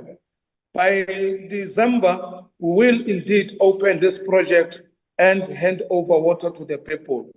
As we speak, Dr. J.S. Moroka will be as well benefiting from the Restaurant Dam that is under plan. Indeed, Honorable Chairperson, Mbombela as a city in the province remain a municipality that is very strategic. As we speak currently, there is less water and thus impede to the development of Mbombela. And we have since made proposals to the department, and we're happy that our proposal is indeed receiving attention to have a dam in Mbombela. Let us also acknowledge success of the Silulumanzi in the city of Mbombela as a partnership. It is one partnership that we have in the province from the private perspective. Over 1 billion invested in water and wastewater services. And we are grateful this project is yielding a very good result. We are also investing in the future. This year, learners from Sititile Secondary School in Middelburg won the provincial round of the South Africa Youth Water Prize, showing innovation and passion for water conservation. In addition, the University of Mpumalanga, in partnership with the Water Research Commission, is now driving scientific research to tackle water challenges and climate resilience in our region. Regarding the budget allocation of the 2025-26 financial year, the MIG is allocated almost 2.1 billion, of which 1.9 billion, which is 50%, is allocated and allocation is prioritized for water and the sanitation project. And the WISIC has an allocation of 585 million, whereas the RPIC is 936 million. Certainly these resources, it will assist the province to achieve what is in the main required. Our dam system reaching above 100% capacity in April 2025. This is a testament to a better water management consistent with the rainfall and infrastructure maintenance. In the Tanzania district, bulk water upgrades in Hazelview, Kapokweni, and Mkulu have ensured thousands of our households receive reliable water supply. And indeed, we are grateful for this particular project.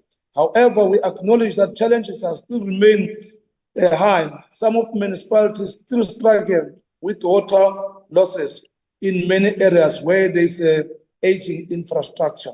We have, however, prioritized these particular projects so that we can achieve this a good, noble intention.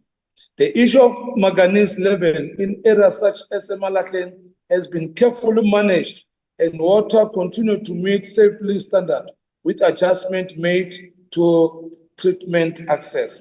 Let us draw aspiration from the words of a former president, Nelson Mandela, who said it always seems impossible until it is done. As a province, Siakova, we want to support this project once more, this budget once more, and certainly, Honorable Chairperson, we are grateful to take part in this debate. Thank you very much, Honorable Chair.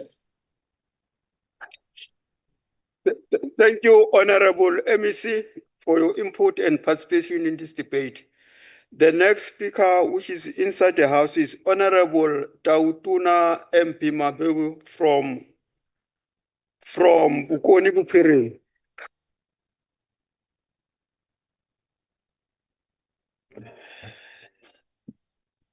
Honorable Chairperson, Honorable Minister Pemima Jodina, Honorable Deputy Ministers Mahlobo and Sitlolo, we as the African National Congress declare upfront that we fully support the budget vote and policy statement of the Department of Water and Sanitation as tabled by Minister Majodina. Our support for the budget vote and the policy is informed by its commitment to ensuring the right to access safe, clean drinking water and improved sanitation services. Honorable members, South Africa is a water-scarce country, ranking among 25 countries that are extremely water-stressed, meaning the demand of water exceeds the available supply. Currently, over 80% of our water supply is being used to meet domestic needs. Although water usage in South Africa exceeded global averages and was worsened by waste and pollution, the minister has assured us that as per the available data, the country will not run out of water by 2030.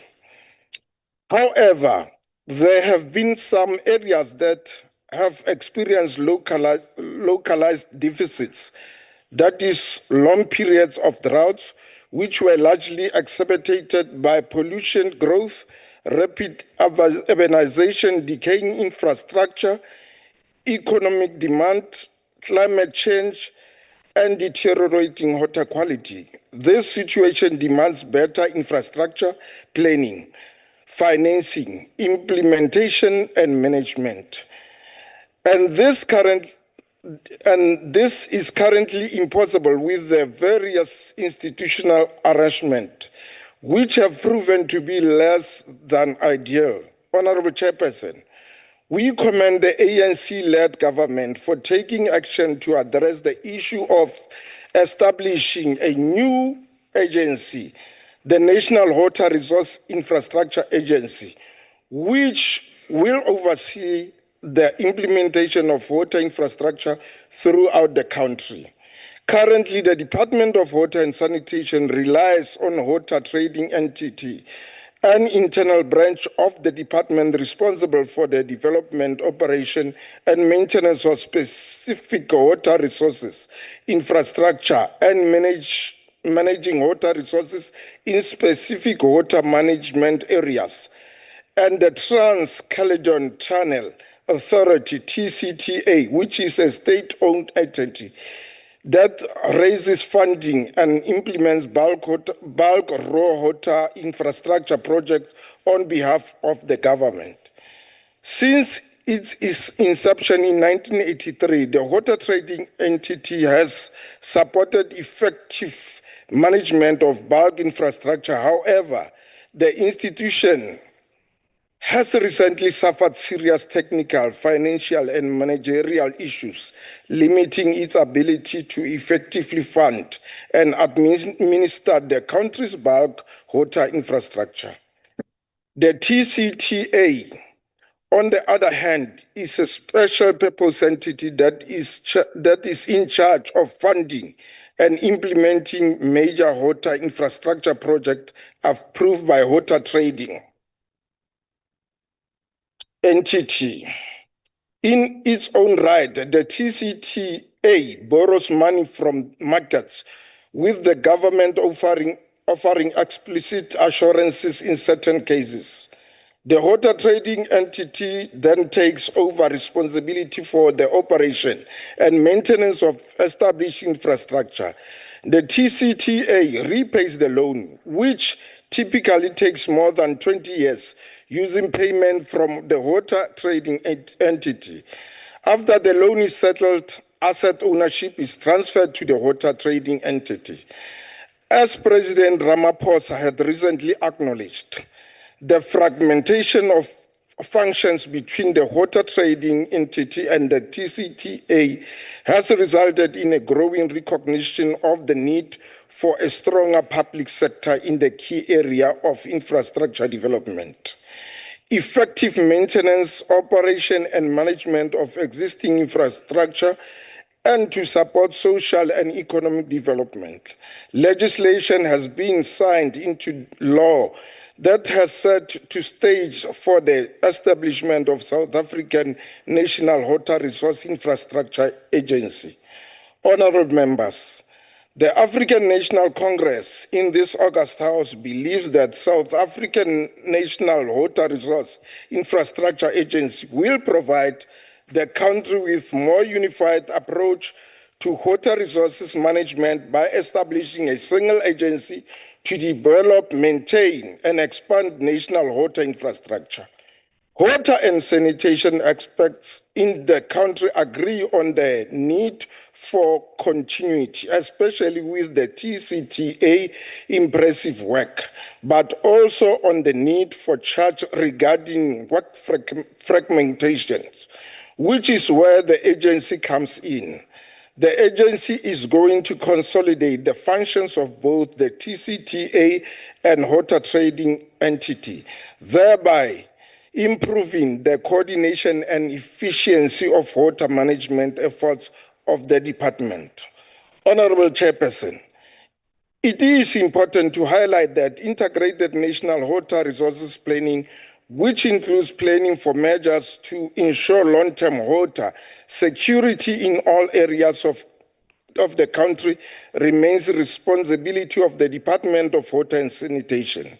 However, the department will work closely with the National Water Resource Infrastructure Agency on the development of plans for expansion of the country's national water resources infrastructure.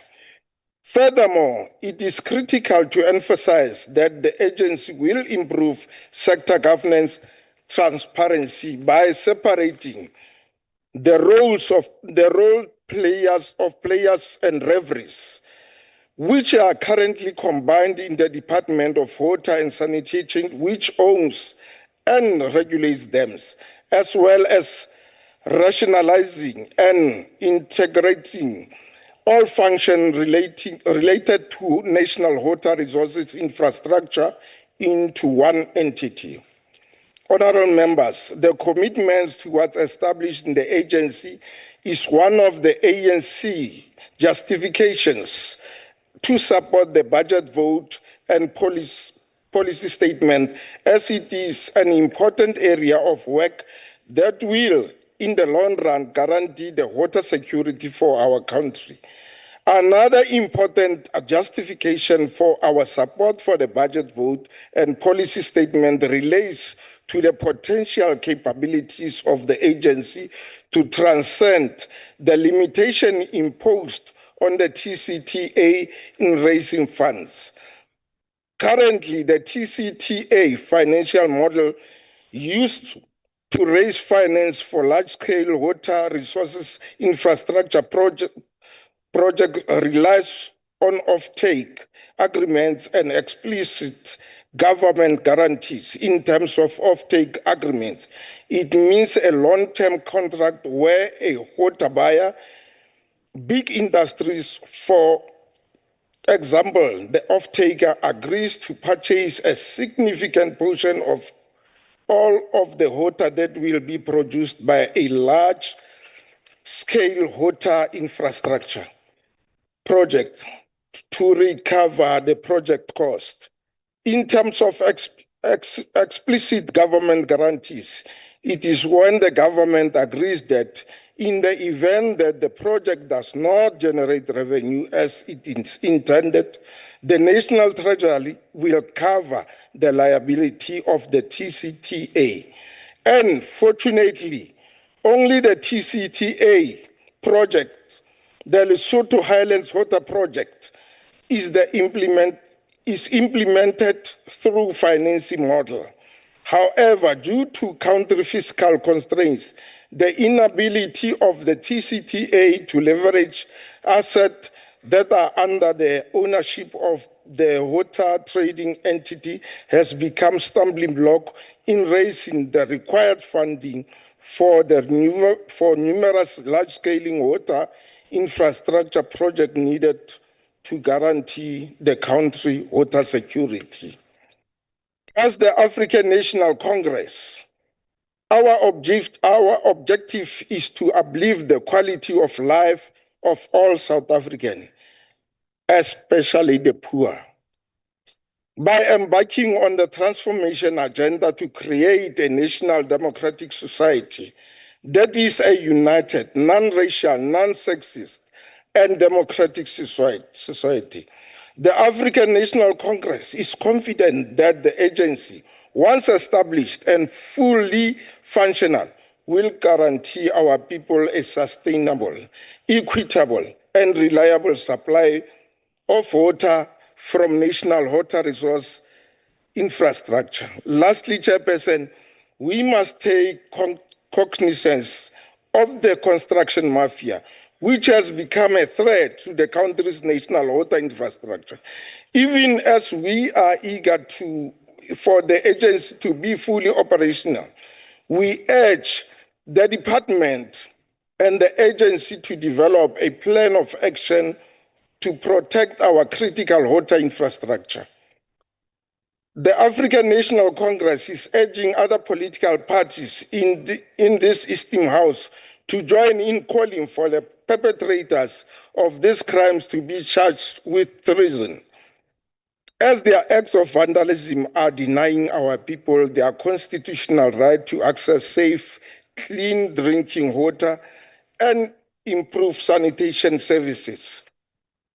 We further urge the entity to work with the law enforcement agency to encourage invoking the Critical Infrastructure Protection Act 8 of 2019 and the National Key Point Act 102 of 1980. As a country, we cannot be held ransom by the construction mafia. Once again, Chairperson, as the African National Congress, we support Department of Water and Sanitation.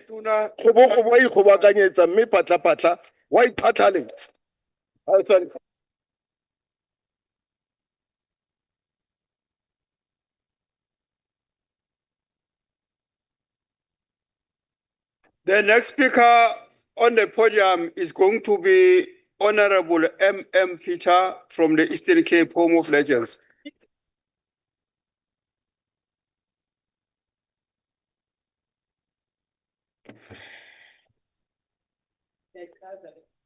Mhlali wohlelo ohloniphekile mandikhahlele kuwe nakumphathiswa welisebe lamanzi nosekela mphathiswa nakuni izidwesha zalomzi Mzantsi Afrika omhle ndicela indlebe nditsho ndithi ingakhala intsikizi madoda masazi kokuba izulu liyazongoma mandidadele enzulwini mawethu koluhlahlo lwabiwo mali lwezamanzi iUDM inombuzo mphathiswa omhle othi yintoni na unobangela wokunqongophala kwamanzi abe amadama ekho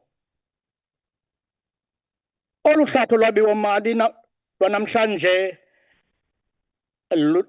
alwezamanzi lelona hlahlo lwabiwo mali olunobuzaza apho lubangela imibuzo kwanenkxalabo emandla kakhulu mphathiswa ilizwe lethu lelinye lamazwe eliphakathi koluhlu lamazwe ngamazwe ehlabathi azifumana ekwingxaki yonqongophalo lwamanzi umbuzo mphathiswa omhle umile uthi xa uMzantsi Afrika eza kuzibhaqa ekule meko yonqongophalo lwamanzi ziphi na iinjinela kwanosayensi bokujonga umhlola ukuba uqulethe ntoni na nabantu ukuba bande kangakanani na ezweni ngonyaka ziphi na iinkcubabuchopho ezijongene nelizwe ingaba ndiyakutyhola namphathiswa omhle xa ndiza kuthi kuwe azisekho ezo nkcubabuchopho zemkamhla kwagaleleka lo masiphathe sikuyo namhlanje ungudemokhrasi ke ukutsho mphathiswa omhle imeko yamanzi ngumba onobuzaza kakhulu phantse zonke ilali kwaneedolophi zephondo lempuma Kapa i-Eastern Cape ke ukutsho zizibhaqa zikulo mkhuhlane wokunqongophalo lwamanzi iyabuza iUDM mphathiswa yintoni na unobangela wokuphela kwamanzi amadama ekho ingaba zisekhona na ezinye izicwangciso kulo mkhuhlana esijongene nawo lisekhona na ithemba lwempilo mphathiswa omhle mna nawe sikhwele kwibhasi enye xa isiwa iwanathi sobabini kungani ke ngoko xa ixingile lenqwelo ungandikrweqi ndiyi-UDM undincazela icuba ecaleni sikwazi ukuhlela nokupicotha lo mcimbi ugubungele isizwe ndivumele mphathiswa ndintlantlathe lo mhlathi wokugqibela Please allow the speaker on the podium to finish his speech. bayandithanda sihlalo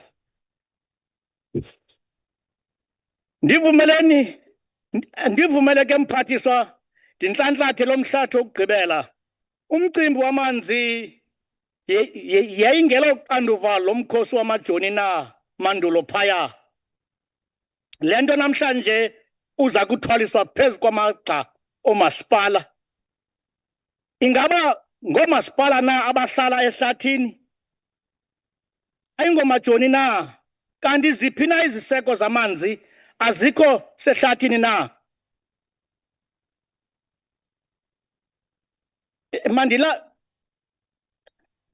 Mandiyekilale hlezi ivuka isikwenge ngelithi ke mphathiswa. Iphondo lethu limanqada-nqada zizikhalo awakho amanzi. Ngoko ke minister, kuba ndingenawuthi amanzi mawangabikho, masisapotele budget UDM. Nkosi.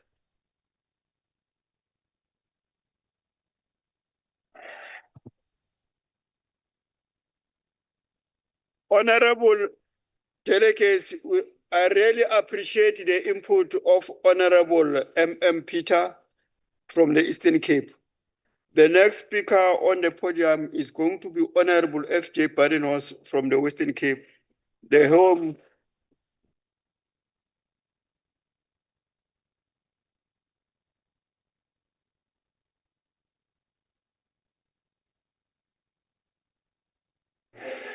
Honourable Chairperson, Honourable Minister, Honourable Deputy Ministers, Honourable Members and fellow South Africans. It's always nice to have this Minister in the House. And Minister, you were always my favourite Minister, but then the GNU came, so now you're one of my favourite Ministers.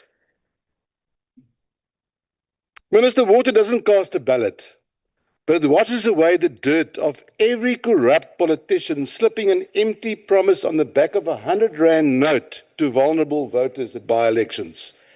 Every drop lost, every river polluted, every dry tap is a damning testimony of failed leadership and broken governance. Today, in this budget policy debate on water and sanitation, the Democratic Alliance not only rises as members of the Government of National Unity Minister, where we serve as the biggest partners in restoring public trust and dignity again, I also rise proudly as a representative of the Democratic Alliance in the Western Cape, where we show the DA difference is not a slogan, but a lived reality. We're not here to play politics with people's steps. There's a point of order. Honorable Maki, can you take a seat, please?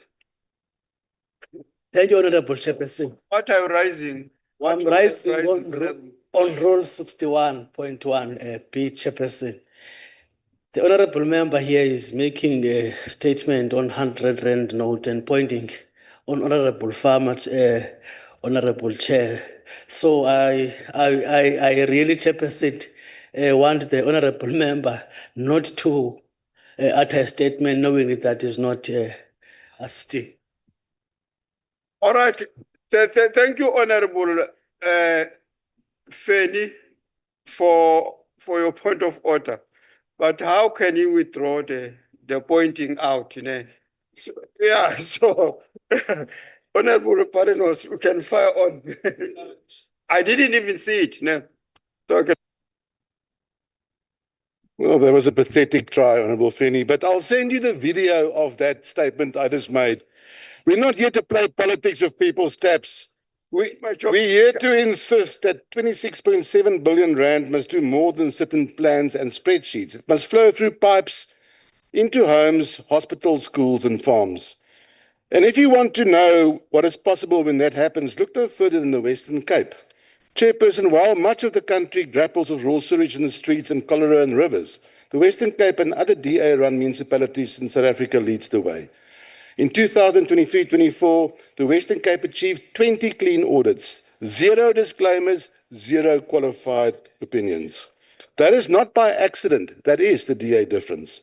That is what happens when municipalities ring-fence water revenue, appoint qualified engineers, not deployed cadres, and maintain infrastructure before it collapses. In Cape Town, preventative maintenance has reduced pipe bursts by 55% over the last decade. In George, desalination isn't a buzzword, honourable members, it's operational. In Oeverstrand, boreholes and greywater systems serve communities sustainably, not just in crisis, but by design. This is not clean water by chance. It's clean water through clean governance. And while we are celebrating the spirit of coalition cooperation in the GNU, I want to acknowledge the early efforts by our DA Deputy Minister, Honourable Sello Sihlolo. He has not waited for fanfare or headlines. He's gone to the trenches, literally. through the launch of the Vaal River Anti-Pollution Forum, he's unified 16 fragmented catchment forums into one coherent structure. That's delivery. In eThekwini, his intervention saw the Ngeni Utekela water restore functionality to 10 failing wastewater plants, reducing E. coli levels on beaches and restoring dignity to surrounding communities. From Guyana to the Vaal, this Deputy Minister is showing what is possible when we govern to serve and not to loot. Chairperson, the Department Strategic Plan is ambitious. Catchment Management Agencies fully gazetted, the Water Resource Infrastructure Agency established, and a shift toward desalination, aquifer recharge, and reuse. These are lofty goals which are well worth supporting. But as Honourable Skeerkogel indicated, 66% of municipal wastewater systems are in poor or critical condition, and nearly half our drinking water systems fail microbiological safety tests. This isn't a water crisis. It's a crisis of broken leadership, where taps run dry, not from drought, but from decades of neglect, theft, and political cowardice. The department estimates 148 billion rand is needed for mega infrastructure, but only 8.4 billion rand is available this year. That's just 5.7%. At this rate, the raising of the Clan William Dam wall, you knew I was going to raise this, Honourable Minister, will be complete by the time my grandchildren qualify for a pension. That project started in 2008, but I know, Minister, that you're busy making a plan. Thank you. Honourable members, municipal dysfunction is bleeding the sector dry, and the Minister alluded to this in her opening speech. According to the latest Auditor General report, water boards are owed over 24.8 billion rand by delinquent municipalities. Vaal, Central, Amatola, Bloemwater, institutions vital to our economy, are being pushed to the brink. The recent announcement by the Minister of Finance that he's informed the Minister of Kokta that he intends withholding grant funding to some 39 delinquent municipalities in the Free State, Gauteng, Mpumalanga, Northern Cape, Northwest, and Limpopo is indicative of the crisis. We'll get to that section 2162 now. Colleagues, 90 municipalities are discharging raw sewage into rivers. Machabeng has been fined for contempt, Mafube faces criminal charges, Kopanong is polluting the Garib Dam, and still nobody goes to jail. Let's be honest, this isn't just collapse. This is criminality with a mayoral chain around their necks. The DA supports the idea of conditional grants, but we insist conditions must be enforced. Section 2162 of the Constitution must be applied rigorously. No more free rides for non-paying, non-performing municipalities. And Section 63 of the Water Services Act directives must be followed by a real intervention, not another task team or another glossy report. If a municipality fails its water duties, national government must step in. Not because it's nice, but because it's constitutional. Chairperson, if we are serious about restoring dignity through water and sanitation, then we must act with urgency and principle and enact proven and successful DA reforms. Let me list a few. We must ring-fence all water revenue at municipal level. Every rand collected must go for the fixing of water pipes, not fund political parties or ghost consultants. We must establish professional water utilities, whether internal or independent, that are run like proper businesses, not backyard braais. We must annualize the blue, green, and no-drop reports, because if you don't measure failure, you won't fix it. And in this sector, transparency is not negotiable. We must enable public-private partnerships, because the 80 billion rand infrastructure backlog will not be solved by the state alone.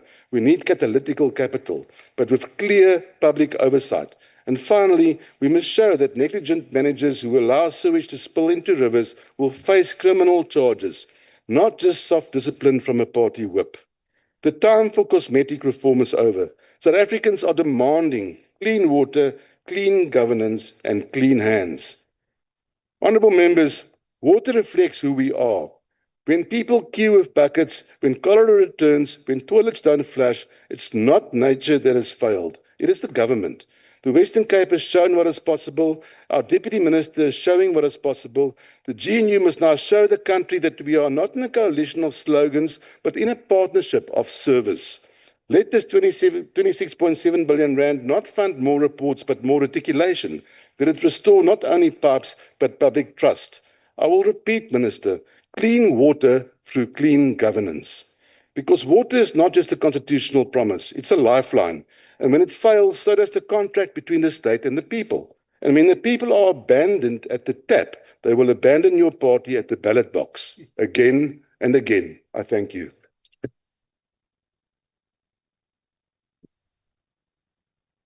Thank you, Honorable Pardon Host, for your participation in this debate and your articulate speech.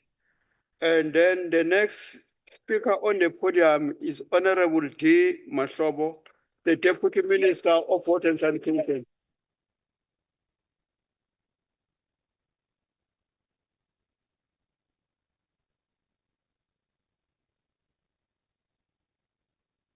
Thank you very much, Pungane, to the Deputy Chair of NCOP, our Minister, Comrade Phemi Majodina, and our Deputy Minister, Comrade Sitlulu, our Chair of our Select Committee, Comrade Mbimbi, all our MECs, permanent delegates and members. I join His Excellency President Cyril Ramaphosa, my Minister, and Comrade Mashilo to pay respect to Umsheng Shabalala, Utongal Gamavuso, for his contribution and a life well lived in the struggle for freedom and democracy, including rebuilding our country from the ruins of apartheid. It is very interesting today when we listen to the debate, but let's not miss the point and claim easy victories and mask our difficulties. What is the context and the terrain?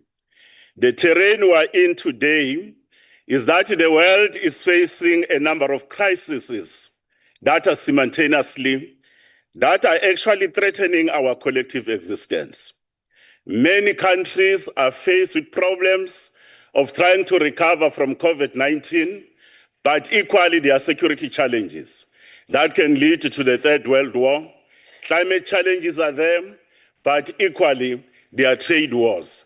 We need to indicate that most of the resources that were supposed to be directed around the question of sustainable development goals, our shared goal for 2030 as a globe, including our climate change imperatives, those resources, they have not been fulfilled.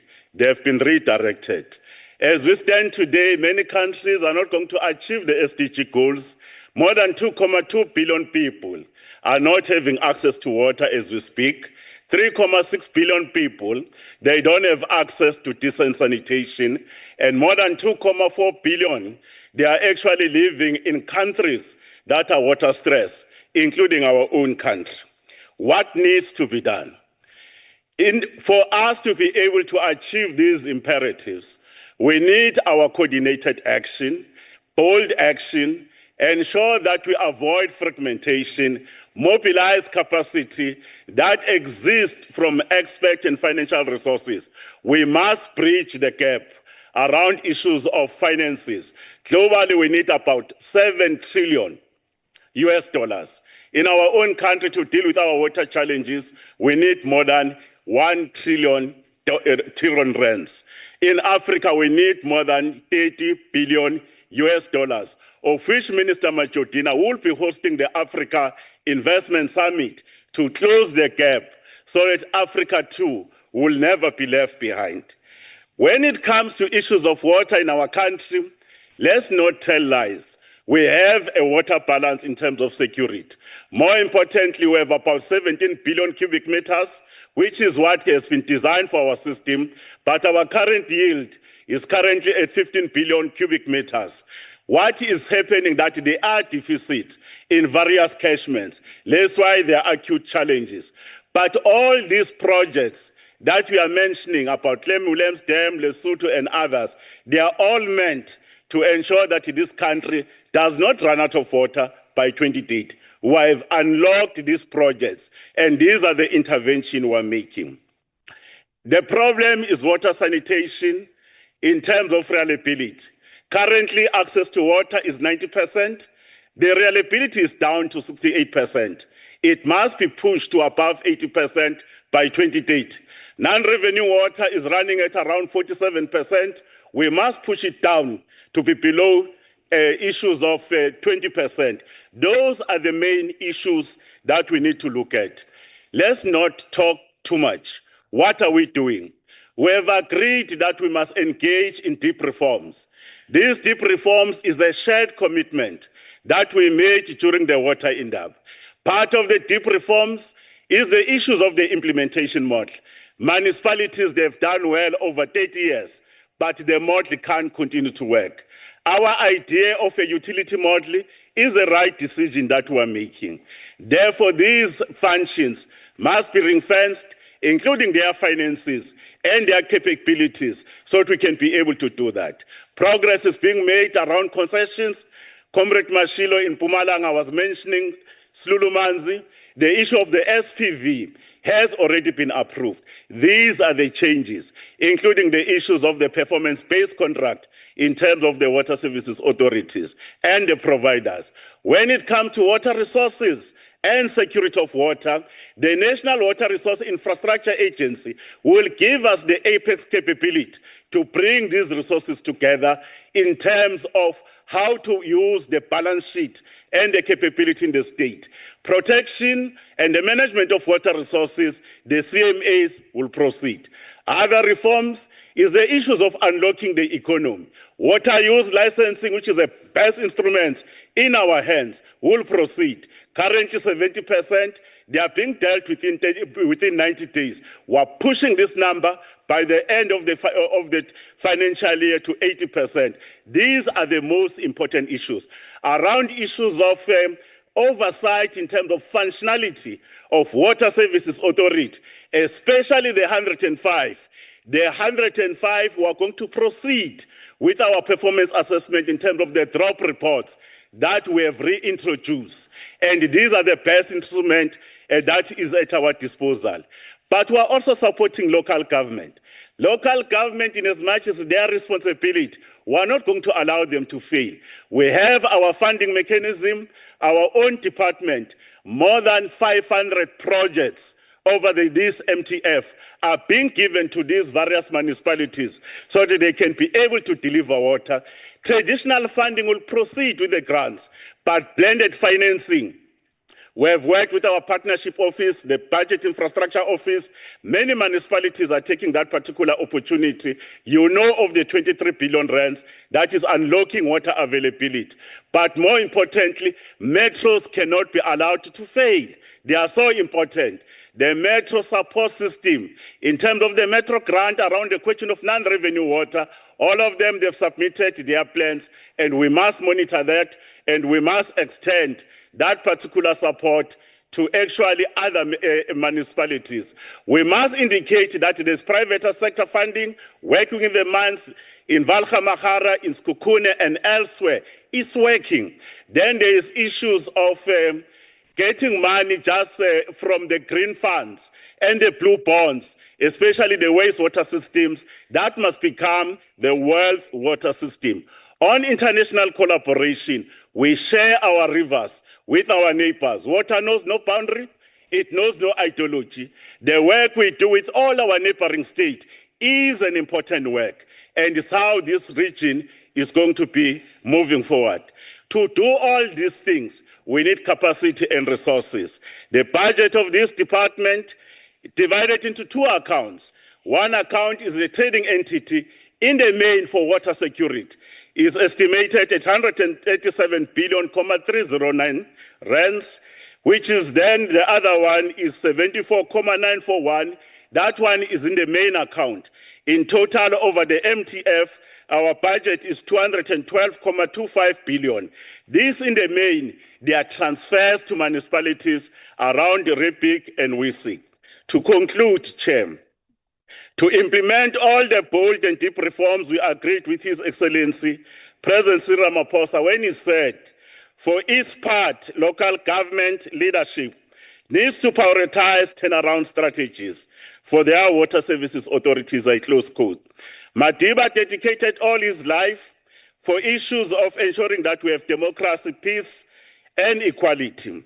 As all of us as democratic representatives here, let's work side by side with all the sectors of our communities, ensuring that we leave no one behind.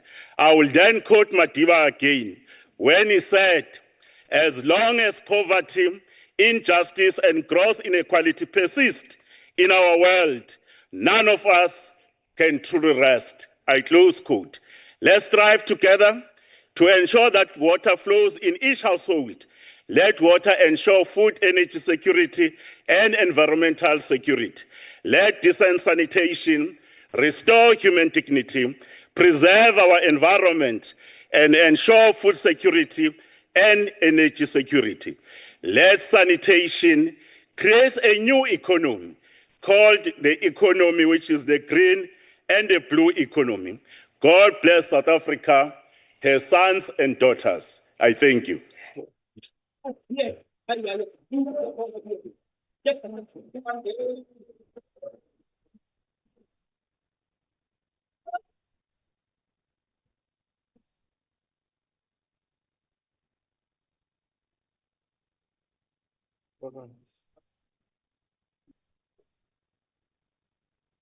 Honorable delegates, we really appreciate, as this House, the inputs which were made by all the participants up to this point. And thank you, Ntombela, for your input. Now, the next speaker on the podium is going to be Honorable Nzimande from Gauteng Maboning. Mhlephetswa.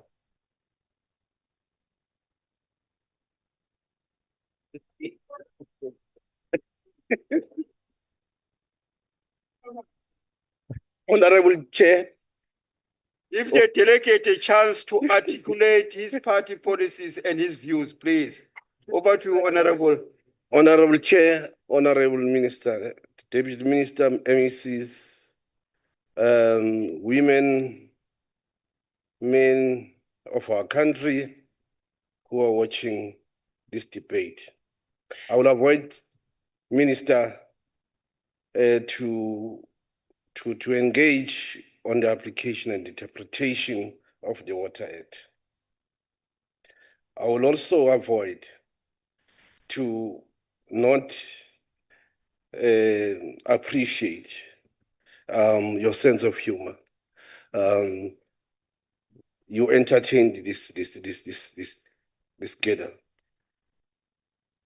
Today, I rise not to antagonize or lament, but to express the needs and the expectation of women with baby on her back, the elderly and the young children from the valleys of the deep rural villages, walking long distance with barefoot, at the risk to be bitten by venomous snakes as they search for water. I stand to speak on behalf of the destitute, the voiceless in the township and informal settlement with no tap water. As the MK party, we reject within the following context. We reject this budget. Vote for it continues to undermine Section 27(1) of the Bill of Rights on access of quality or to quality water.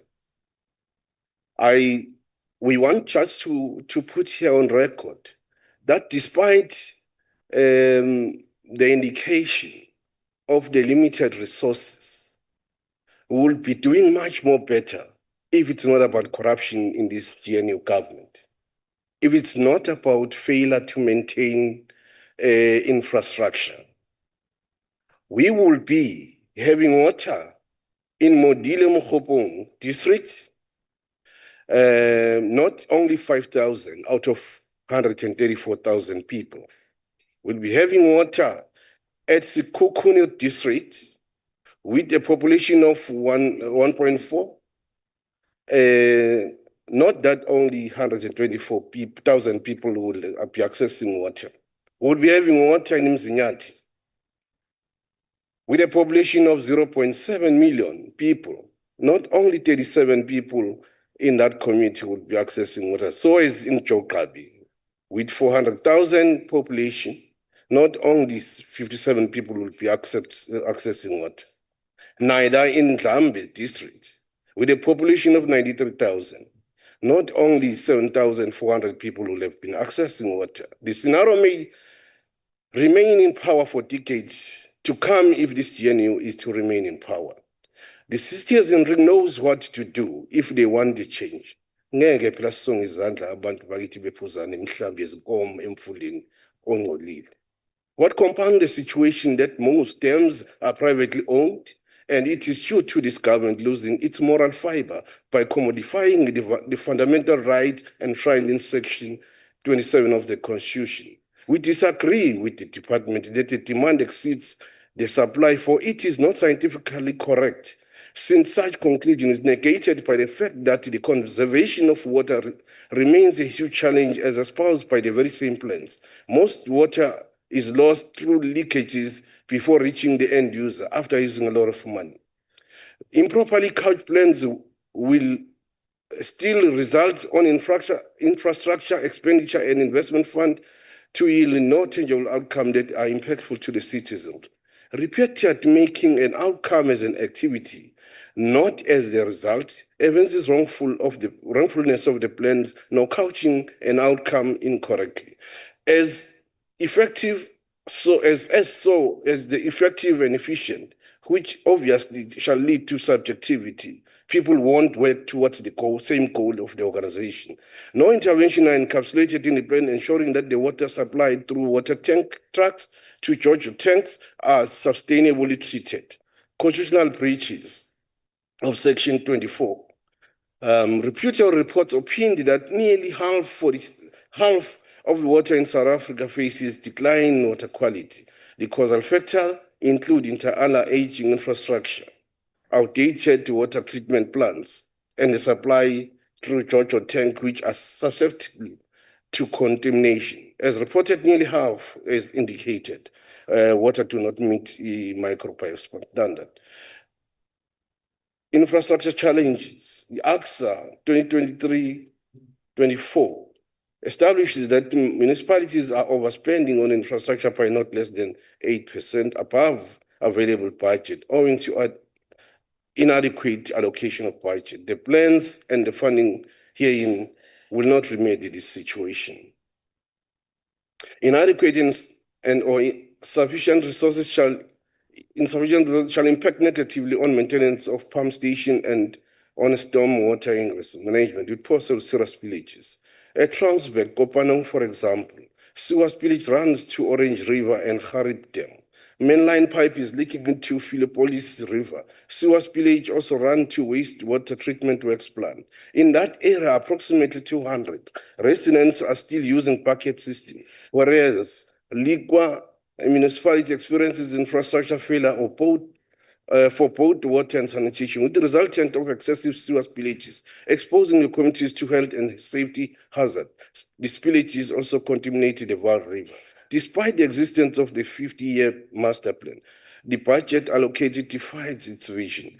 The dropped assessment found that the water supply system and wastewater system of 105 WSAs were in poor state of performance.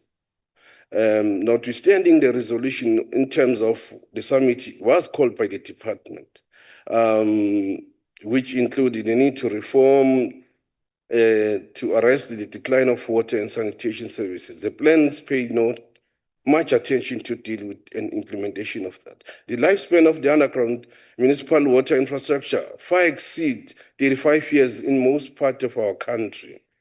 With the rapid growth of non-revenue water, at Majabing, for example, alone, it requires 1.6 billion to address underground municipal water and sanitation infrastructure, whereas this current budget that is indicated here espouses in the plans it put inadequate funding of 1.5 billion. Admittedly from the plans, the great factor for high water demand in eThekwini is due to high non-revenue water, high water losses, not consumption, and whereas in Majabeng municipality, the non-revenue water owing to leakages account to 140,000 liters per day, which translates to over 480 million per day. Hence, we say the budget vote provided inadequate funding and must be rejected.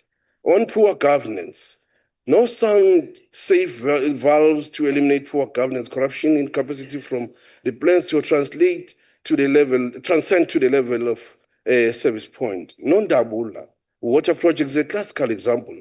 Initiated in 2018 and anticipated to be completed by 2020, but to date it's not completed, despite having overspent beyond 18 million. And it was established that invoices were duplicated. Was there anyone arrested? No one, because of this corrupt GNU. Environmental and climate change impact, despite that it is not a core mandate of the department to conduct research. However, every plan needs to cater for the mitigating factors against the increasingly unpredictable weather patterns during to climate change and its impact on strained existing water resources and infrastructure. Do you see that? There is no such. Water board. It is reasonably presumed that government is deliberately collapsing the municipal water infrastructure through corrupt activities and cadre deployment to serving water boards across the country.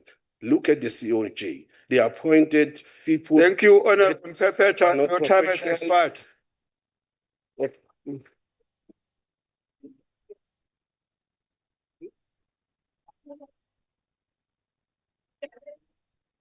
Oh, Honorable Minister and Pepeta, take your seat, please. Honorable delegates, Honorable Minister, please.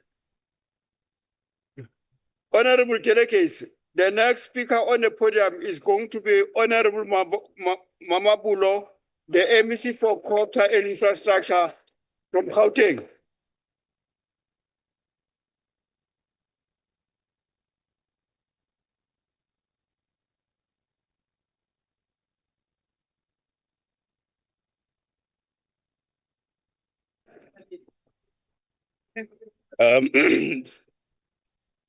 Thank you very much, Chair. Let me take this opportunity on behalf of the Gauteng Provincial Government to express our greetings to the entire leadership of the NCOP, to greet Honorable Minister, both Deputy Ministers.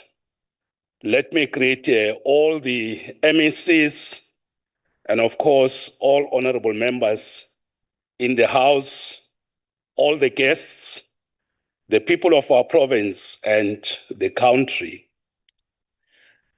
I'd also like to take the opportunity to join the entire leadership that has spoken before me in conveying our sincere condolences to the family, to friends of our former Deputy President, David Mabuza, who has actually risen from very humble beginnings, from working class backgrounds, and managed to understand the complexity of the contradictions in our country and served our people very diligently and very humbly, and rose to the ranks of leadership and the various positions that he held.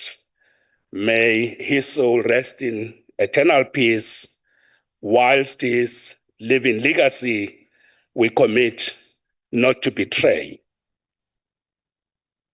Now, honorable members, I'm really privileged and deeply honored to represent Gauteng Province in the budget debate of the Department of Water and Sanitation as led by the Minister. I'm very much pleased to join the Minister as well, just to celebrate the period in which we are, and of course, the speakers that spoke before me, the Nelson Mandela Month, and looking forward to the International Day when the whole world will be celebrating the legacy of Tata Nelson Mandela.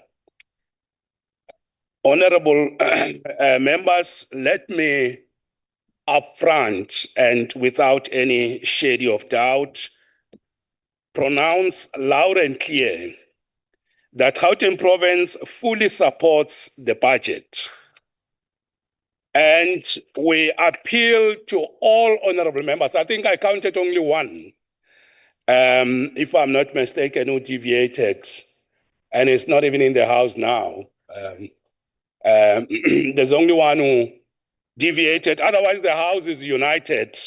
And I think would like to congratulate and thank all the members for supporting the budget. With Gauteng province being the economic hub, hosting productive assets and economic activity, capacity of the country. Your speakers also who don't want the speaker to be disrupted too. Let us listen to the speaker on the podium. Thank you very much. Honorable Minister, we agree with you as Gauteng being the economic hub of our country, hosting productive assets and economic capacity. We can confirm and agree with you that indeed water and sanitation and the entire infrastructure remains the key to support the economy and its key sectors to ensure economic growth, to create jobs, to defeat poverty and inequalities. I'd also like to take the opportunity to support the very profound point you were making, Minister, correctly affirming the principles underpinning the three spheres of government, that we are far much better when we work together, with each sphere taking full responsibility for its mandate, whilst cooperating, coordinating, and integrating our work through the district development model. It is exactly and precisely for this reason that today as Gauteng, in supporting the budget, would like to foreground our input on appreciation of the intergovernmental relations and cooperative governance, coordinating the three spheres of government, considering that provinces do not necessarily have a direct mandate on water and sanitation, but coordination, cooperative governance, and making sure that we integrate the three spheres of government.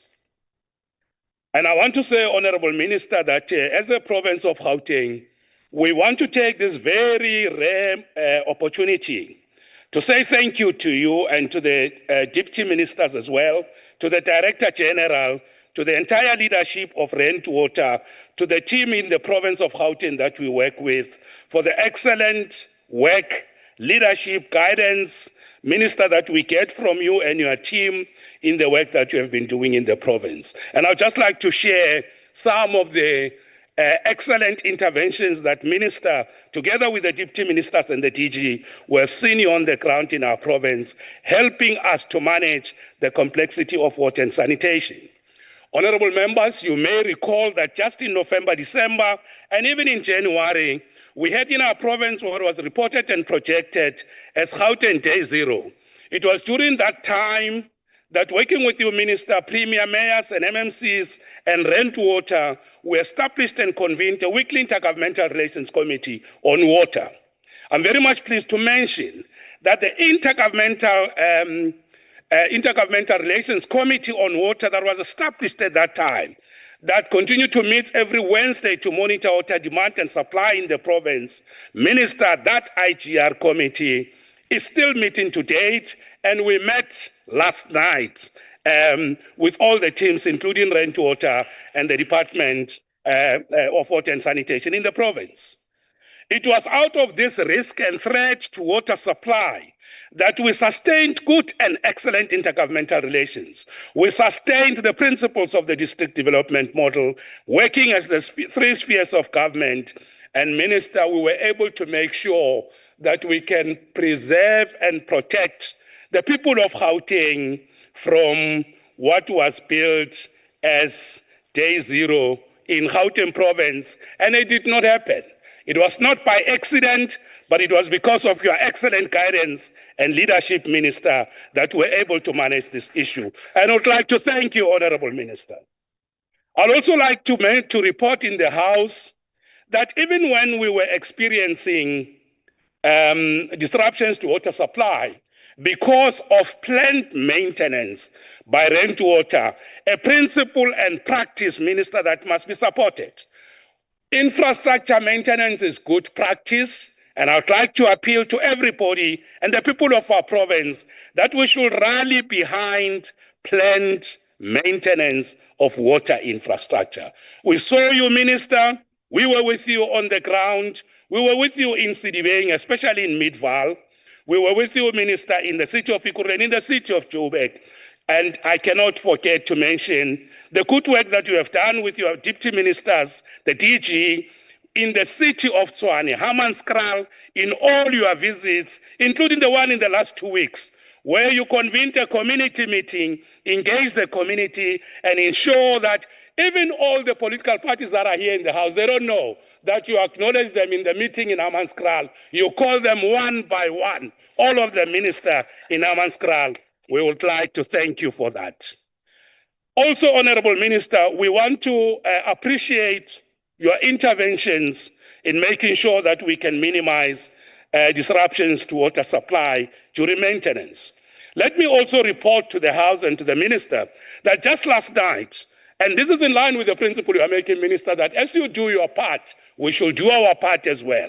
Just last night we agreed that when there is water maintenance activities, we will deploy more people on the ground working with our municipalities, with rainwater, to make sure that we can monitor, assess, but also do extensive communication on alternative sources of water, monitor what's going on and inform the people. This is a decision we took last night so that as you do the good work, Minister, indeed, all of us must also play our part.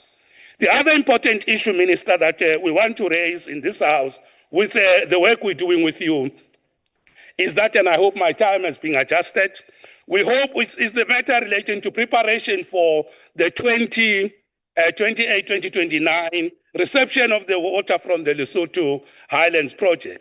We want to assure you, Minister, that we are currently conducting an analysis and assessment to make sure that our municipalities are ready, so that when you complete that part, we also do our part correctly in line with what you said, that as we do this part, let us also do our part and make sure that together we can combine and make sure that our efforts complement each other. So we are preparing for the reception, for readiness of 2028-2029, making sure that our municipalities are ready. We also want to thank you, Minister, congratulate you on the excellent work. Deputy Minister Matoba mentioned that. Note. Your time has expired. Okay, he says 7 seconds. Thank you very much, Honorable Minister, for help and support the budget. Thank you very much. Thank you. Thank you.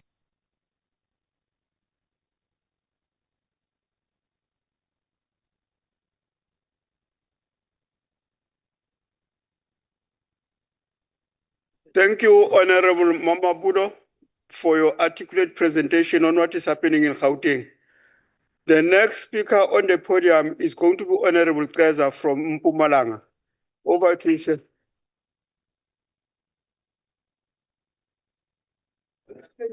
No, thank you very much. Thank you very much, House Chair. Greetings to the Minister, the Deputy Ministers, honorable members of this House. The Economic Freedom Fighters unapologetically rejects budget vote 41 of water and sanitation.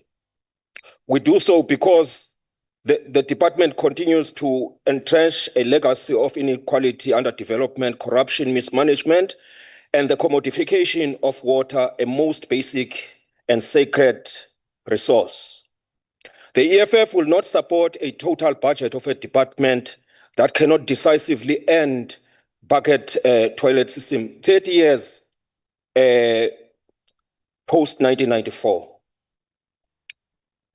Chairperson, the concept of clean water and sanitation as essential to health is not a novel idea. It is a fundamental human right that is provided for in the Bill of Rights. And therefore, exists a duty on all spheres of government to ensure that water and sanitation services are provided in a manner which is efficient, equitable, and sustainable. As aging unmaintained infrastructure of over 40% of pipe network leak due to poor municipal investment, while water services authorities fail to spend conditional grants such as the Water Services Infrastructure Grant. However, in South Africa, water and sanitation services are still severely lacking, and progress with respect to sanitation has been slow, with approximately 16.7% to 16.9% of households still lacking access to basic sanitation. This is while a worrying roughly 44,907 houses still use bucket toilet in 2023-2024, a negligible decline from 45,105 in 2022. The department boasts of plans to increase access to water and sanitation services under priority 1 of its strategic plan. But we know that this is nothing more than the bureaucratic rhetoric, as millions of our people in rural areas, informal settlements, mining towns, and peri-urban areas still have no access to reliable, clean, and dignified water and sanitation services. Nearly 16.3% still rely on ventilated pit toilet. Nearly 50% of wastewater treatment works are in poor and critical conditions, with many lack chemicals and procurement capacity, leading to over 81% of sewage discharge being inadequately treated. The reality is that, Chairperson, in Mpumalanga lags behind in regards to sanitation access at 67.2% in terms of Stats SA's report. Back in the year 2015, the total number of people in South Africa lacking access to improved sanitation was 18 million, meaning that only 66 of the total population had access to improved sanitation in that year. It is therefore highly concerning to note how today these figures have not changed much. The department's aspirations of completing 234 small water infrastructure projects over a period of 3 years is shameful, to say the least.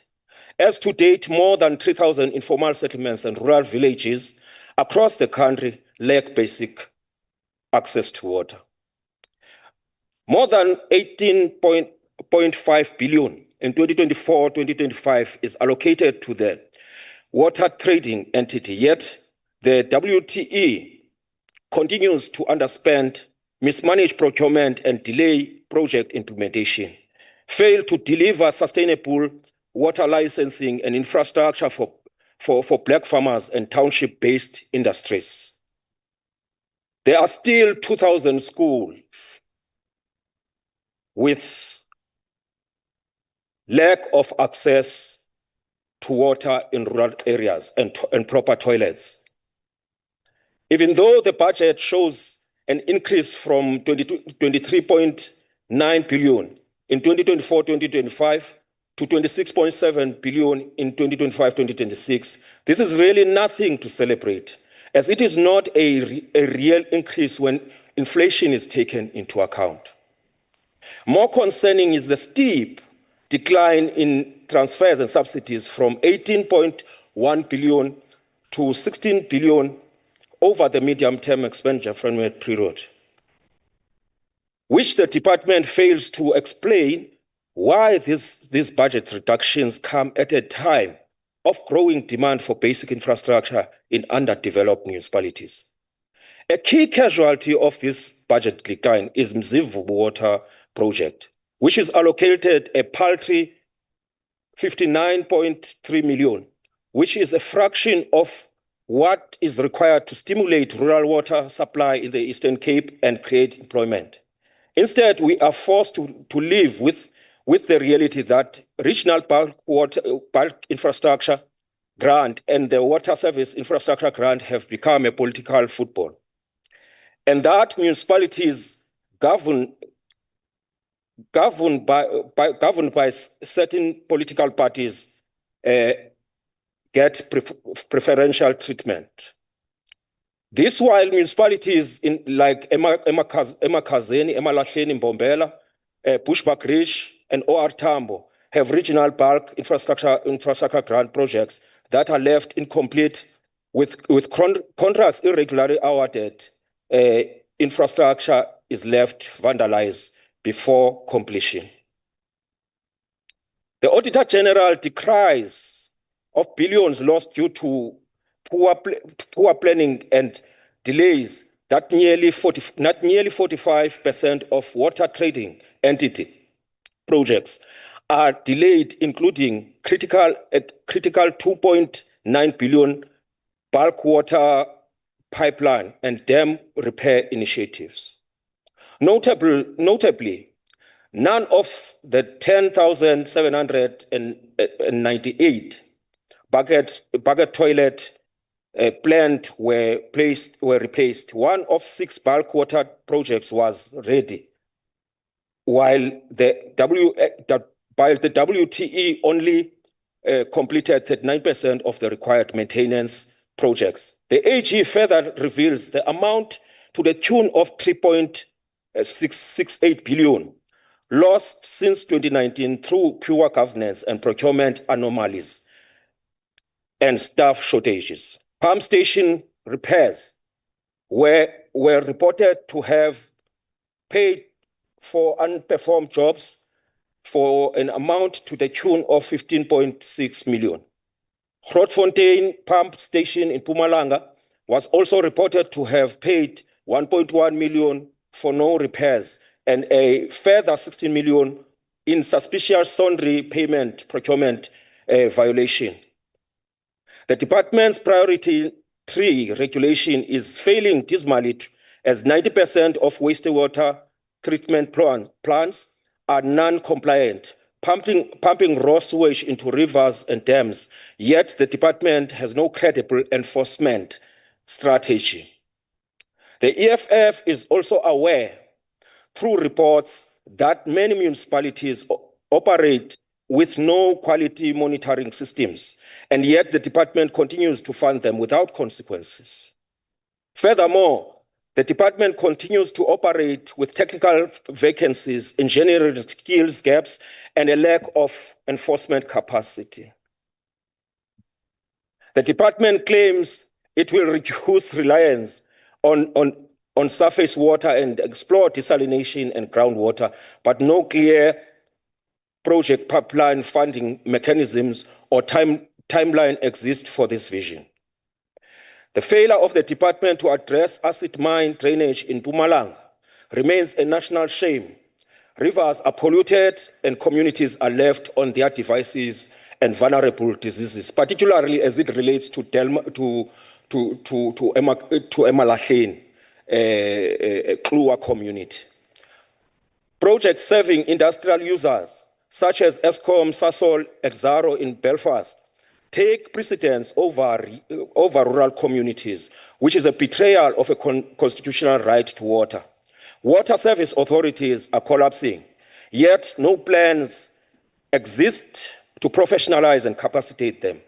And therefore, the EFF proposes that the department ring-fenced at least 10 billion annually to refurbish critical wastewater infrastructure in municipal hotspots under the direct national supervision, not through municipalities. This too, a consequence of incompetence, corruption and neglect that has become synonymous with the government of the ANC. In the face of all the challenges which we have heard today, the EFF recommends as follows, Minister. Establish a state-owned water infrastructure company which will insource engineers, town planners, and artisans to centralize water infrastructure delivery and remove reliance on corrupt and incompetent municipalities and contracts. Nationalize water as a strategic resource in order to end the commodification of water and make water a public good instead and a constitutional right instead of a profit-driven sector. Review a Water Service Act and National Water Act to reflect this paradigm. Audit and cancel irregular WSIG and RBIG contracts and undertake an independent water infrastructure audit in all provinces, particularly in Mpumalanga, Limpopo, Eastern Cape and the Northwest. Provide every informal settlement with clean water, proper ablution, and refuse removal within 12 months. Partner with the Department of Cooperative Governance and Traditional Affairs and local government to coordinate this rollout. Provide the Mzimvubu and Giyani project with ring fence, projected and adequate funding, adequately fund their delivery.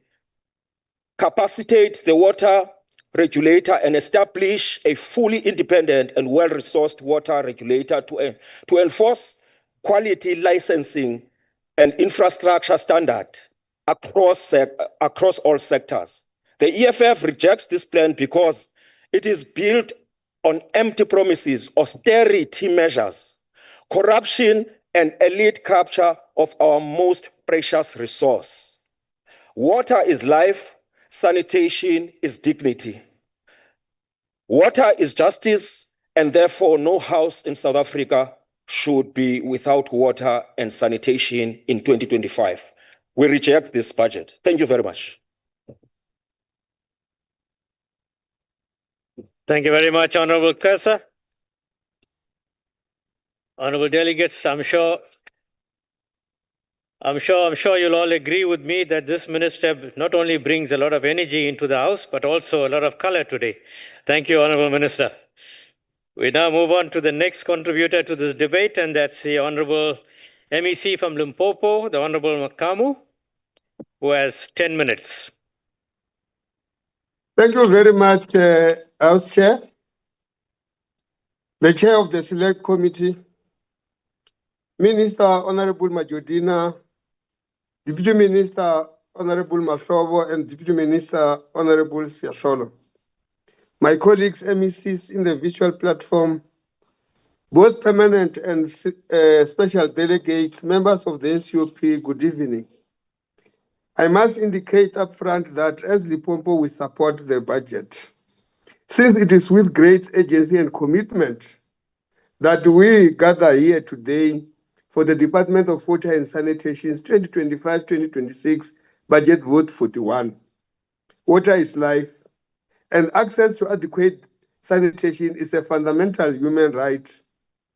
However, for too many of our communities across the country and more in the province, these essential services remain a daily struggle. Our mission today is to decide on how to make use of the available resources to strengthen our collective response and to ensure that every citizen in our country has access to sustainable and reliable water and sanitation services. Concerns over declining access, provision of water to our communities continues to occupy the center stage of our 7th administration. We are worried that the access to these essential resources in the province has declined by 6.5% between 2011 and 2022, from 86 to 79.5%. According to Stats SA, Limpopo has the highest number of households with no access to piped water, which stands at 20.5% against the country's average of 8.7%. This decline is mainly caused by aging infrastructure, thus affecting sustainable and reliable water supply.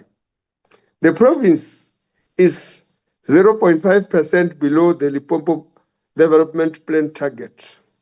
On the same breath, there has been an improvement on sanitation access from just mere 38% to almost 60% in 2022.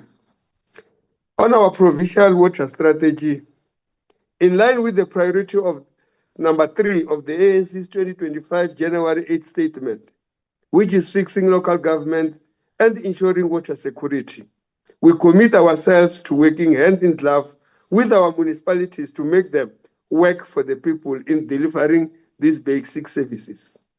It is on that context of the above that we take this opportunity to welcome the assurance by our Premier, Dr. Poppy Ramathuba, during the State of the Province address to establish a functional provincial water task team, whose work is to coordinate the implementation of the provincial water strategy. As a province, we had a number of water projects taking long to complete. Honorable House Chair, I heard some people referring to Guyana water, and as Minister spoke about it, we can be able to update the House as follows. We are here today to gladly announce that the Nandoni Sami, that is the Guyana bulk pipeline, which was completed in December 2023, is functional and delivering some 14 megaliters per day from Nandoni to Guyana Waterworks. Honorable House Chair, you must know that Guyana is not necessarily a place I visit. It's the place where I stay and I know what I'm talking about. The Guyana Water Service Project, which is the construction of 325 bulk pipeline from Guyana Water Works to the 55 villages in Guyana, is at 90% and will be completed by the end of the month. Hence, the minister here made a pronouncement that she will be handing over a project at the end of the month. It is the same project that we are speaking to as a province. Then the phase 1 reticulation of some 24 villages completed at 97%. And the remaining village is Risinga View will be completed by end of this month. These remaining 31 villages will be reticulated in phase 2A and B when the DWS avails funding starting from the third quarter of this financial year. Honorable Minister, the reason we also support this budget is because we are awaiting eagerly to receive this money. In the Wembe district, the long ongoing project of Sintumule Kutama, which brings water to the Makado town, is practically completed. This project supplies water to almost 39 villages in Makado and Collins Chabari local municipality. The department is starting the upgrade of Nandoni water treatments from 60 megaliters per day to 120 megaliters per day, which will improve the supply to all the 207 beneficiary villages in the Wembe district. The Mutoti, Dumasi, Buteri, and Makuba villages, which are in the Nandoni Dam vicinity, are benefiting from the WISIC funded project, which fills the reservoirs, which will be completed by last September 2024. In the Skukuna district, which I heard some honorable member speaking about numbers that are not verified, and we are updating the House as follows, that the upgrade of the Moyhook water treatment works to 12 megaliters was recently completed in February 2025 and is currently supplying 17 villages and the town of Beggarsford with an average of 10 megaliters per day. The Olifants Management Model, which is a partnership between DWS mining companies, is also having a great impact on bulk water supply to mines and communities. The Nebo and Mutse bulk water scheme will be completed in the first quarter of 2026-27 financial year, that is by the end of June 2026. In the Capricorn district, Lepelle Northern Water, with the RBIC and BIF funding, is finalizing the Olifants Ebenezer bulk water scheme phase 1, which has improved water supply to Lepelle Nkumbe local municipality and the city of Polokwane. This 18 billion project to be implemented in phases will see the city of Polokwane having a surplus of water by the year 2030. In the Waterberg district, the Mukalakwena local municipality is busy with the bulk water supply projects, which include the Kromkloof water treatment works, the raising mains and the refurbishment of some 46 reservoirs. This massive program will be completed by August 2026 and will link to the Olifants Management Water project, improving the water supply to the town of Mukopani and the surrounding villages and mines in the area. The other services, Water Services Authority in Waterberg, have completed several standalone schemes using the WISIC, which are benefiting the number of communities. I must indicate, Minister, that the DWS is going to transfer with the RBIC Schedule 6B an amount of 800 million, which is the reason why, as Limpopo, we support this budget vote 41, as it will be able to make an impact into our province. We have also set up a number of water war rooms for city of Polokwane, Mopani District Municipality, just to name a few. These water war rooms set up at the directive of the Premier are made up of ourselves as Coxstar, DWS, MISA, Lepelle Northern Water, and relevant water service authority teams. Their main terms of reference is to consider the challenges being faced by water service authority and then provide short, medium, and long-term solution to such. We would like to report that these water war rooms will assist our water service authority in improving water services to our communities. Honorable Minister, I must indicate that part of the terms of reference is to look at water service debts with the boards, and we are not supporting the withholding of equitable shares to our municipalities, as that is so create another challenge. We need to find a solution to strengthen water service boards together with the water service authorities. On differentiated approach, the provincial government is currently drafting a strategy for the provision of water and sanitation in the province. This differentiated approach is aimed at ensuring that water is provided to all communities, as we make a clarion call to all our water service authorities, including municipalities, to prioritize and incorporate areas without water in their IDPs and prioritize maintenance of water infrastructure network throughout the water value chain. The department has developed a process plan to guide the work towards. Thank you very much, Honorable MEC. Your time has expired. Thank you very much for your input. We now move to the next honorable member to contribute, and that's the Honorable MEC from the Northwest Province. Honorable Molapisi, you have 10 minutes.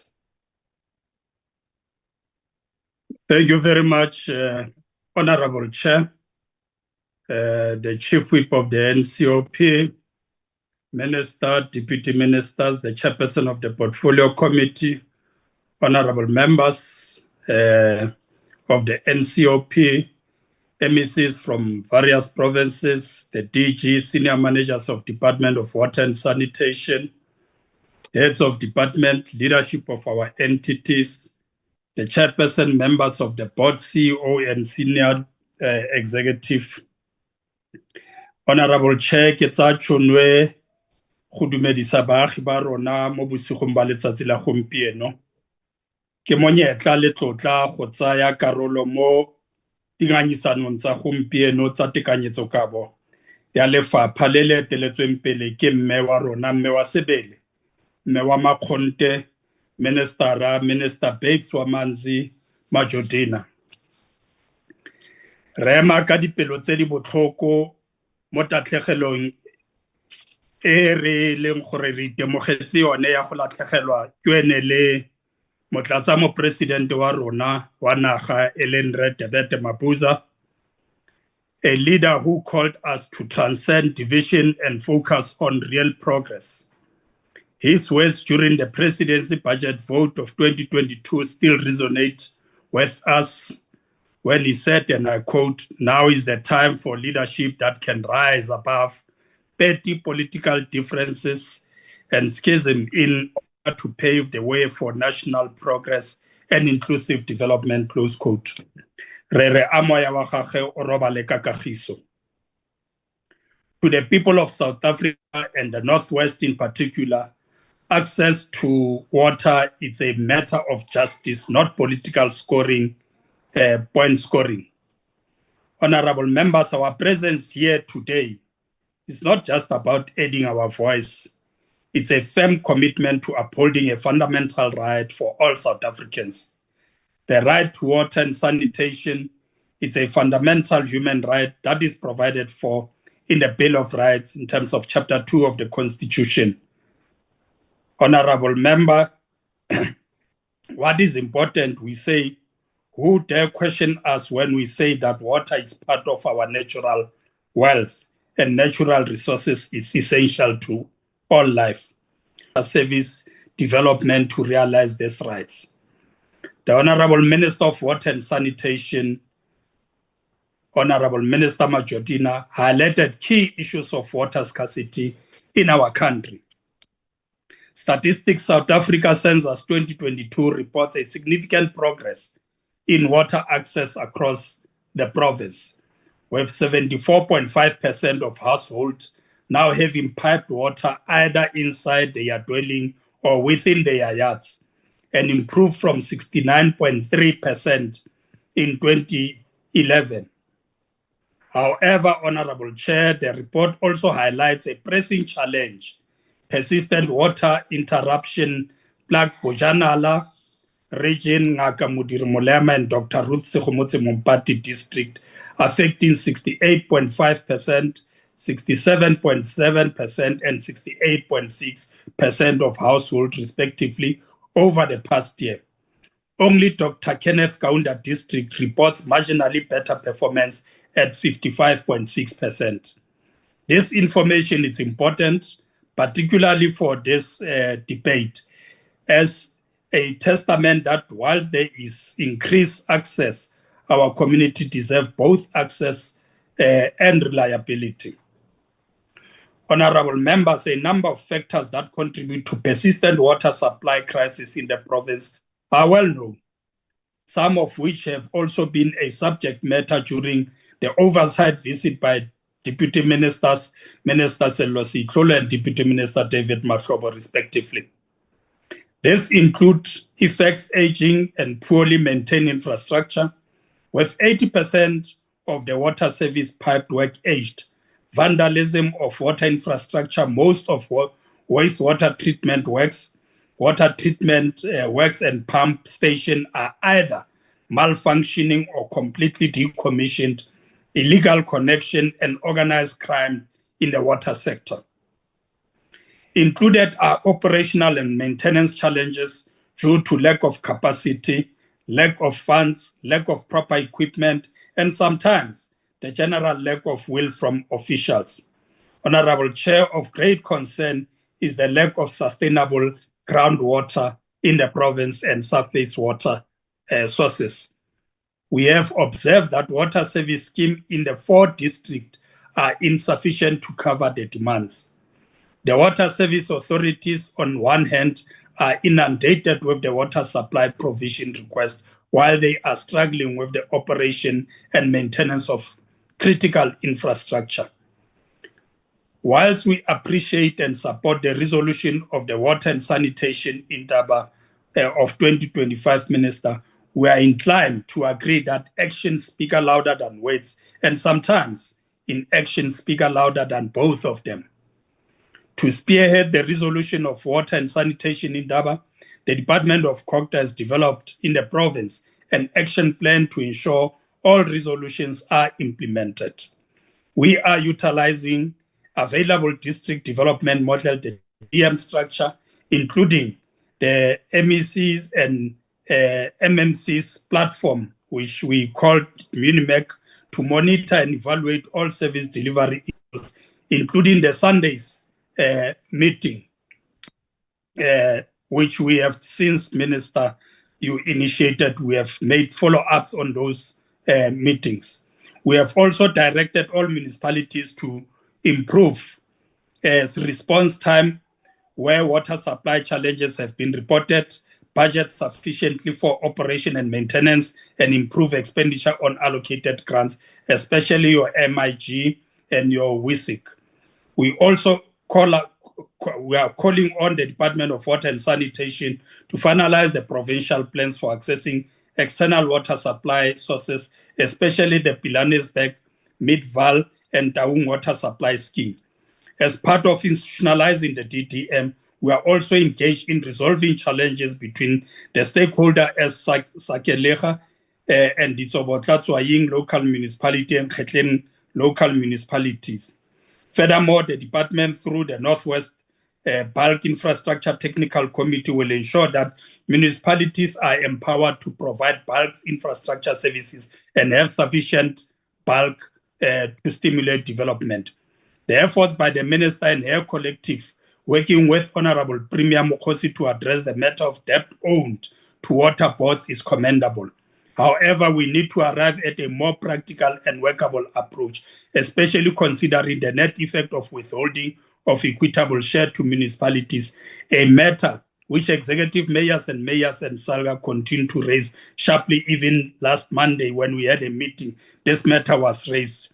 That we are hoping that this matter would be resolved soon.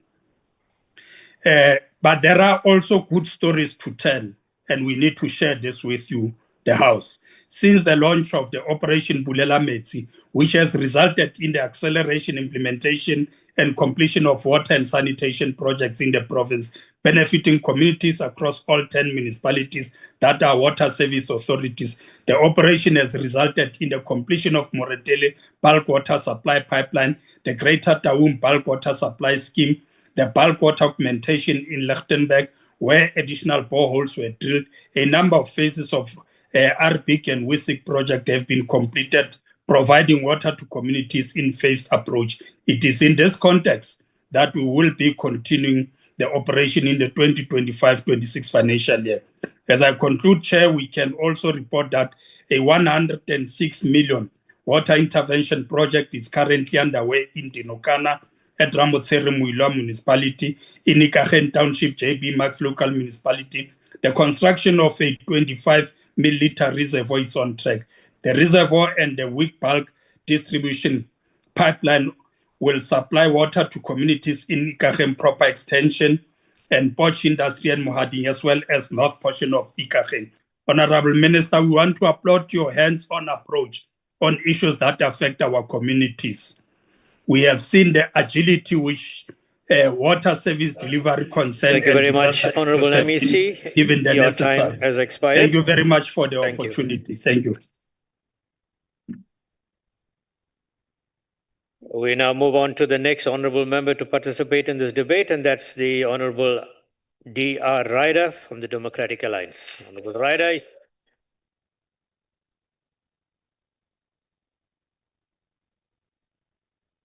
Honorable Ryder, you have 6 minutes. Thank you very much indeed, Deputy Chairperson. During the 6th Parliament, I was lucky to have many speaking opportunities, and most times when I stood at this podium, I raised the issue of sewer spillages into the Vaal. I used speeches, motions, questions to ministers and the Deputy President, and I even raised it with the President himself. It was a persistent call because it's a persistent problem, and one that I care deeply about. Raising these issues did have an impact, showing that our work in Parliament does matter. The problem was acknowledged and plans were put in place. The late Deputy President even apologized to the people of Mfuleni during one of his responses to me from this podium. The SANDF was brought in to assist with their engineers. Irvat was engaged, albeit unsuccessfully, and Rand Water stepped in to help to stabilize the system. For that, we remain grateful. About a year ago, I recorded a video acknowledging the Rand Water efforts in repairing key pump stations. But years of neglect mean that fixing one pump station at a time leaves many others still spilling raw sewage into trenches, roads, and stormwater drains, which ultimately lead to our rivers. Progress is visible, but many challenges remain. Repairing a pump station is just one link in a fragile chain. We still need pipelines that work, and we need treatment plants that can clean water before it returns to our rivers. Honorable Mamabola and I have been to see several of these. The people of Mfuleni continue to live with sewage where it should not be. Just 3 weeks ago, I visited Sebokeng, where at house number 12386 in Motor Drive, sewage was bubbling up into the yard. The homeowner was ankle deep in filthy water, trying to clear it up without any help from the municipality. Last weekend, in Gulf Street, 3 Rivers, Vereniging, I saw pump station number 8 working well, finally. But a cracked pipeline meant that as the pump worked, it just pushed sewage up into the street. Nearby, the Riviera Hotel was flooded with sewage the week before. The owners were told that there was no money as it was the end of the financial year and they would need to wait for the new budget cycle before repairs could be made. Mfuleni is drowning in sewage. This is not just unpleasant, it is a serious threat to our environment, to the health of our communities, to businesses, and to tourism, and to the integrity of our waterways. We see and appreciate the interventions that have been made, but it is clear that much more work lies ahead. This crisis is not isolated to the Vaal. It's happening elsewhere too. When I was 9 years old, I visited family friends whose home had a small stream at the bottom of the garden. It left a lasting impression of me, and I dreamed of having a home near the river one day. This year, that dream came true, and I bought a property along the banks of the Klip River. A month later, the Citizen newspaper reported that the Klip River was the most toxic river in the country, a finding confirmed by a University of Johannesburg study. The Klip River rises in Roodepoort. It flows through Soweto, Johannesburg, Ekurhuleni, Midvaal, and Mfuleni before its confluence at the Vaal in Vereeniging. From poor areas with shacks lining the banks of the river through middle-class suburbs like the one I live in, into the wealthy homes. All of us are affected. Along the way, the Klip River receives outflows from Johannesburg's largest sewage treatment works and from Erwat's waterfall plant. The river is polluted with polycyclic aromatic hydrocarbons contaminating the soil, and at the confluence with the Vaal, the black water is visible even on satellite images. Minister, the lack of effective sewer treatment has moved past crisis levels. Municipalities struggle with these challenges, often because sewage is an unseen issue, lacking the visibility of a ribbon-cutting ceremony like you get elsewhere. Yet the cost of inaction is far greater, impacting health, livelihoods, and ecosystems. I know that within the Government of National Unity, we are collectively working and committed to addressing these challenges. Both of your deputies have been visible and have prioritized wastewater and sanitation infrastructure and pollution. I appreciate the financial department, the financial pressures that the department faces. Yet the scale of sewer pollution across the country shows us that we need to look towards a broader, coordinated national rescue plan for our water and sanitation infrastructure. If we are to protect our rivers and the health of our people, we will need to approach this with the same urgency and determination that we approach other national challenges. Our communities and the rivers that sustain them deserve no less. Now, Minister, when you gave your opening address, you claimed that your hands are tied. But Section 62 and Section 63 of the Water Services Act empower you to do exactly what you say you cannot. You've used these before, you can use it again. Honourable Kaunda should have used his committee slot to investigate all provinces and not just the ones that he finds political expedient. And I'm pleased that Honourable Skierkogel corrected his misrepresentation. I note that the Honourable Farmer missed his opportunity to apologise to the House from the podium for his earlier dastardly comments. MEC Mamabolo, unfortunately you glossed over the terrible state of water supply in Gauteng province. And we find Johannesburg specifically probably the worst affected. Houses sitting for 14 days without water. I wish we would remain stronger friends if you'd acknowledge that. Deputy Chair, in my culture, number 13 is unlucky. And our 13th speaker today was Honourable Nzimande, who was the first and only one of two who didn't support this budget. Honourable Teza's calculations on inflation showed that he believes 14.26% increase in the budget is more than inflation. Honourable Ryder, thank you very much. Your time has expired. Thank you, Deputy Chair, and thanks for indulging me in this debate.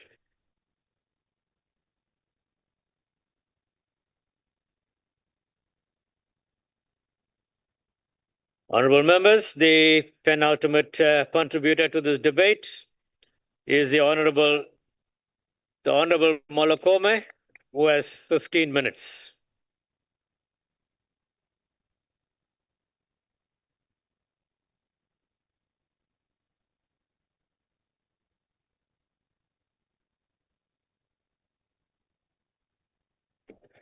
Thank you.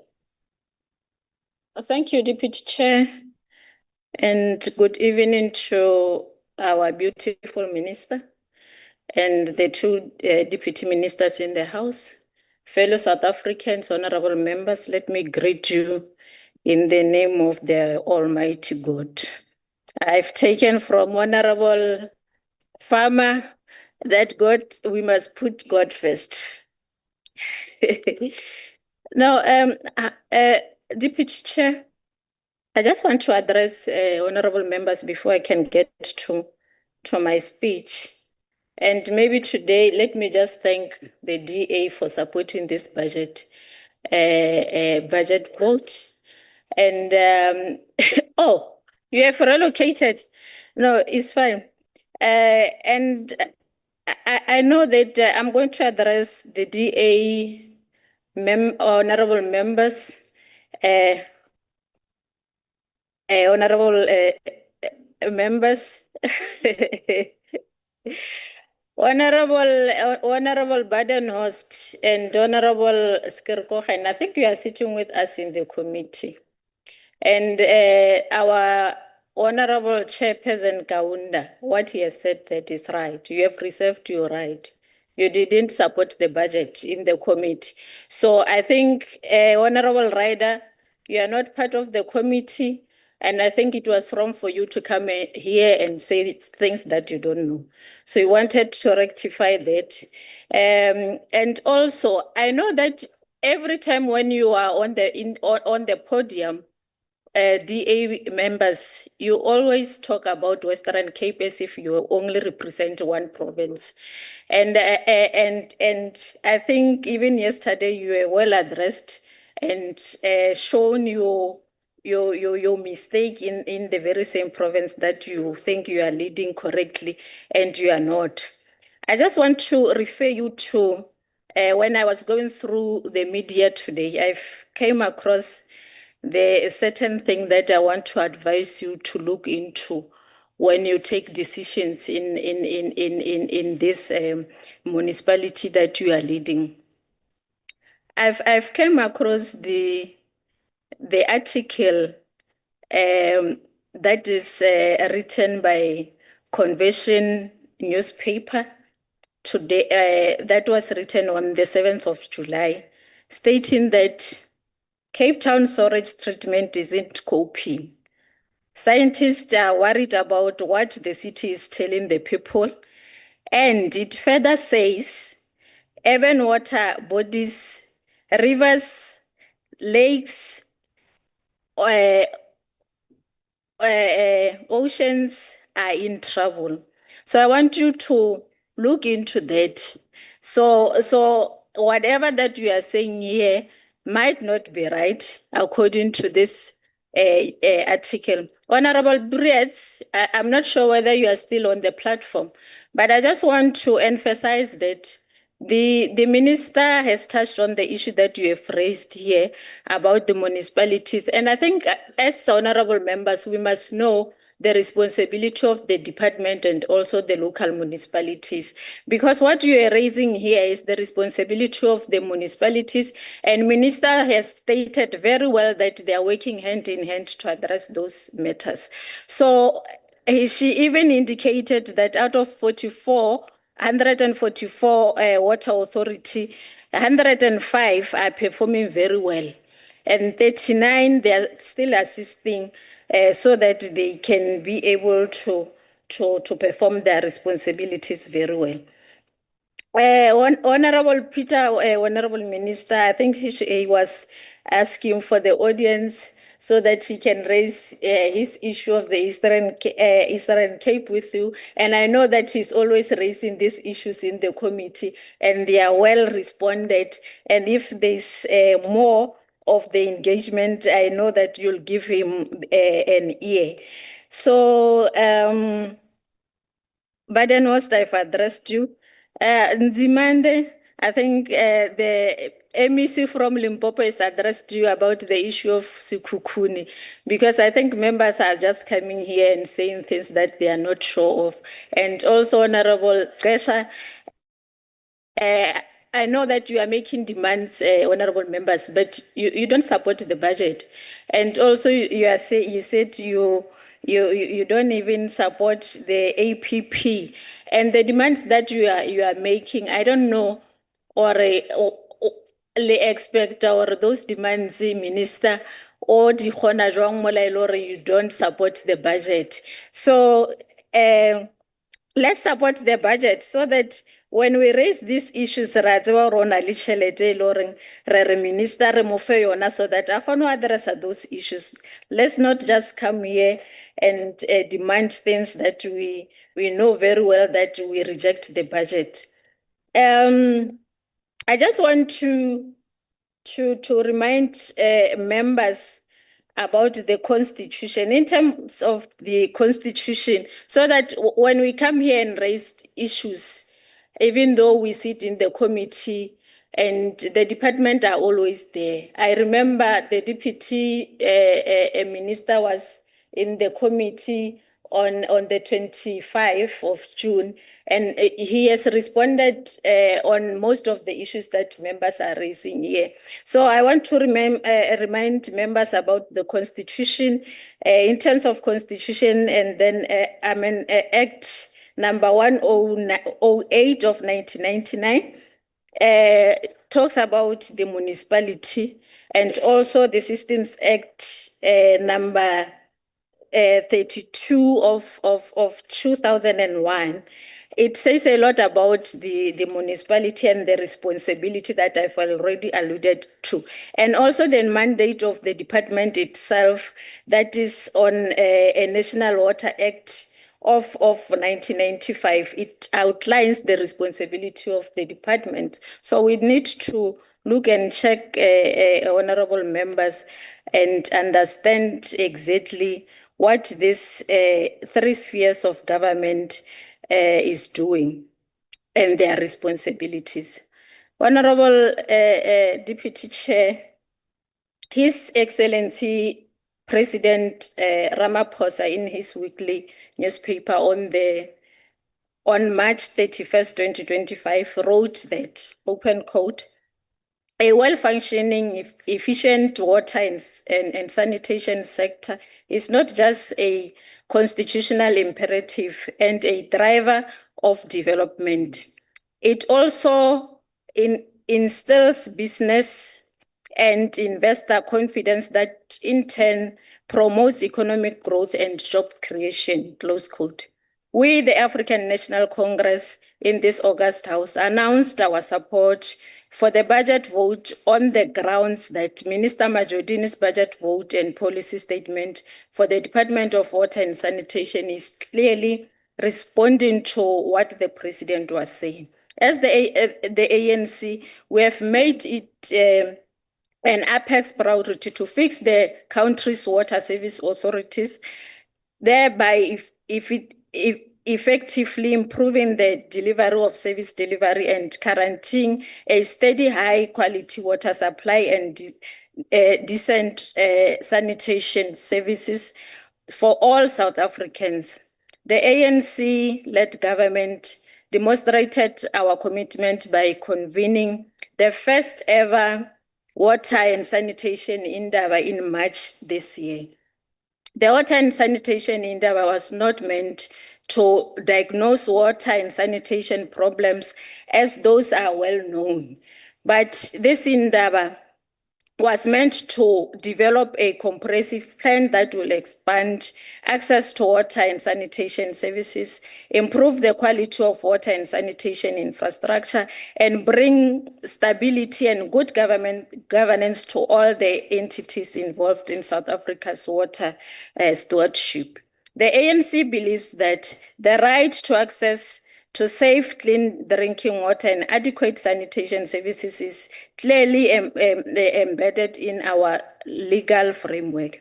As Section 27 guarantees everyone's right to access sufficient water and places an obligation on the state to take legislative and other measures to achieve the progressive realization of this right.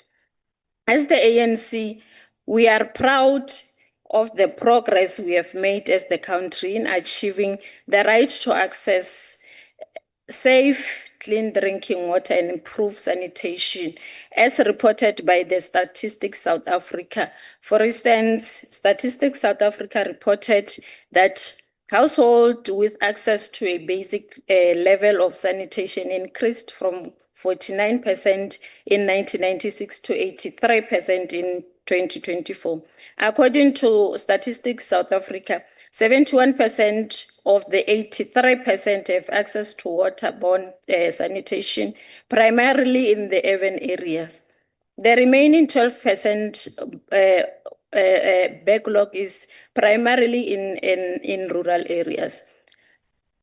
Additionally, it stated that the 23% of rural households, or 4.3 million households, have access to better outside sanitation systems. This state of affairs is part of the main reason that the ANC government has put the water and sanitation sector at the apex of its priorities, informed by the commitment to realize the constitutional right to access safe, clean drinking water and improve sanitation services. As the African National Congress, we are proud of several interventions made by President through Operation Vulindlela, including his commitment to implement the commitment to reinstate the blue drop, green drop, and no drop reports, which were last implemented in 2014 and are implemented are important tools for monitoring the quality of water and wastewater treatment. Since 2022, the Department of Water and Sanitation has introduced the monitoring systems, and the results are impressive. We are also urging the National Department to proactively address the inadequate technical skills within the country's water service authorities immediately by secondment of department personnel such as engineers and artisans to fix the current challenges. As the African National Congress, we are heartened that the delegates to the Water and Sanitation Indaba has agreed to the proposed legislation's amendments, in particular the use it or lose it principle for water use licenses, which the department is in the process of submitting to the Parliament for consideration. Honorable Chairperson, as much as we should correctly do so, focus on work of the department and local government sphere to deliver on the constitutional mandate as it requires water and sanitation services. We must also talk to our people as consumers of water and sanitation services and empower them to take actions against poor service rendered by their local municipalities. As the African National Congress, we wish to urge communities to lay criminal charges against municipal officials that have failed to uphold their constitutional obligations to provide water and sanitation services and protect the environment from pollution. They should not wait for the national department to lay criminal charges, rather as receiving of poor services. They should be at the forefront of laying criminal charges. Honorable Chair, as I conclude, I would like to indicate that as the African National Congress, we fully support this budget vote. Thank you very much. Thank you very much, Honorable Molokome. I now have the pleasure to call upon the Honorable Minister to round up this debate.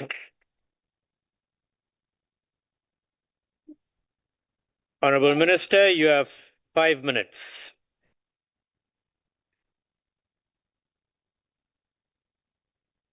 Honorable Deputy Chair, let me appreciate all 18 members who spoke so well, who understand the mandate of the department, who are able to differentiate between the spheres of government. inkinga. MK Party, EFF, kwakhala nyonini kini. Umudimu wa matla ohle. You come here, you don't have a clue of the mandate of this department, but you go further, Honorable Teza, to say, we propose, we recommend when you have not voted for the budget, you recommend that you must do this based on what? Based on what? But also, you want us to go and interfere and not respect local government. How I wish we could be called here just for a debate. Free abet. I'm looking forward to that free abet. You are saying, let's go and repair infrastructure kamaspala. Do you go next door and repair windows? Nina nkinga. Seriously ngxaki inkulu kuni. I feel pity for you. Honorable Teza, 1 minute you don't understand. The other minute you understand that municipality, their infrastructure is decaying. So now, and here mnapaya with decaying infrastructure. Dithatha njani? Sponsor the amendment of the constitution. Then we go. Ipaswe. Kayinto bake ziyehla nezinamba zenu. Niyaphuma kwangomnyango. Whoever has rejected the budget, we are rejecting him for rejecting the budget. And you don't ask me any question. Because ni supportangi budget. Nifuna siyenze ngantoni lento. The backlog of the eradication of bucket system. Ayiqalanga ngoku. You are saying, masinga omaspala masingabaniki imali. We allocate RIPIC. We seek to municipalities so that they can assist in terms of service delivery. But you are saying masiye ngokwethu pa. Ayi kunzima. Tigela ikhona ingxaki apha kuwe. Ndiyakuthanda Tigela. Ingxaki yakho Tigela ufuna amajoni, the National Defence Force ihambe inkinkisha amanzi. It's not done. The mandate of the National Defence Force is when there are serious emergency like floods where they might come in and assist on emergency. Amajoni adalela ugadisa ilizwe athule so uthi mabathathe izibhamu bangene ngazo emanzini. Oh please. Oh yini into Tigela ndithethe kangaka ntswayibane. Oh chini mfondini. Uyabuza kum what has happened? Kuthena amanzi engekho. Bendime kule ndawo. That illegal connections, decaying infrastructure, lack of maintenance, engineers ezingekhoyo phaya uthi ke ngoku kutheni kungekho manzi. That extortions, the vandalism uyabuza kutheni kungekho manzi. Hayi lunga ntswayibane yini Tigela kanoni. Honorable members, all of us, we must be concerned about local government. Nobody is staying on air. We all stay in those municipalities. Let's join hands. I like all the MECs who are responsible for local government. They acknowledge that there is a challenge. They acknowledge our intervention. Remember, as we fulfill mandate. Section 62 and 63 that you're saying we must intervene with. It does not come with a budget. That is why we're amending that. We're amending that act because it does not come with budget. And this budget that we tabled here is meant for what we have planned for.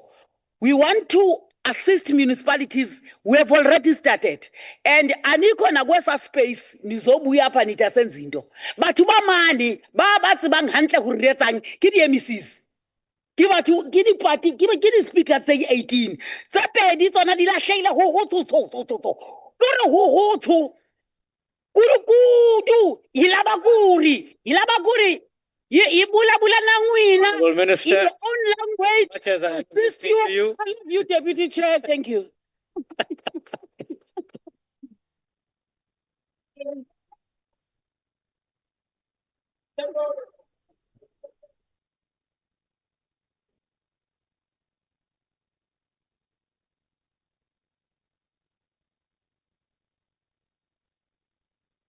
Thank you very much, Honorable Minister, for rounding up this debate in your colorful manner.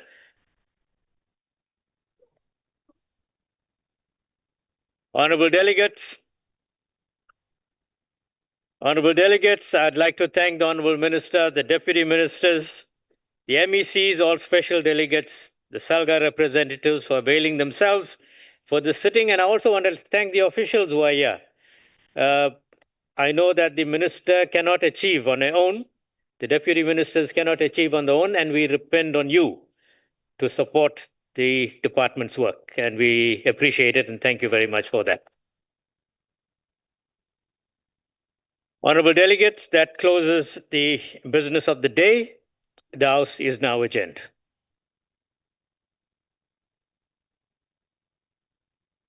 Recording stopped.